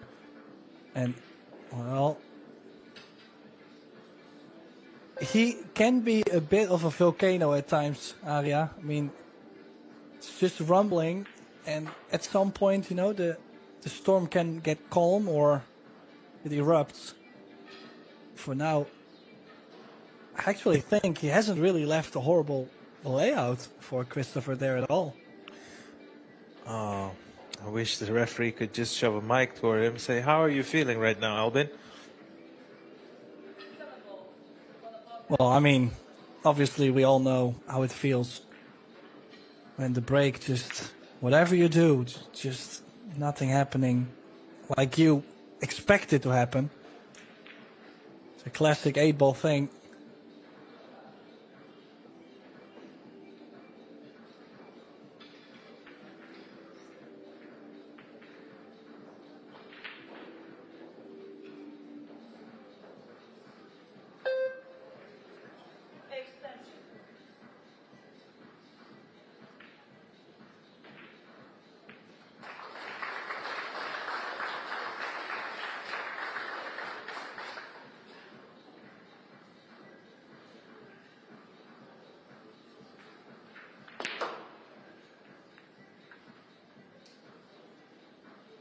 Yeah, nice stun run.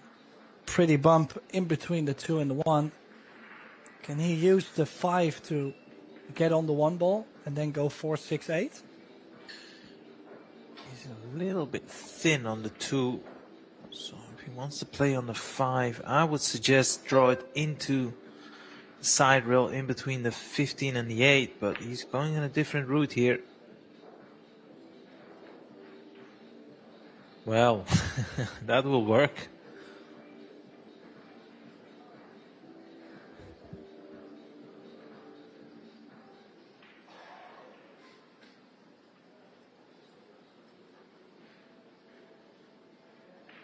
It's best for him to take out the 1 right after the 5 here.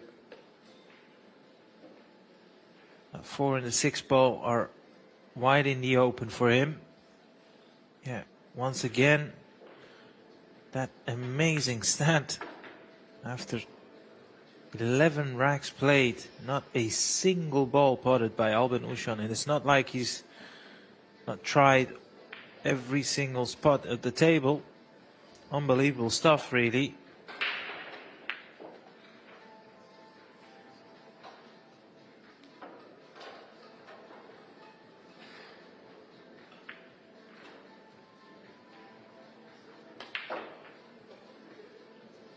But you know, just as well as me, Tim, you can be the greatest player that has ever lived, but if you fail to make a ball in your break, this is a scenario you're faced with. He's only missed 1 shot in this match, Albin. But this break is finding him out, and I'll tell you what, if Mr. Tevez can produce a break and run, he'll really notch up the pressure.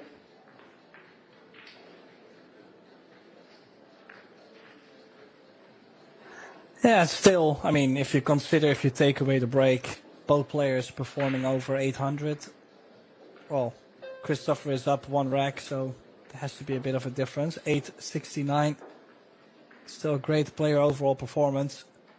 He did move quite a lot on the last 8-ball, though. I'm not sure if you've seen the replay. Just wondering if we're going to see that a bit more.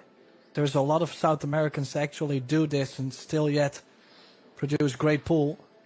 Just wondering if it's a nervous thing or maybe just a thing that he, well, does it more often and he's just comfortable with. I have no idea.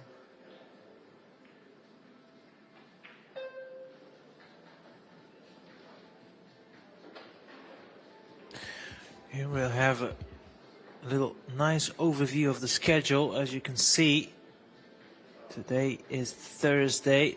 As you can see, we'll have the bank pool showdown. So don't go anywhere. You'll see some exciting stuff. And well, from tomorrow, we'll have the women's in action as well as the mixed doubles. And on the 8th of April, we'll have the climax of the World Championship 8-ball, as well as with the women's and the men's. As we head on back to our table. And Tim, I feel like he's not potted the ball. I'm sure, actually, by his body language. And I'll tell you what, the table is pretty wide open. It's the type of table you expect from Albin to clear. Yeah, but I think he's done something else on the break than he was doing the last couple times. I think he was going second ball break this time, which he's had results doing the third. So I'm not sure why you would go. Well, especially crunch time, you're 6-5 up against the defending champion. I don't think I would be changing my break.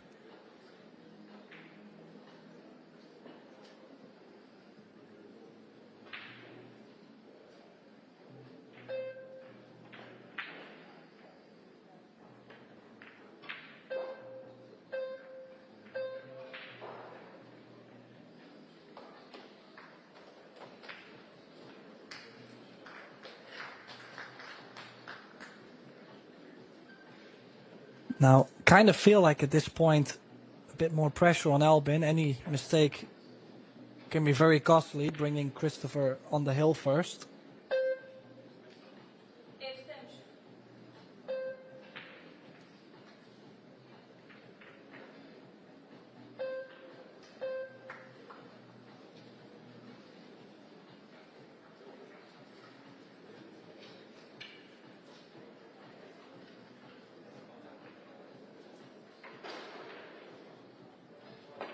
Yeah, elevating the cue. Making the cue ball arc a little bit. And oh, I gotta say, it could have landed better, but he also could have landed just a bit worse. I think he's still on the 15. Yeah, it looks like it's touching. It's glued on the 5, isn't it?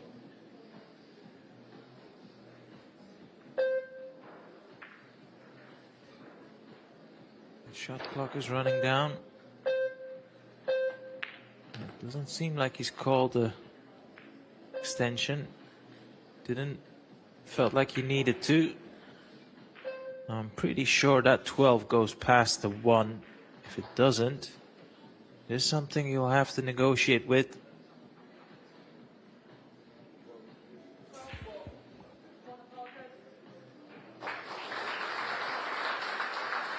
It's actually called a 12, so that is a confirmation that it goes. Now, I'm not sure about you, Tim, but me, I'd love to play position for the 13 into the side. It's not without any risk, of course.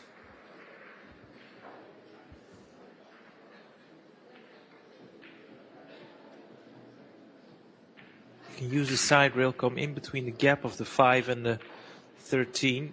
As long as he doesn't overhit this, a cue ball should be coming into the line of the shot. There you go. Yeah, did he land straight enough? If he has, Can't we tell should be from this getting camera 6 angle. each. Let's see. Can he still go forward? Yeah, he could still punch it. Oh, there you go. He could hold it. Yeah, so 6-all. If you're Albin,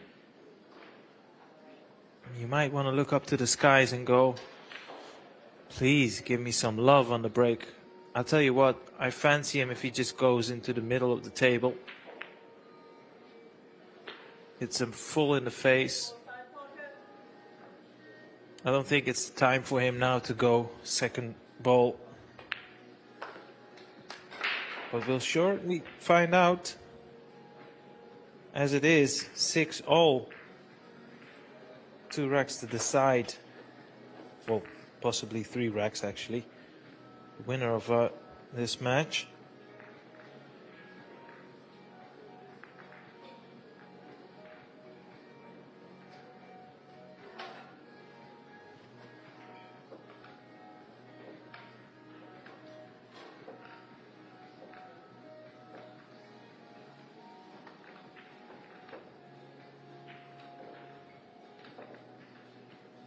Yeah, what a match we've had. I mean, high quality, but yet your typical 8-ball match. I mean, a match like these, you get to see those quite often around the pros. I mean, it's always about who finds the break, who finds that rhythm. If Christopher had maybe 1 or 2 easier layouts, this match would have been over already. So this is kind of the moment for Albin, now going to this long rail. This is a must to make a ball on the break. It's not gonna get the gifts over and over, right?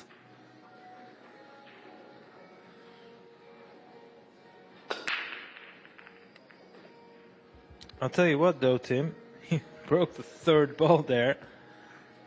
And for the first time in the match, he's made 2 balls, not only 1, but 2. But have a look at the layout. It won't come easy for him. 3rd ball break it was. Yeah, spreading his arms like he's telling everybody, hey, look guys, I did it. But it's kind of, as you can see, he's now on 14% on the break. But yet, he can put himself on the hill. It's crappy though. You would like the solids. But you will have to navigate the cue ball nicely, probably from the 4 onto the 5. 4-5-3, I think, should be in the making.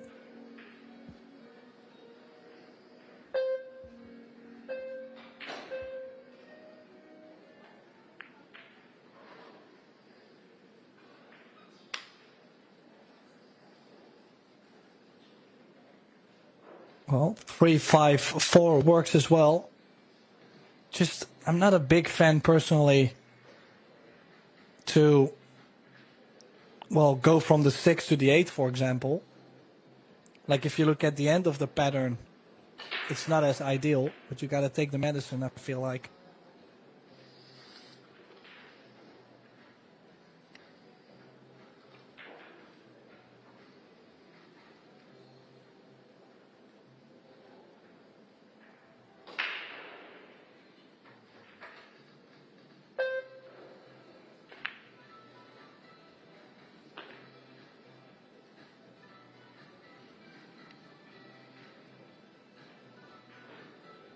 Now, I wouldn't mind. He's not played for it. He's still going to take the 4. But I was going to say, if he had played onto the 1, like a 5-1-6, go from the 2 to the 4. And then because the 4 is close to the 8, I kind of liked to play that route.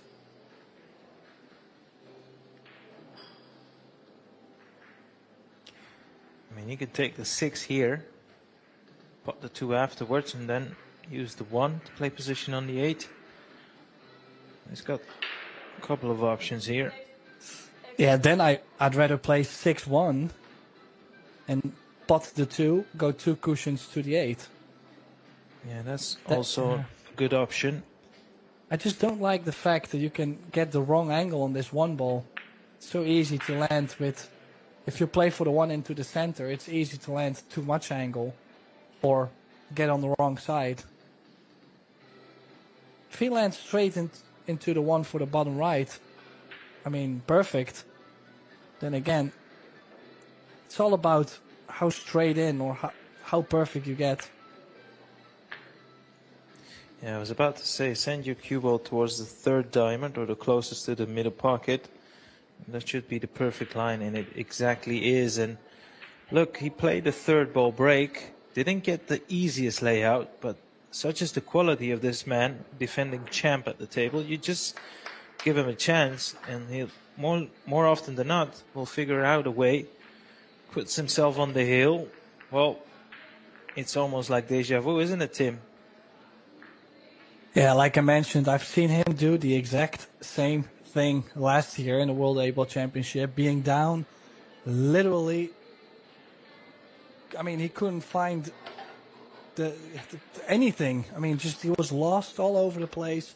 No break, scrappy layouts, and you could see the look on his face saying, hey, listen, I don't even want to play pool like this anymore. And then suddenly he was trailing in that match. But just like it happened in this match, on 6 each, he finally finds a way to make a ball on the break. And that might be the difference in this match. He's got one more break to go. Yeah, for his final break, he'll break him off the bottom rail. That would mean he's tried everything. I'll have a look at this. Probably gonna go for the third ball once again, so he'll be aiming at the 10 here. Keeping a close eye on the 10.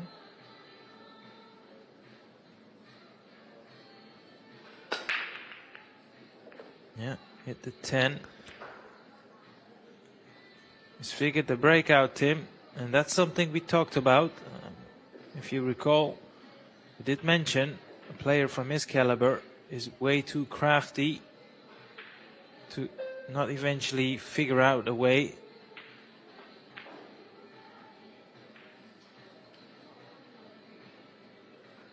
He's got options here. He can go both ways. So what would be your strategy from this starting point? Well, I like the solids, and especially the fact that you can start off with the one ball. It's a nice, comfortable starter.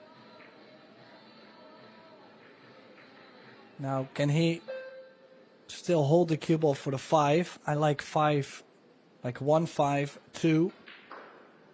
And then from there, the 3, 4, 6, or most of it is open. Could also leave the 5 and the 2 later on and go for the 4 ball right here. Like, definitely I like to play a group where the 5 and the 2 is a group, and the 3, 6, 4 is a group.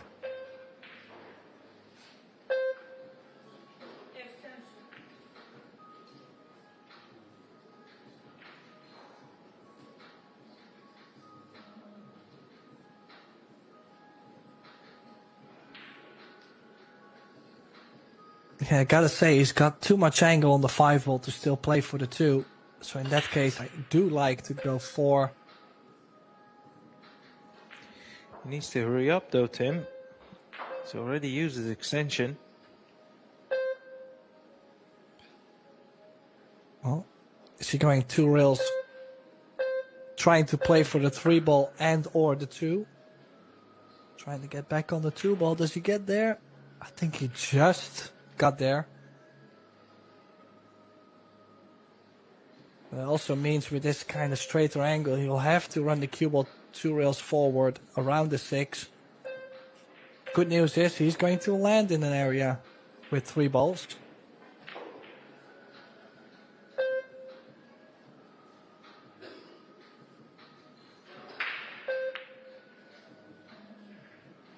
And it's one of the shots you would not expect him to miss, but overall in this match, I don't think we've seen him do that much with the cue ball. This is the first time that he actually had to do more. Cannot believe he's missed that though, but he's played a very clean match. No big strokes, not a lot of spin. And if Tevez goes to the 13, up to the 11, 15 goes into the side. Just needs to get straight on the 11. Yeah, I think he's fine. Then we could have a hill match on our hands.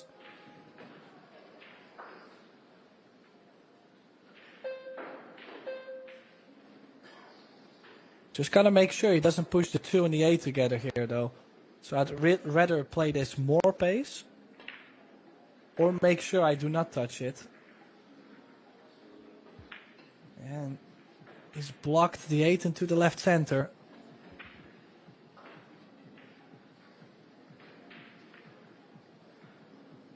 Well, Chris is desperately trying to have the last break of the match. And you have to say, Tim, from this position, he would be devastated if he didn't go on to clear the table.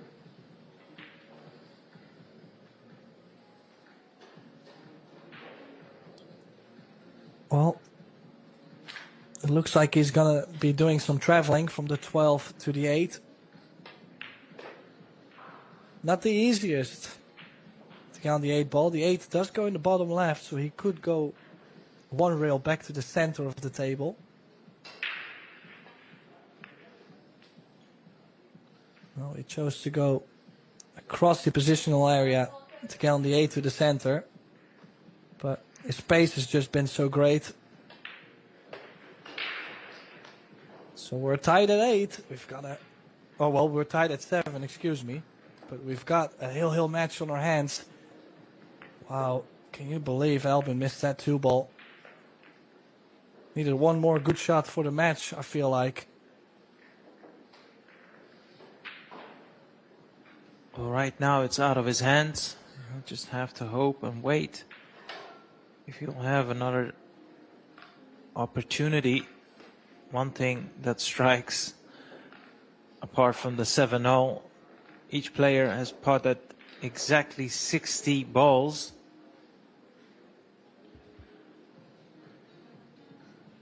But the break success, which is the most obvious one, has been favoring Mr. Tevez from Peru. Can he pot a ball on the break? And can he cause an upset by defeating the defending champ? Wouldn't be curtains, of course, just yet for Albin Ushan. But one thing is for certain, Tim, he's having a tough day at the office. Have a look at this. Went straight for the top ball of the stack. 2 or 3 balls threatened to drop, but nothing did. Yeah, especially if you look at how deep that 14 was threatening the center.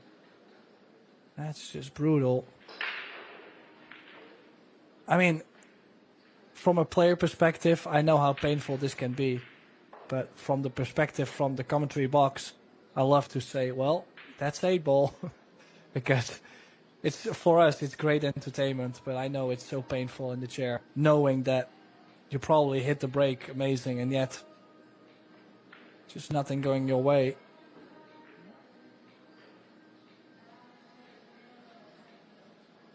Now he is going to use full time after the break to figure something out. I kind of like playing the 15 and dropping the cue ball in the 12. Being on the 10. Not so many bad things that could happen, but he's going solids.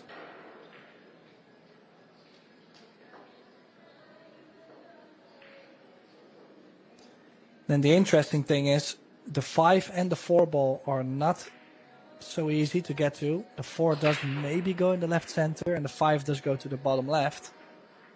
But you only have the 2 ball to get to one of the 2 of them.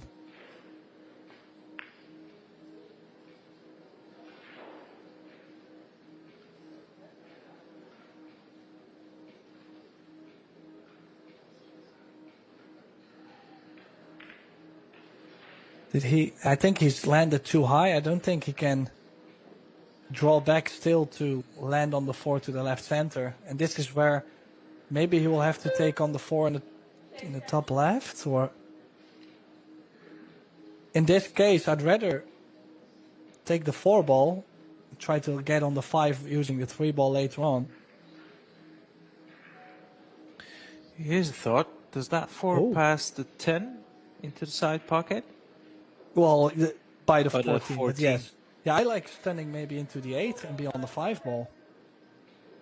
Yeah, he's called the 4 into the side pocket. Like you said, he's going to stun the cue ball highly likely into the 8 ball. Just a gentle nudge. Yeah, there you go. Yeah, that could be a match-winning bump right there.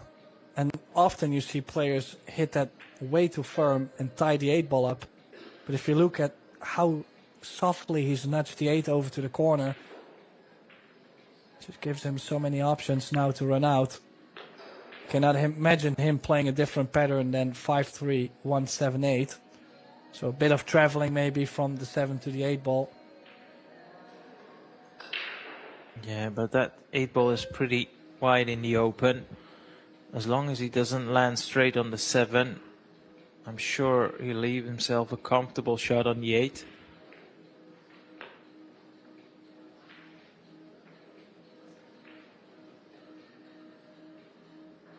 Purposely left himself low on the 1, just to send his cue ball towards the right side of the table.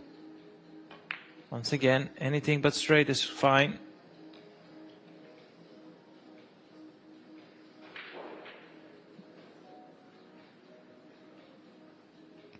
He's made a career out of this, hasn't he, Tim? Whenever he gets a chance, regardless of how well or how poor by his high standards he's played, you give him a sniff and this man will take you down. This is why he's won so many high-profile matches, because when it matters the most, he always shows up. Yeah, and that means it is the defending champion advancing through over the winner's bracket. Christopher Tevez will have to go the long route over the one-loss side. Here's some stats for you. We do have another match coming up very soon. We will be finishing the Bank Pool Master Showdown coming up in an hour and 30 minutes. So hopefully we will see you back at Pro Billiard TV. Arias Farabi and Tim de Ruiter. We're signing off for now, but we'll see you in a bit.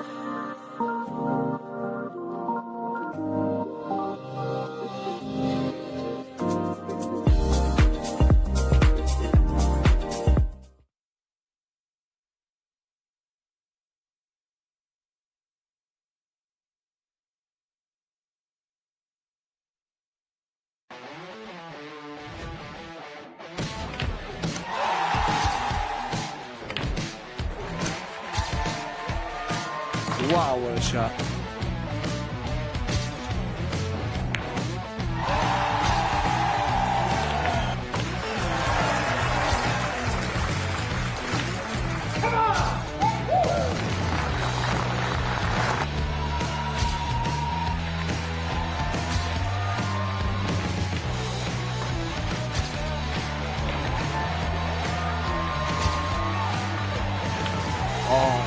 Look at that.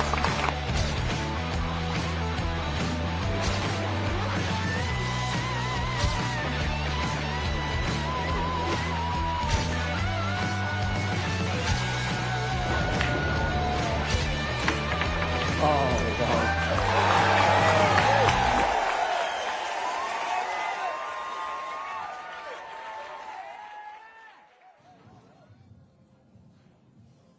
Welcome, pool fans, back inside Arena 1, just off the banks of the mighty Mississippi in the shadow of the St. Louis Arch. This is stop 2 of the 2026 Predator Pro Billiard Series. We have 8 stops worldwide, and we've already begun a jam-packed week of world-class pool. We have the Women's Open coming up, along with our Mixed Doubles Championship, and of course, we just kicked off the 2026 Yalin WPA Men's 8-Ball World Championship. And to follow it all, just go to ProBilliardsSeries.com. Again, ProBilliardsSeries.com to follow it all. Now, here in St. Louis, we added a special event. We gathered 16 of the greatest bankers in the entire world, and it's the Bank Pool Masters Showdown. And ladies and gentlemen, we have made it to the Final Four. We have a $50,000 purse on the line, and only 2 are going to be moving on to play in the finals coming up at 7:30. It's time to find out who. St. Louis, you guys excited? Let's get to it, and let's introduce you to the semifinalists. First up in Arena 2, he's from Zamboanga in the Philippines, the Superman. Make some noise for Roberto Gomez. And his opponent is from Glasgow, Scotland. He's the Eagle Eye, Jason Shaw. And back here in Arena 1 from St. Louis, Missouri, the Iceberg, Justin Bergman. And his opponent is an international athlete, the Ghost, Fedor Gorst. It's a race to 3 and sending it to the Predator commentary booth. A very warm welcome back, everybody. We are live all the way from St. Louis, Missouri, and what a couple matches we are looking forward to, as we have on this table Justin Bergman from the USA up against Fedor Gorst. Definitely 2 of the, well, long-time greats. They've been playing banks and one pocket for quite some years now, so this should be a cracker coming up in the semifinal. It's a race to 3. Winner breaks, and in the commentary box for this match is Mark White and myself, Tim de Ruiter. Welcome, Mark. Thank you, Tim. Well, I want to start today with a little confession, actually. Do you know, I've never actually seen Justin Bergman play. I've never seen him play. I joined the sport quite recently, really, for a pool player back in about 2021, really, just after COVID. Certainly on the commentary side of things anyway. And Bergman's been just a little bit quiet. He's not one of those guys that travels all over the world chasing trophies. I've heard through the grapevine that he is playing a lot more pool now, and he's looking for that very, very special Mosconi Cup place also. So this should be an absolute cracker. Fedor Gorst, of course, already known to everyone. I don't think there's a person in the world, certainly a pool fan, that's never heard of the Ghost, Fedor Gorst. So yeah, really, really looking forward to this one. And Jason Shaw against Gomez on the other table, table 2, if you fancy that one as well. 2 crackers, Tim, as you said. We're ready to go, mate. Yeah, it will be Fedor to break the balls now in banks. It's whoever makes 5 bank shots first to win a rack. Obviously, the ball's going in on the break. They will be respotted after the turn. But we won't be seeing any of that as the break has come up dry. Great hit though. Just nothing dropping. Now, early options. Does have a cross corner on the 4. But he might like the straight back a bit better. Is that 9? Gotta say the 9 looks to be pretty close by the 5 if he wants to cross corner that. Looks to be pretty sure about it. Now, Justin Bergman indeed has been away from the scene for a bit. I did actually see him probably play his last tournament before his absence, because we were both at the Derby City Classic, I believe. I've definitely seen him before over there, but 2020, and then everything turned a bit funny, of course. Good to see him back. Now a bit of a two-way from Feder. Two railing the 5 ball in the center is going to bring the cue ball under the 9. Just a bit of a just in case. No pun intended.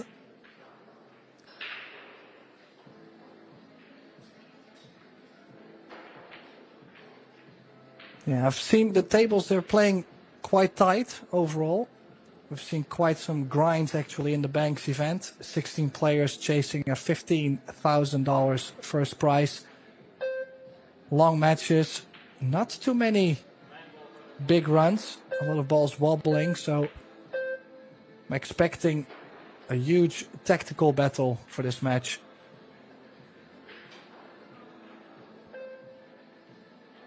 Goes to Derby City Classic.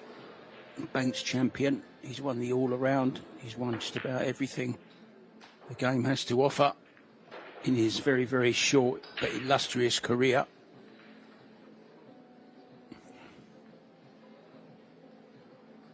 Ball potted by default, so that will be respotted. Yeah, I'm expecting Bergman to play a similar shot. Well, he's actually called the 4 in the bottom left. I was assuming he was just going to play this into the 6.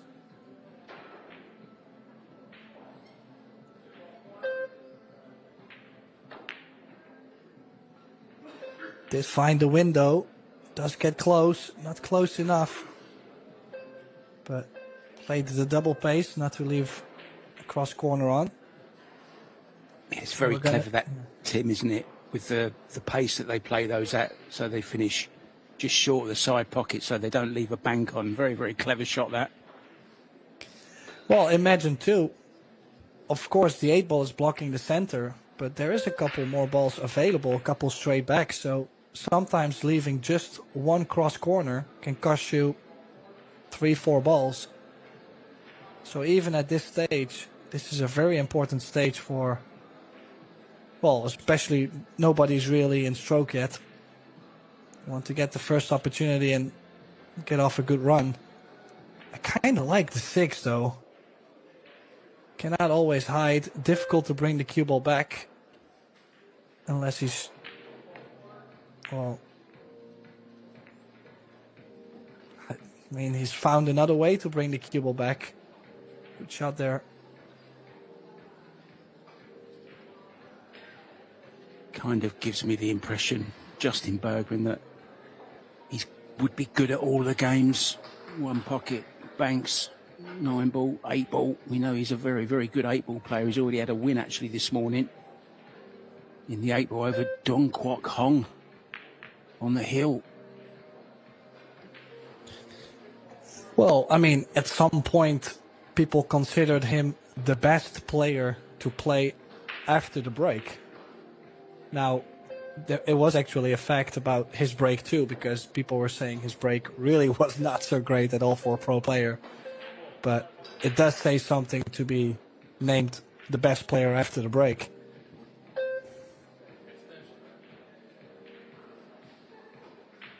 Now imagine in, I think it was like 2015, I actually bought a stream to watch Justin Bergman play one pocket, and look at this. Right through the grab. Makes the straight back. And now, what's the run gonna be, Mark? He's got the whole crowd behind him as well from St. Louis in Missouri. So that's going to give him a little bit extra. It's got to be worth a ball or two, surely. Oh, a little bit off with that one though, Tim. Now then, he's left this 5 ball.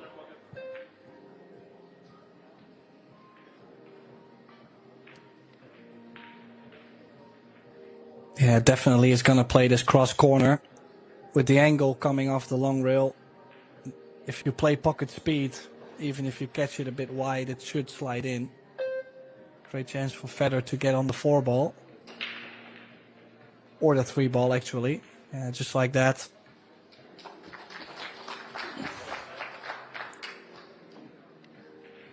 And now, stun. Drip of outside spin. You want the 4 ball, the line to actually open up a little bit instead of closing.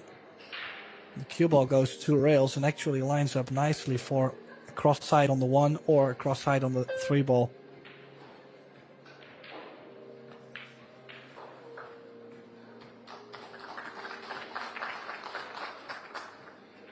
He's on this 1 ball very, very nicely. Just strokes these so well, gives the ball every opportunity to drop. You rarely see Federer Gors put in a quick stroke. Just always so technically sound. That's why he's been, well, one of the reasons he's been so successful over the last few years.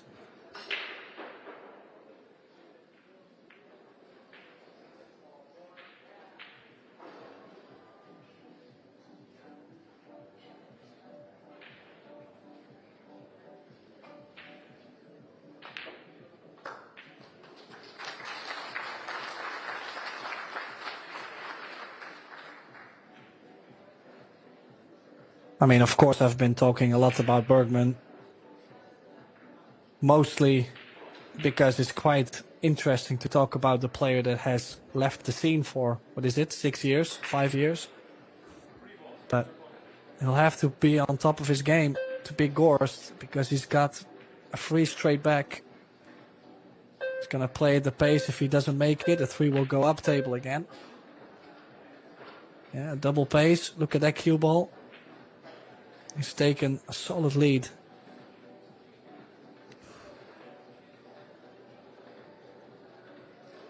We were speaking about it a lot yesterday, Tim, during the matches we covered. The pace of that cue ball, getting it glued to this rail or any rail really, so important. Whether it's this rail or the kitchen rail, just makes the shot so much harder and limits the options for the opponent. But this is a good cue ball unless it goes in the pocket, which it has done. But you don't often, well, he has got a ball, of course, because the ball will be respotted for the foul.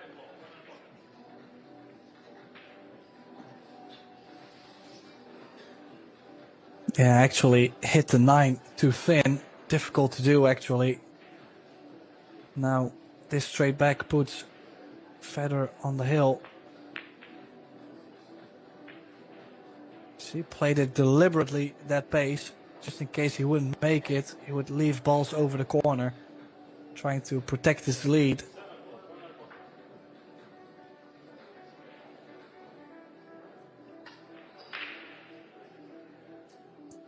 Good to see a nice crowd in. Both arenas, actually. Full to the brim, standing room only.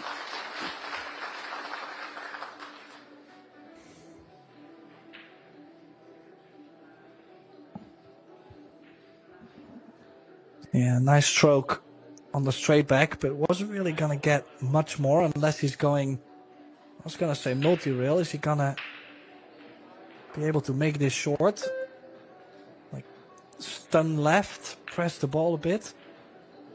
That's what he's played, but it's so tough to do on the newer conditions.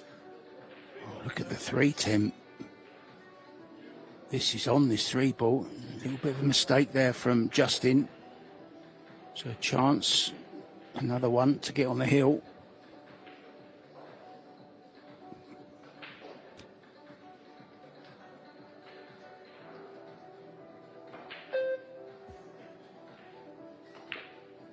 Final will be coming up later on today, guys, at 7 p.m. local time. Tim Dadaita and myself, Mark White, will be in the booth for that one for you. Looking forward to it, Tim. It's going to be a great final. Whoever wins these semis, 4 top players.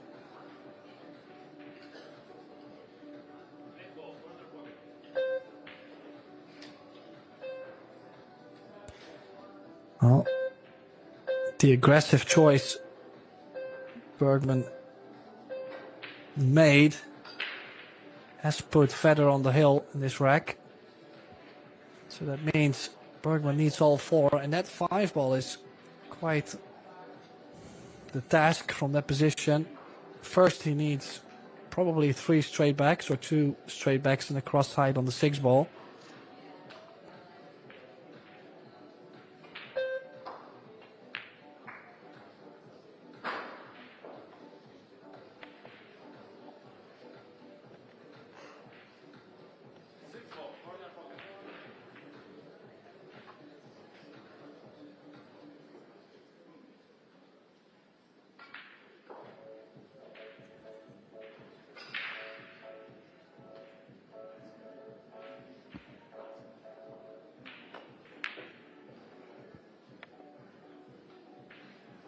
I gotta say, that 6-ball, if it at least moves over towards the 9, which it has, it was a free straight back to take on. And this way, Bergman in quite the trap early on. Then again, there's players that like to play tight almost every rack. And then there's players that, you know, they feel like, okay, I'm down 3-0 or 4-1.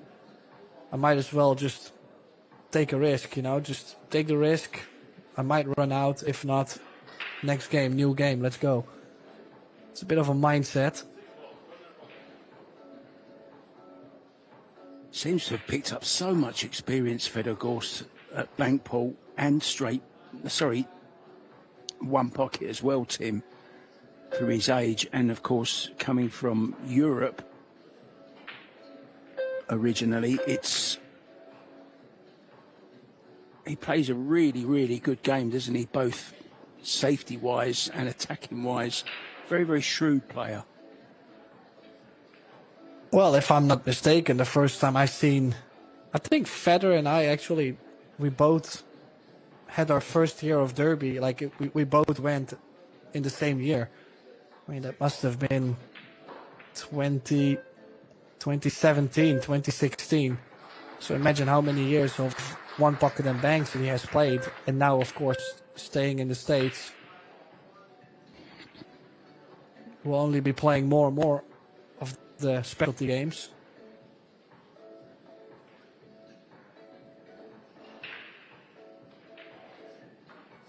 Kinda has to go for the straight back. The only problem is, I don't think he's really gonna be able to get the cue ball out unless he's gonna play this low right, drawing the cue ball out, but the kiss is close. Oh, what a shot.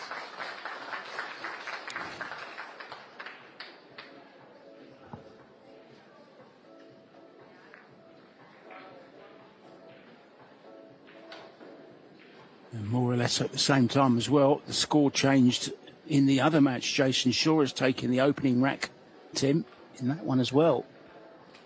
So Gorst and Jason Shaw going well in the opening exchanges. Yeah, solid opener definitely for Gorst. And also the fact that everybody's been playing 8-ball earlier today. It's a different stroke to play. It's not easy to go back and forth within the games.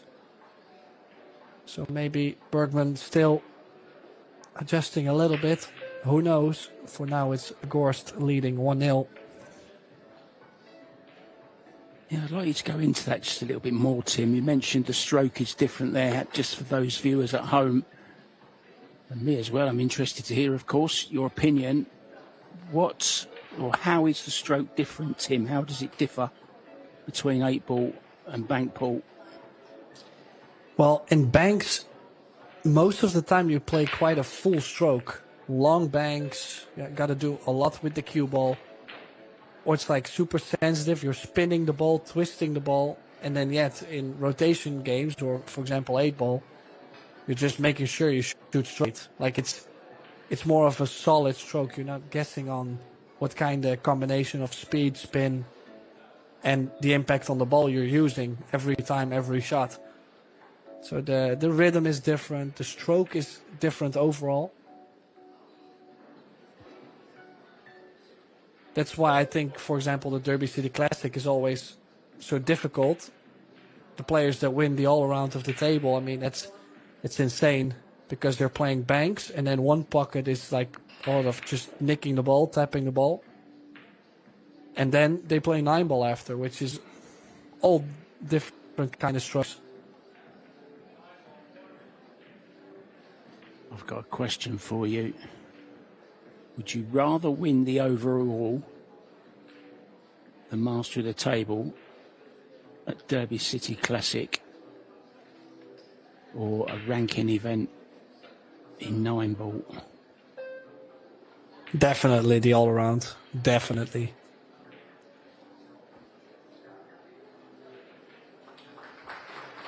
Now, a bit of a mistake from Gorst there. I think he was trying to play a bit of a two-way on the 6. He's left straight back on the 7, but then again, overspun the ball there. Was either cut it too much or overspun it. He's definitely looking for the right pace.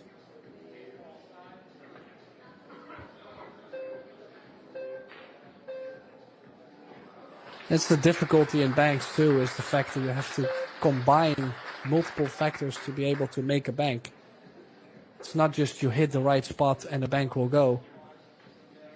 Even if this table maybe plays a little bit more slick, and now suddenly you have to readjust on the spin, you have to readjust on the speed. It's a complete different ball game if the table is maybe 1 out of like 1/20th of an outside table.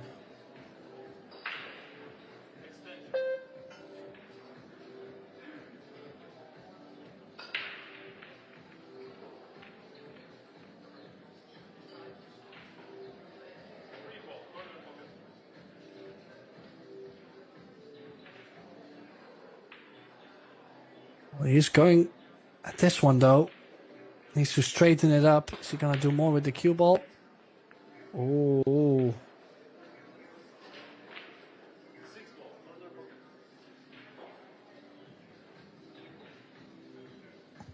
Well, that's quite a miss hit. Gotta be fair. I was also trying to draw the cue ball back up table. I felt like either go for the bank and stop the rock and give yourself a chance, or play it safe. It's given Federer 1. Just wondering, maybe another straight back off this 5 in the top right if it goes by the 1. Just don't like shooting the 7 and running into that cluster in the middle. Before you know it, you leave everything wide in the open. That's why he's taking the 7 to the bottom right and following the cue ball up table instead of the bottom left. Less chance to make the ball, but more defense.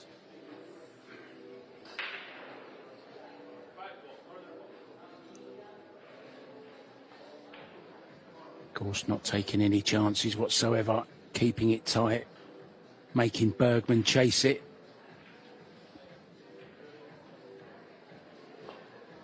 Straight back on the 5 here. He's a little bit off, Tim, isn't he, at the moment? Not going well, and I think he's left his 3-ball also.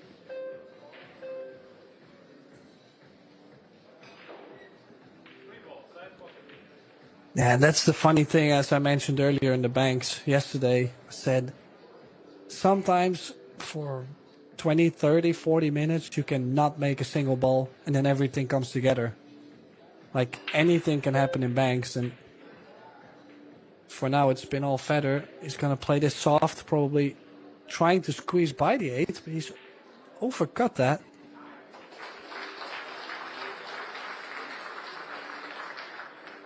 But then again, the same strategy, if you look at where he's left the cue ball for Bergman, it's just going to make sure Bergman is not going to get comfortable with his stroke.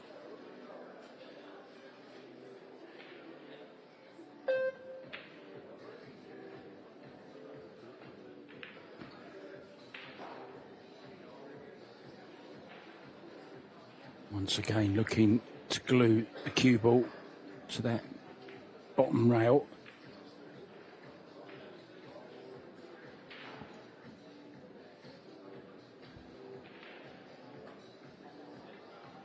Meanwhile, Roberto Gomez has equalised against Jason Shaw. It's 1-1 there now.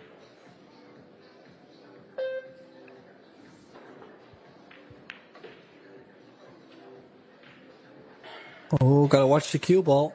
Gotta watch the cue ball. Ooh.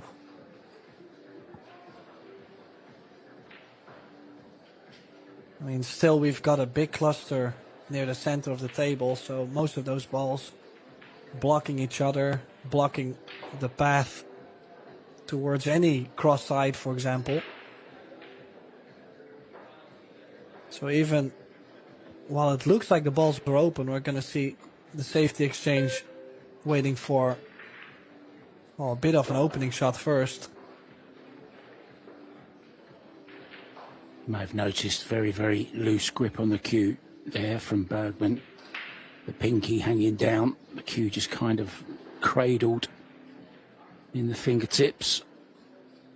Very important to have a nice loosish grip on the cue ball. On the cue butt.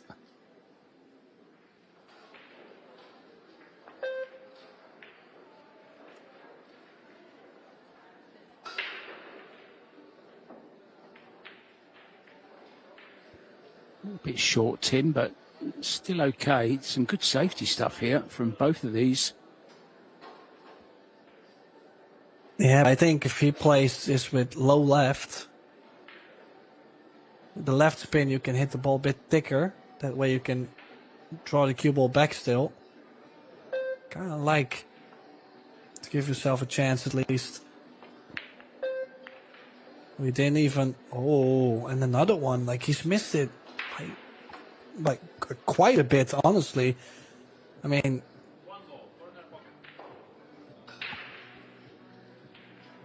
It's quite off at the moment. As a player, you kind of gotta trust yourself in this case and tell yourself, hey, listen, that gear is coming. But you also know that you might be down 2-0 very soon.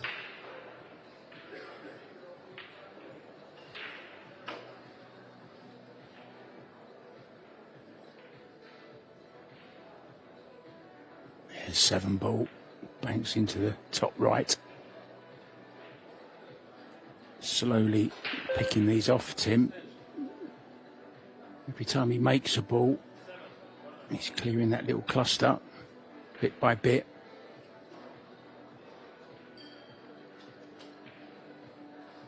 Just looking at Fedor, he's kind of looks like he's beefed himself up a little bit. I know he's been hitting the gym a lot, but look at them guns now.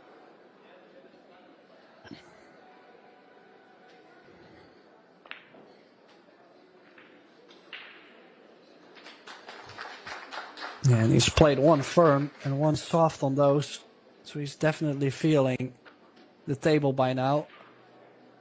And one thing, if you notice at him, he picks the same line over and over. So, not on this one, for example, but all the straight backs, all the cross corners, he takes the same line and tries to adjust to what he feels on the table. Double kissed him there, I think.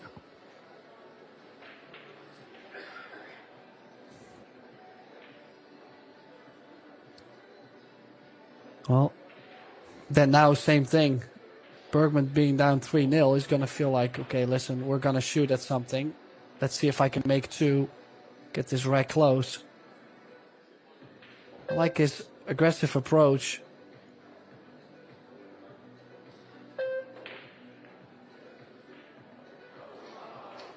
And just too soft. If you look at it, 2-ball just slightly too wide. Of course, you could have said he overcut it. It's either overcut or hitting the ball too soft.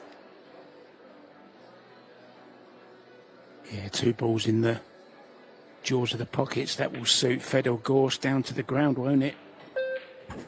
Needing just 2 more. Here's this 3 ball straight back to the top left as we look. And that is just fascinating because it looked like he was going to have to play that with quite a lot of pace to be able to make it short enough, and yet has come up quite short.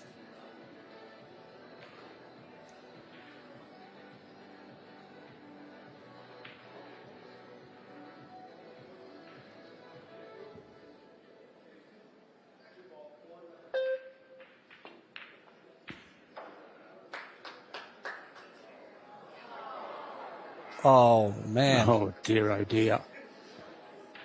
Well, at that pace. Sometimes you get the feeling, Tim, the world's against you. Look at that. 3 balls nestled in the jaws of the pockets now.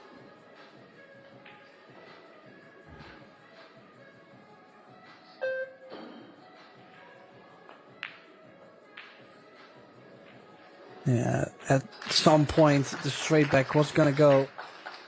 And that means we might see a 2-rail on the 8 now. Going twice to the top right.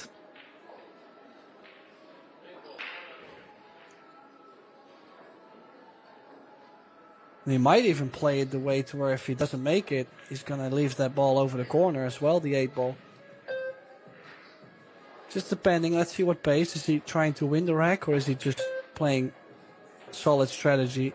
There we go.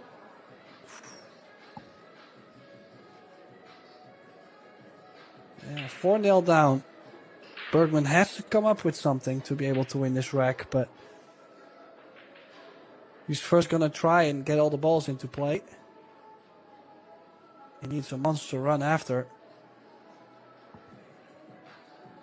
Can Fedor play the 9 here, Tim? A very typical shot they like to play is a back cut on the 2 ball, banking the 2 towards the corner where the cue ball is laying. And you would say, why are they playing this? But it's easier to make a decent hit and leave the 2 ball over the corner.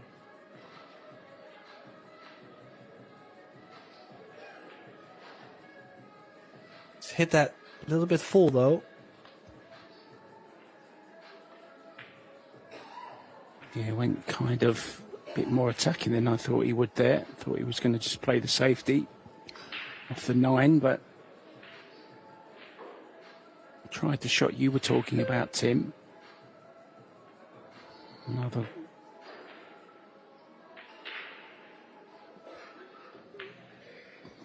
Well, is this tempting or not, Tim? No, I wouldn't say so. I mean, if I would be tempted to shoot something, I would shoot. He's going for it. Wow.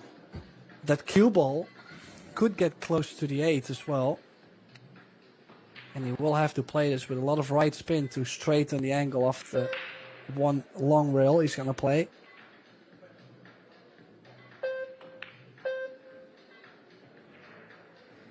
Yeah, missed the 8.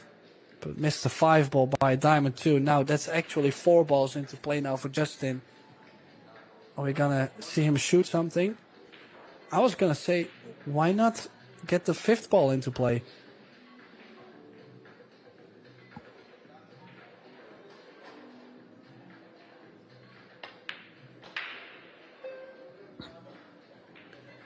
His banking has been quite off, hasn't it, in this match so far, Justin Bergman.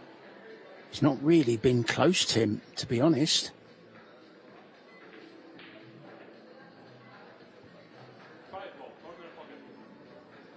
Yeah, I mean, I haven't really been able to watch too much of Bergman. Most of the matches being played were different players, so I was looking forward to this match, but so far, no good.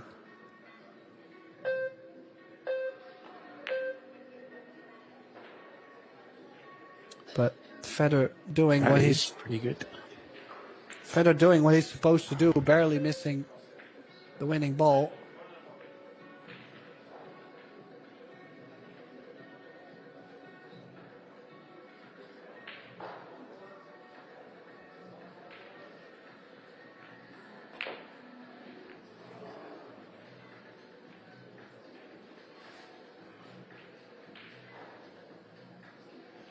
He did get very close with two that he hung in the pocket earlier on. He got very close with that one. Pace kept it out though. Now, is there something on this 5 ball?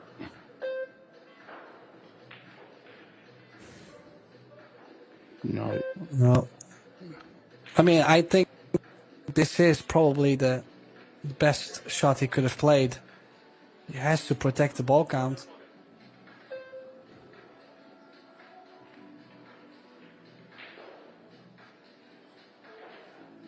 And also it does something to you mentally. Bergman knows even if he makes this that, oh, he's got a long, long way to go. As you can see, that it's just overspinning. The slide really is getting to him, and I don't understand why, because he's been playing on similar equipment the whole day, right? And yesterday. Yeah, all the tables are the same. Saw a post from Wojtek Szewczyk who said the tables are playing absolutely perfect, which is always good to hear.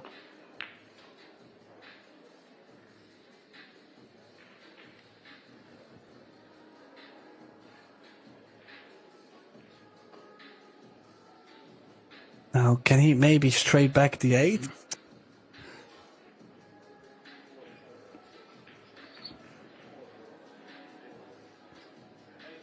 It's called the 8 ball for rails. Looks like he's running a bit short on patience. Well, this will bring the house down if this goes in, but it's a diamond out. Yeah, and that might also cost him the second rack. This cross corner. Federer could play this. I mean, there's like multiple ways bank pool players like to play this. Sometimes they really prefer a lot of spin, actually. And some of them, they like to play center ball a lot. Like low right is probably the way I would like to play. Yeah. Oh, he's actually held it too short. Honestly, I cannot understand how Bergman is still alive in this second rack mark. I mean, Federer's now missed a couple decent opportunities to close out the rack. Giving himself a little bit of a talking to in the chair there, Tim Federer. As you say, has had a couple of pretty good chances.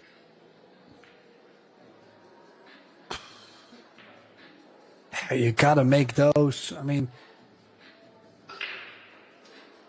I like to be completely honest in general. Those are usually, if you would take him on a side table and you would let him shoot it 10 times, I'm sure he's gonna make 8.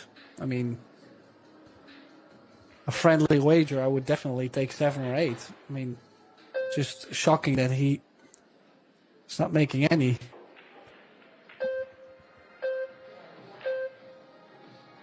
So 5 in the side, it's close, not close enough. So another chance goes begging for Federer. Yeah, a bit of a drought actually coming for Federer too now. And Bergman, if he's gonna play the 3 rails in the side.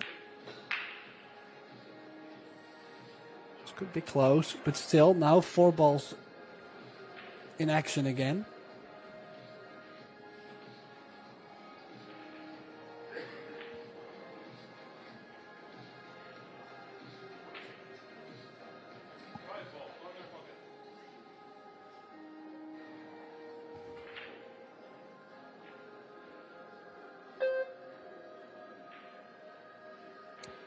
Oh, he's chasing another cross corner. He's gonna have to hit this with some pace.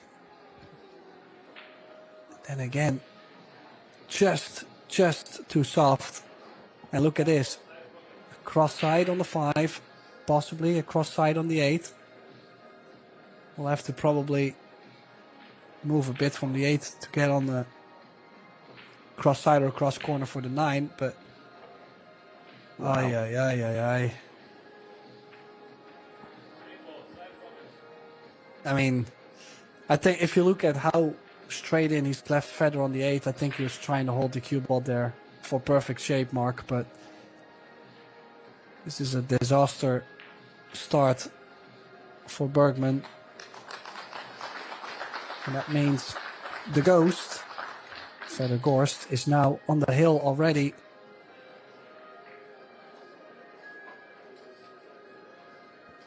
I'm just wondering, Tim, is the crowd maybe putting a little bit of pressure onto Justin Bergman? Well, I was wondering, because he had played Shane Van Boning in the winner's qualification round. He beat Shane 3-2. And no, that was not on the TV table. No, he beat Lee Van Cortese on TV table 2. I was wondering, maybe it's a shot clock, but he's played 2 matches on one of the stream tables. So I'm honestly not very sure why he's struggling now all of a sudden.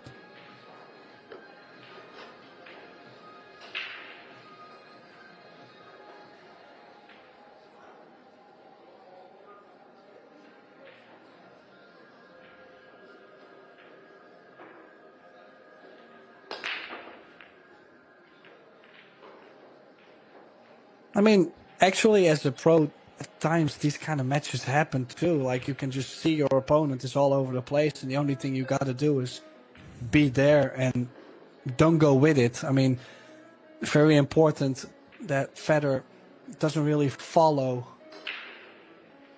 the way Bergman has been playing. Well, as you can see, ball in on the break.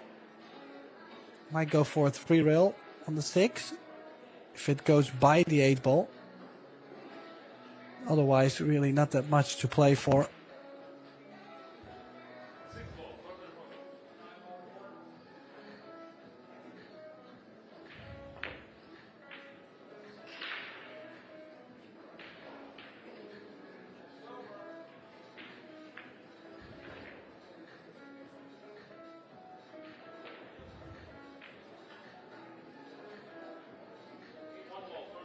Yeah, now 2 ways to go from this point mark.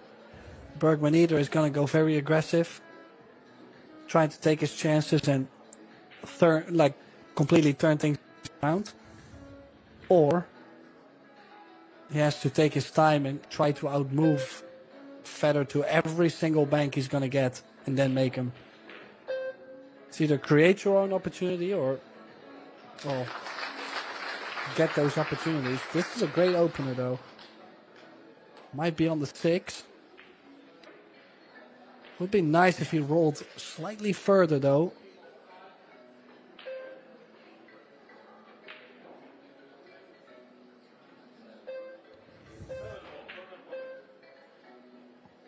Yeah, double kiss on the 6 probably. So he's going to go for a cross corner on the 7. Probably feels like has to outrun the nuts a bit in this match now with being down 2-0.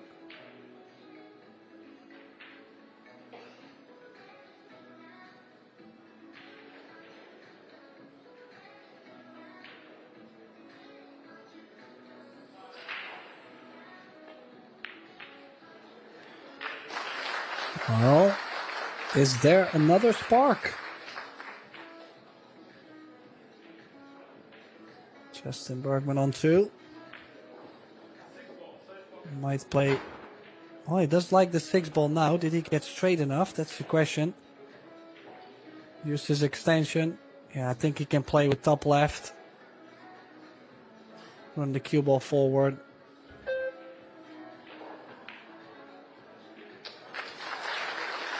Yeah, I like that. Did that cue ball run far enough to play the 5? Is he straight in on the 3 ball? And this is what I mean with banks. Like, where does this come from? He's found something from somewhere, hasn't he, Tim? Of course, that's what all great players do when their backs are against the wall. They always seem to find something from somewhere. But we're back to what was happening earlier on in the match, once again for Bergman. But he does have a lead this time, 3 points, just needs 2 more. So it's him who wants the balls in the jaws this time.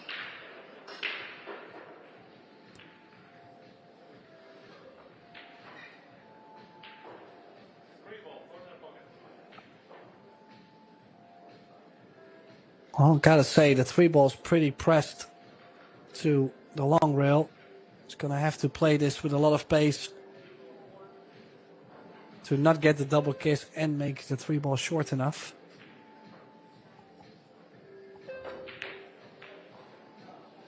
Oh, and he's even made it too short, and these kind of misses. Well, it actually looked like it was always going long if you had missed it, but put too much in it. And it feels like everything is different around the table now too. It's like a bit of a different Bergman. Federer mumbling in the chair.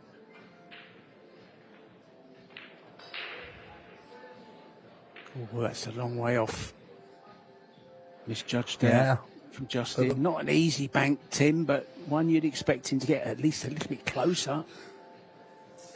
Yeah, problem is he was working to not get the double kiss, and it did open up a lot on the long rail. Like it had a lot of throw, a lot of friction on the ball. But he did play good cue ball. Just got to stay patient with a 3-0 lead. But we are going to see some multi-rail action. Twice in the side on the 2 ball.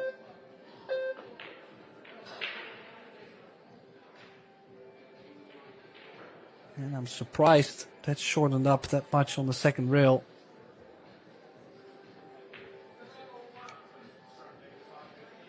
Then again, I mean, we are quite some miles away from the table. We have no idea what exactly the table plays or feels like.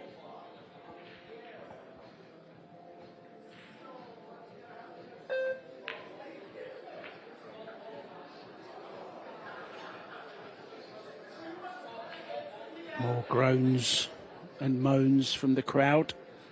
A few oohs and ahs. Crowd enjoying it. I'm actually enjoying this as well, Tim, because you just don't know what's going to happen next, can you? You just can't predict anything at the moment. Federer's gone off the boil. Does have that 2-rack lead, but he's 3 down in this 3rd rack. Oh, double kiss.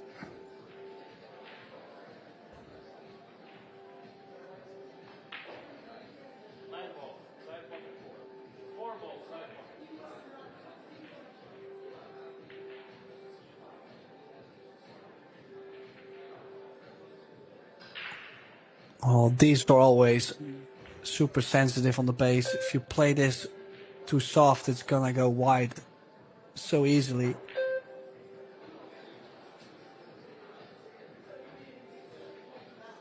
And he's left kind of a sitter on the 9, a free one, freebie for Gorst.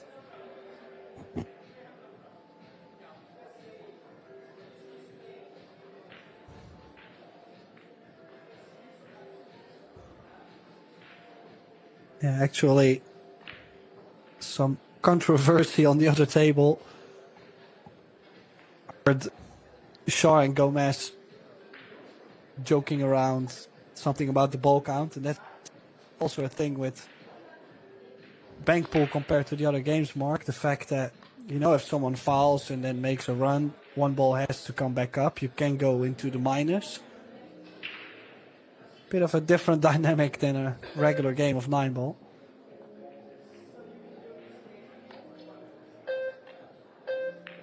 1-1 over there.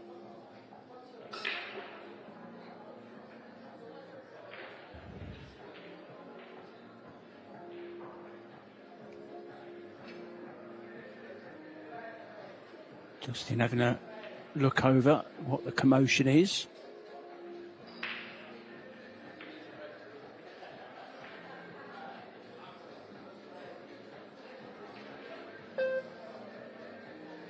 Yeah, the score being 1 each on the other table, of course. Players are going to be watching the ball count very narrowly. Another 2-rail try. Kind of feel like Federer is pushing a lot. He's playing more multi-rails, trying to catch some feel. This is risky though to play this 2. I'd rather play the 8 in the top right, following the cue ball down table. Just get yourself on 4. There's 1 ball hanging. But it feels like he can squeeze the cue ball by with top left spin. Through the back. And he does get it by the 3 ball. It does get Bergman on the hill in this 3rd rack.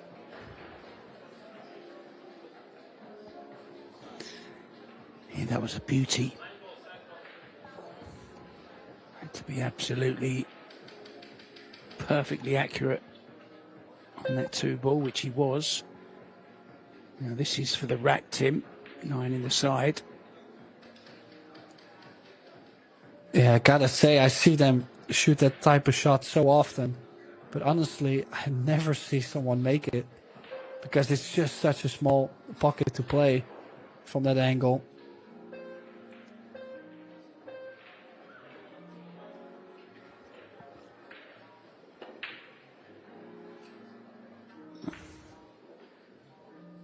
Federer trying to open it up. He's kind of made things, well, he's made it better because there's at least 1 more ball into play, the 3 ball. But the 4 being so close to the 5, would love to leave it over there.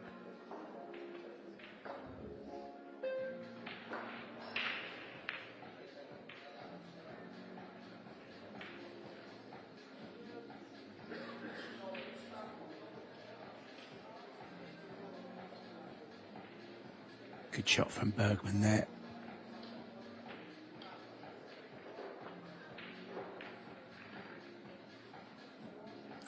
Well, that is one thing too, Mark. I mean, of course, we've seen Bergman miss the balls quite heavily. But one thing he's going to continue doing is trying to just play the game right. I mean, that's... If you have enough knowledge like Federer has, Bergman has, and many more of those top bankers in the field, Justin Hall, like they're just going to... Even if they're out of stroke and not making any of the banks, they're still going to be moving great. They're just not going to give up as much.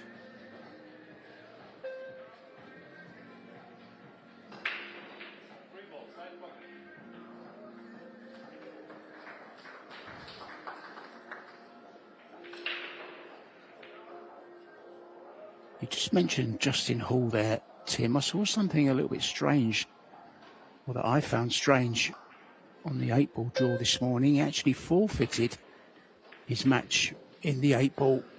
I'm not sure why that is. Yeah, honestly, I was very shocked to see that as well because, I mean, just talking about it from my perspective as a player, if I'm in the banks and I have to play 8-ball the next day, I would love to play more. I mean, it doesn't matter what time, or if you're already there at the event, why not play multiple events, right? So I'm a bit surprised, but I guess we'll never know. And this is for the win in this rack. We'll have to wait.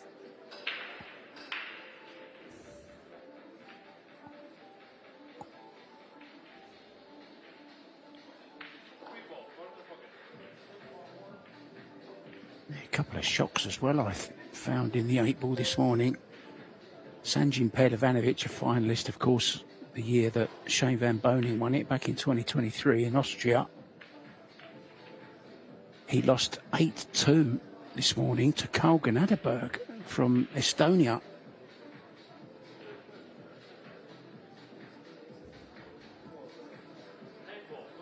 And your good friend Alex Montpellier had an amazing win as well. A good win over an up-and-coming player, Walter Lykra from Sweden. So Alex going well there. Oh, we've got another try at the 4, and this one is close.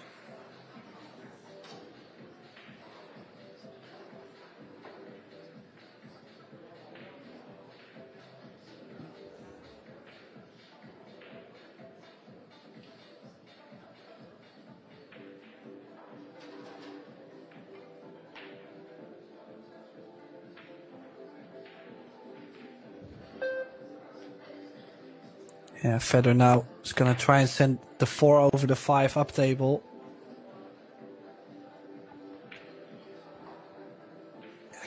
Gets 2 balls into play already. Of course, Federer needs all of them. Gotta feel, even though Bergman, he might not make it, but if he takes the 9, he can lag it over to the corner. Just tell yourself, if I do not make it, leave it in the jaws. That's it. The only thing you gotta do.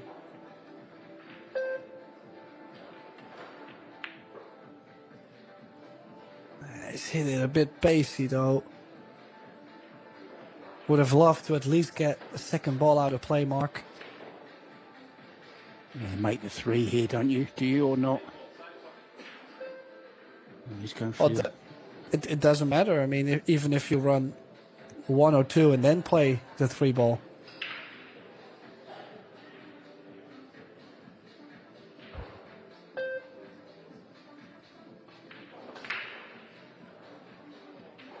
Another try at the side. Still waiting for someone to make that, actually.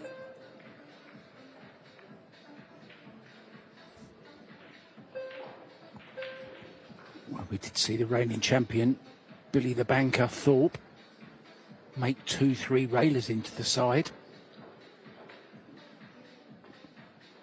in Vegas.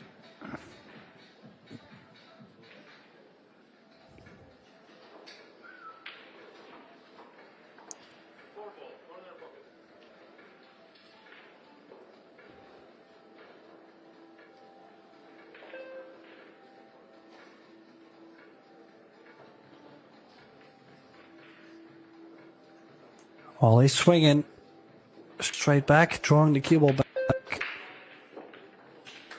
Oh, he's got it. Nibbling away at the lead here, Tim. He's got another one here. Choice of 8 or the 5.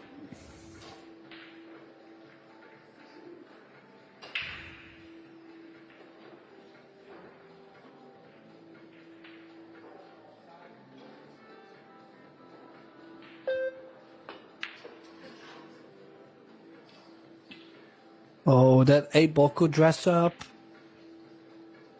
Could also have been worse, honestly, but another try for Bergman. Kind of a free one.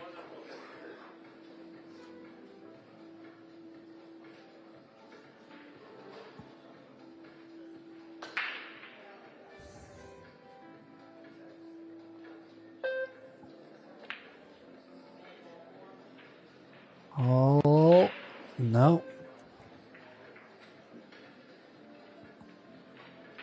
I mean, of course, that's also another thing I've never talked about. Is a lot of people, when they're watching bank pool, they kind of consider it as playing 9 ball. You know, it's more of like a one miss, the other guy run out kind of game.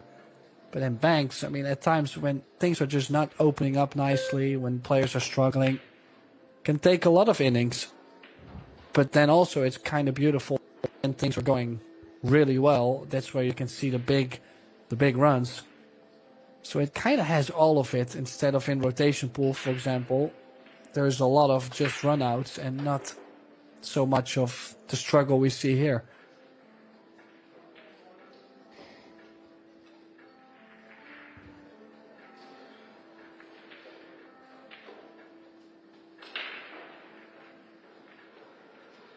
Well, I think he's got another straight back on the 5. That looked like he had enough, but maybe he feels like he doesn't want to leave a cookie if he goes for it.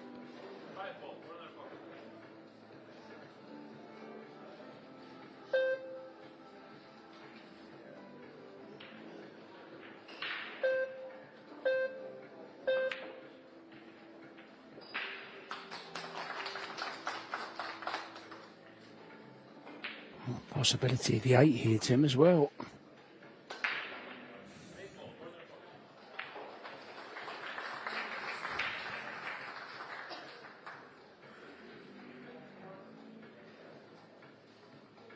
Oh, he's going 2 rails long.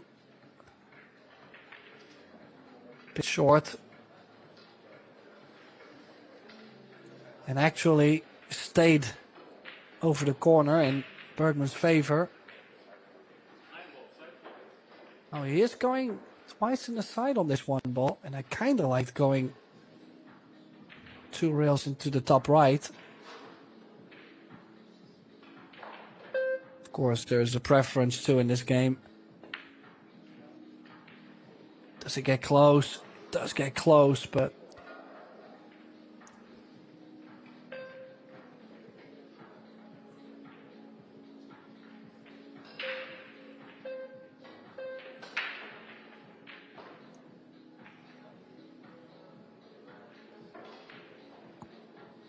real game for the purist, this one.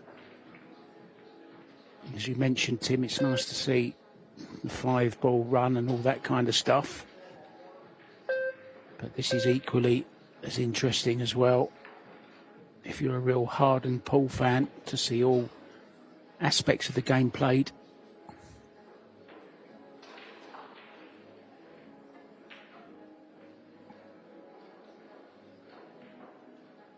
Even getting a bit of behind the back action being thrown in for free as well, look. yeah, he tried a bit with the bridge, with the rest, and said, no, back to the American style. Good job we're not at Buffalo's. He'd have been laying on the table, Tim.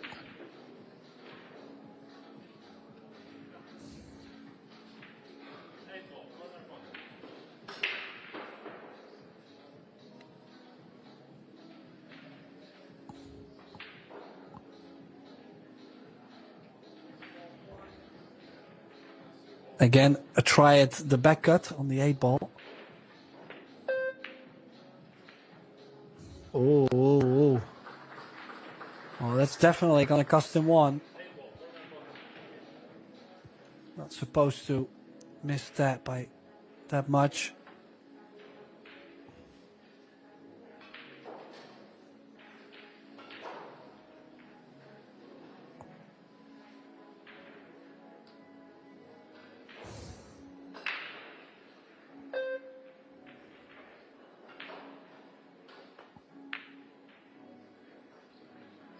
No. But then again, Federer missing that too.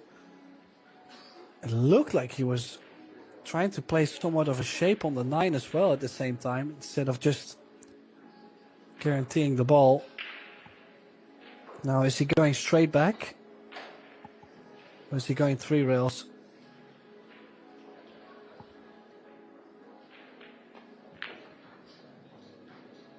Oh, this is close. Not close enough. But look at the pace mark. More oohs and ahs from the local crowd. Of course, they want Justin to win.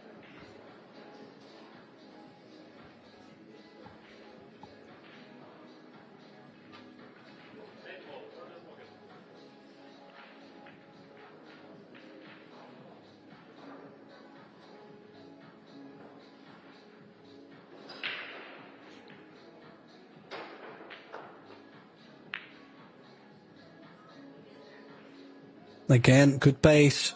It's not going to get there.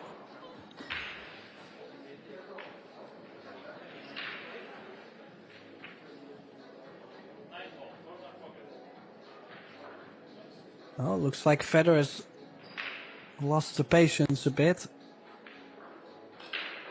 Going for 2 rails on the 9. Oh, straight back on the 9, and he's going to leave.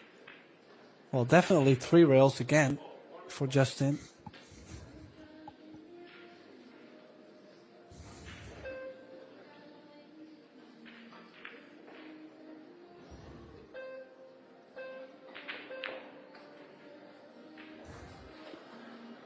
And again, too long. Has not made the adjustment. It's not like he's giving up much though, but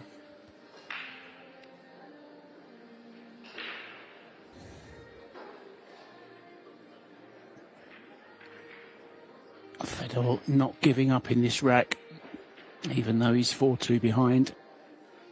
And in quite a difficult position of the two balls over the corners.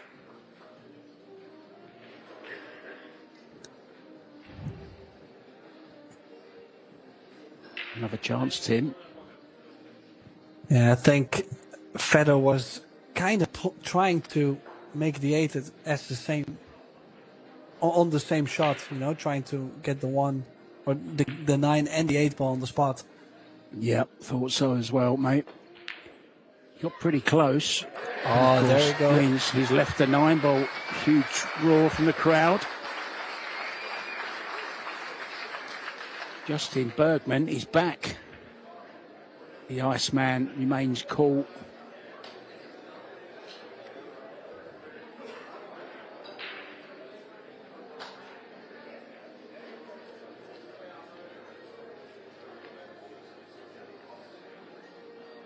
Well, Tim, we are in St. Louis, Missouri, and one of the most popular tourist attractions in St. Louis, of course, is the Gateway Arch, and on a clear day, visitors can see 30 miles in each direction from the top. And while you're taking in the views, don't panic if the arch feels like it's moving, because it is.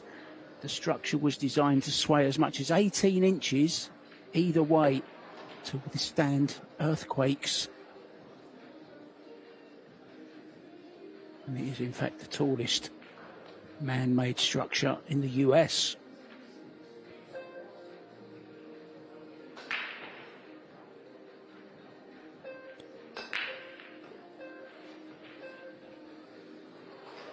Ball down, Tim. Yeah, but look at where the cue balls landed. Does he have enough for a cross side on the 4?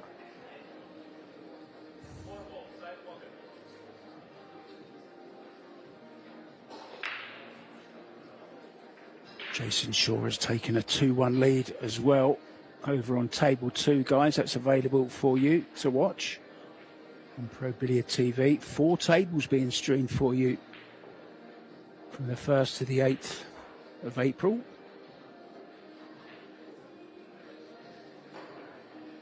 All the brackets and all the good stuff, the schedules of different tournaments, all available for you on ProBilliardSeries.com as well. Oh, that's a mistake.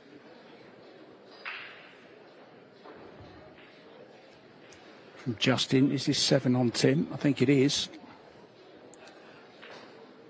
Yeah, it's a bit of a cut though, and he will have to put a bit of outside.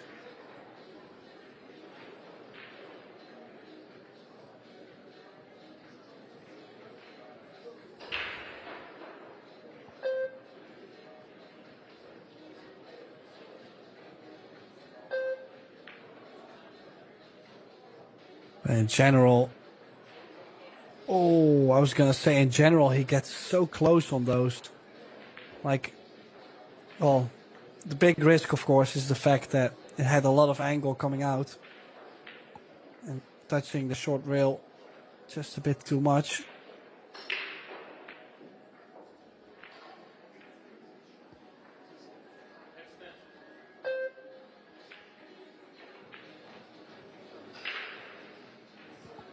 Takes his 30-second extension. You just heard the 10-second beep go off. It's another thing to take into consideration as well. Bank pull, not the quickest of games. Don't normally get a shot clock. So that can be a little bit off-putting as well, Tim, can't it?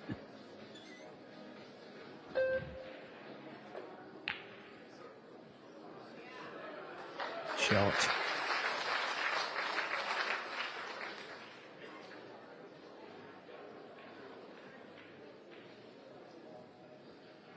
You just get the feeling that the tide is turning here.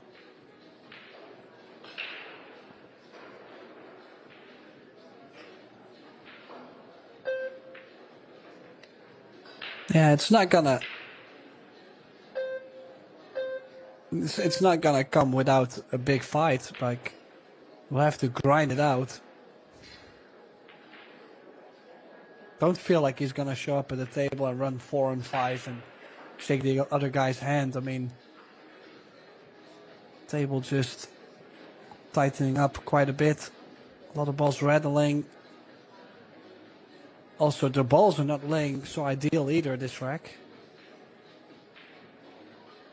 Yeah, I noticed that, Tim. It's only day 2, but the table seems to have tightened considerably from yesterday.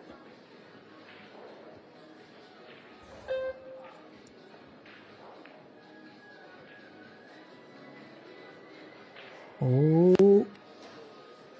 Well, imagine. I mean, everybody knows about pocket speed, but in my book, I was expecting that cue ball to drop, for example. So just enough. Did he leave something on this 6 or? No, I cannot imagine.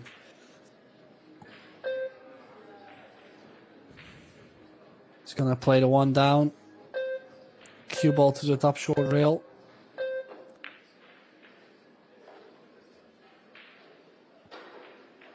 Left the cue ball a bit high though. This could be a cross-side feather takes on.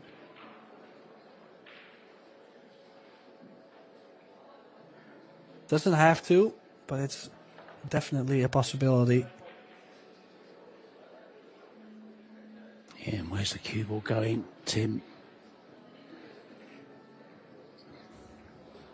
Well, I'm assuming actually to see it go in between the 2 and the 4 and right back out.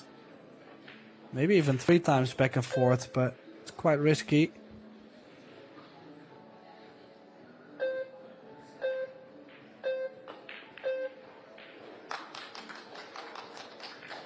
He's all in, wasn't he? All in, Tim. And look at his shape on the 2 ball. That is major. I mean, you cannot say he's got a roll because he's played a nice cross side, but he's landed straight in on the 2. Could even play for a little bit of shape, actually. Haven't seen too much of that this match.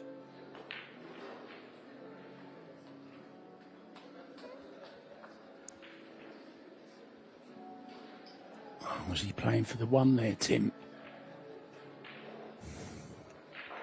Well, I think he was trying to land on the 3 ball. He's looking at still playing the 4 by the 3. That looked a bit tight to me, but maybe he can play it a bit more long into the rail and then with a lot of pace, so a bit more towards the side pocket. Trying to shorten the angle.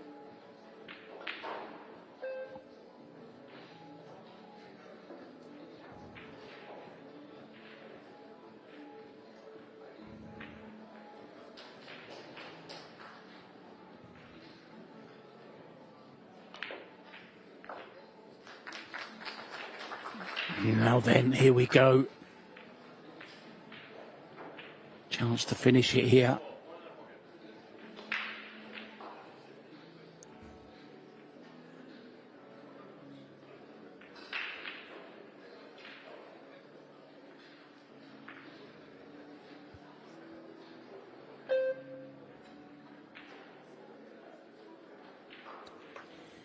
Well, looks like he's got enough of the 8. Yeah, that puts him on 4. Feather is he's gonna play this 3 ball straight back to get to the final, but it's gonna be awkward queuing. Cue ball naturally running forward, so even if he doesn't make it, he's gonna try and put the 3 hanging over the corner.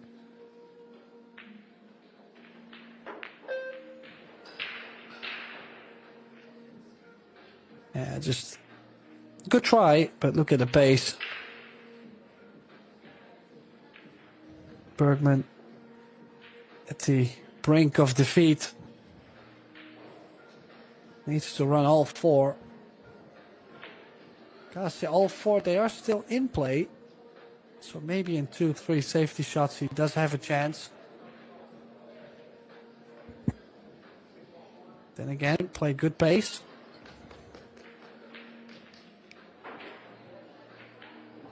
Well, it's been anything but plain sailing for the Iceman, but he's come up against an iceberg in Fedor Gorse today. 4-0 lead. Very, very big favourite now to get into the final later on at 7 p.m. today, local time. We still don't know who the winner of this will be playing either, because Roberto Gomez still very much in it. 2-1 down to Jason Shaw over on table 2.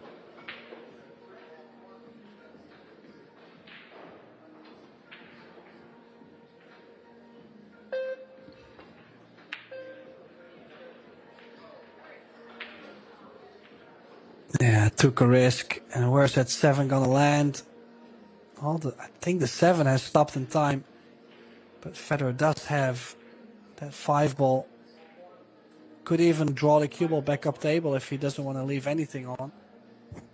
So this is to make it through to the final. He's got a good chance. He's not too far away from the object ball either.